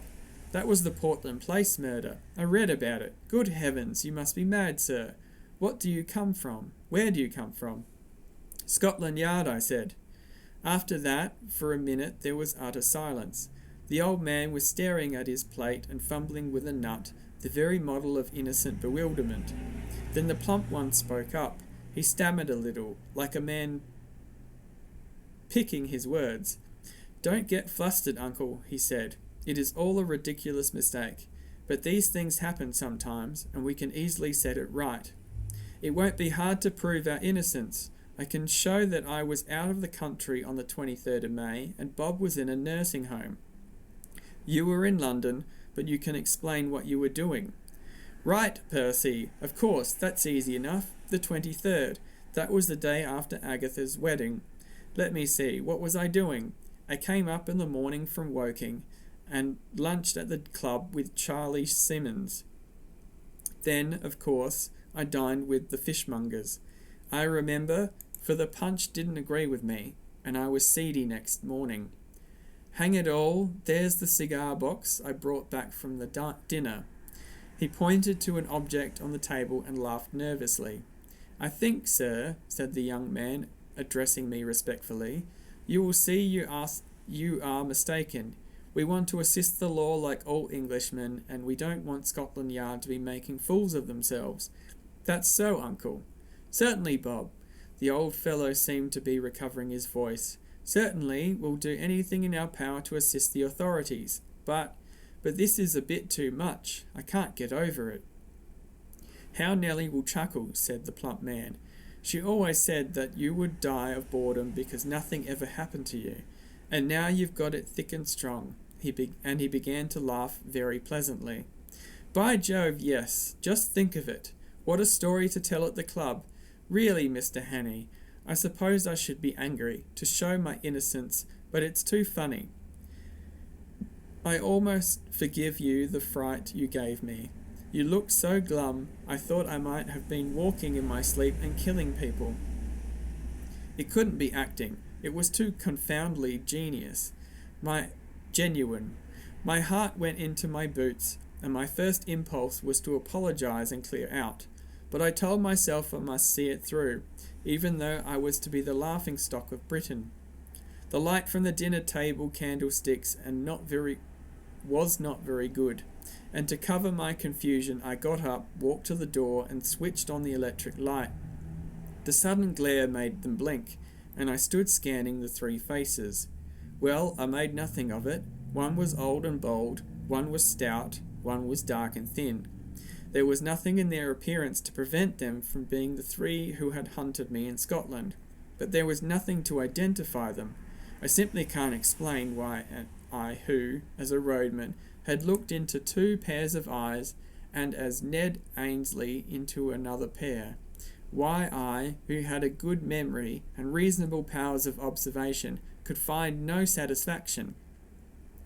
They seemed exactly what they professed to be, and I could not have sworn to one of them. There in that pleasant dining room, with etchings on the wall, and a picture of an old lady in a bib above the mantelpiece, I could see nothing to connect them with the moorland desperadoes. There was a silver cigarette box beside me, and I saw that it had been won by Percival Appleton, Esquire, of the St. Bede's Club in a golf tournament. I had to keep a firm hold of Peter Pienaar to prevent myself bolting out of that house. "Well," said the old man politely, "are you reassured by your scrutiny, sir?" I couldn't find a word. "I hope you'll find it consistent with your duty to drop this ridiculous business. I make no complaint, but you'll see how annoying it must be to respectable people." I shook my head. "Oh Lord," said the young man, "this is a bit too thick." "Do you propose to march us off to the police station?" asked the plump one. "That might be the best way out of it, but I suppose you won't be content with the local branch. I have the right to ask to see your warrant, but I don't wish to cast any aspersions upon you. You are only doing your duty, but you'll admit it's horribly awkward. What do you propose to do?" There was nothing to do except to call in my men and have them arrested, or to confess my blunder and clear out. I felt mesmerized by the whole place, by the air of obvious innocence. Not innocence merely, but frank honest bewilderment and concern in the three faces. "Oh, Peter Pienaar," I groaned inwardly, and for a moment I was very near damning myself for a fool and asking their pardon. "Meantime, I vote we have a game of bridge," said the plump one. "It will give Mr. Hannay time to think over things, and you know we have been wanting a fourth player. Do you play, sir?" I accepted as if it had been an ordinary invitation at the club. The whole business had mesmerized me. We went into the smoking room where a card table was set out, and I was offered things to smoke and drink. I took my place at the table in a kind of dream. The window was open, and the moon was flooding the cliffs and sea with a great tide of yellow light. There was moonshine, too, in my head. The three had recovered their composure and were talking easily. Just the kind of slangy talk you will hear in any golf club house. I must have cut a rum figure, sitting there knitting my brows with my eyes wandering. My partner was the young dark one. I play a fair hand at bridge, but I must have been rank bad that night. They saw that they had got me puzzled, and that had put them more than ever at their ease. I kept looking at their faces, but they conveyed nothing to me. It was not that they looked different, but they were different. I clung desperately to the words of Peter Pienaar. Then something awoke me. The old man laid down his hand to light a cigar. He didn't pick it up at once, but sat back for a moment in his chair with his fingers tapping on his knees. It was the movement I remembered when I had stood before him in the moorland farm with the pistols of his servants behind me. A little thing, lasting only a second, and the odds were 1,000 to 1 that I might have had my eyes on my cards at the time and missed it. But I didn't, and in a flash the air seemed to clear. Some shadow lifted from my brain, and I was looking at the three men with full and absolute recognition. The clock on the mantelpiece struck 10 o'clock. The three faces seemed to change before my eyes and reveal their secrets. The young one was the murderer. Now I saw cruelty and ruthlessness where I had only seen good humour. His knife, I made certain, had skewered Scudder to the floor. His kind had put the bullet in Coralides. The plump man's features seemed to dislimn and form again as I looked at them, and he hadn't a face, only 100 masks that could assume when he pleased. That chap must have been a superb actor. Perhaps he had been Lord Alloa of the night before. Perhaps not. It didn't matter. I wondered if he was the fellow who had first tracked Scudder, and left his card on him. Scudder had said he lisped, and I could imagine how the adoption of a lisp might add terror. But the old man was the pick of the lot.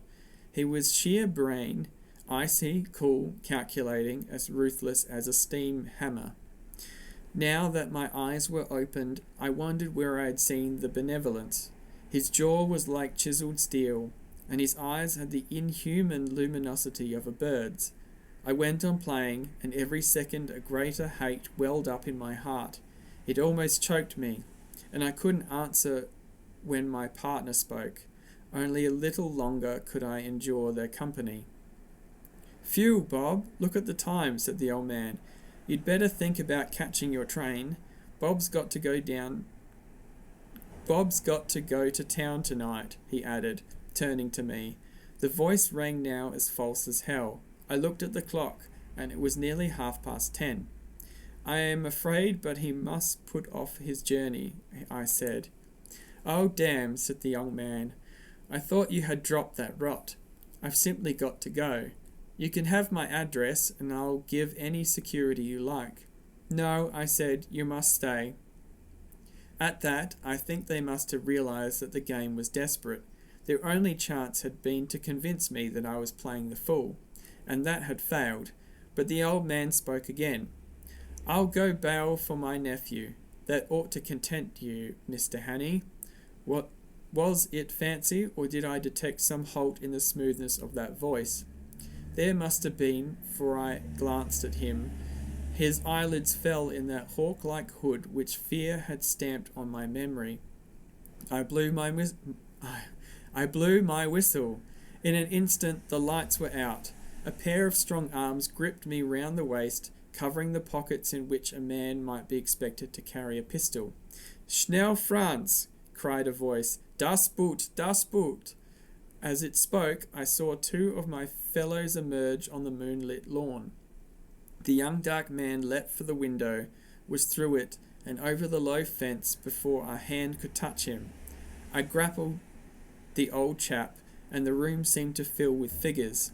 I saw the plump one collared, but my eyes were all for the outdoors, where Franz sped on over the road towards the railed entrance to the beach stairs.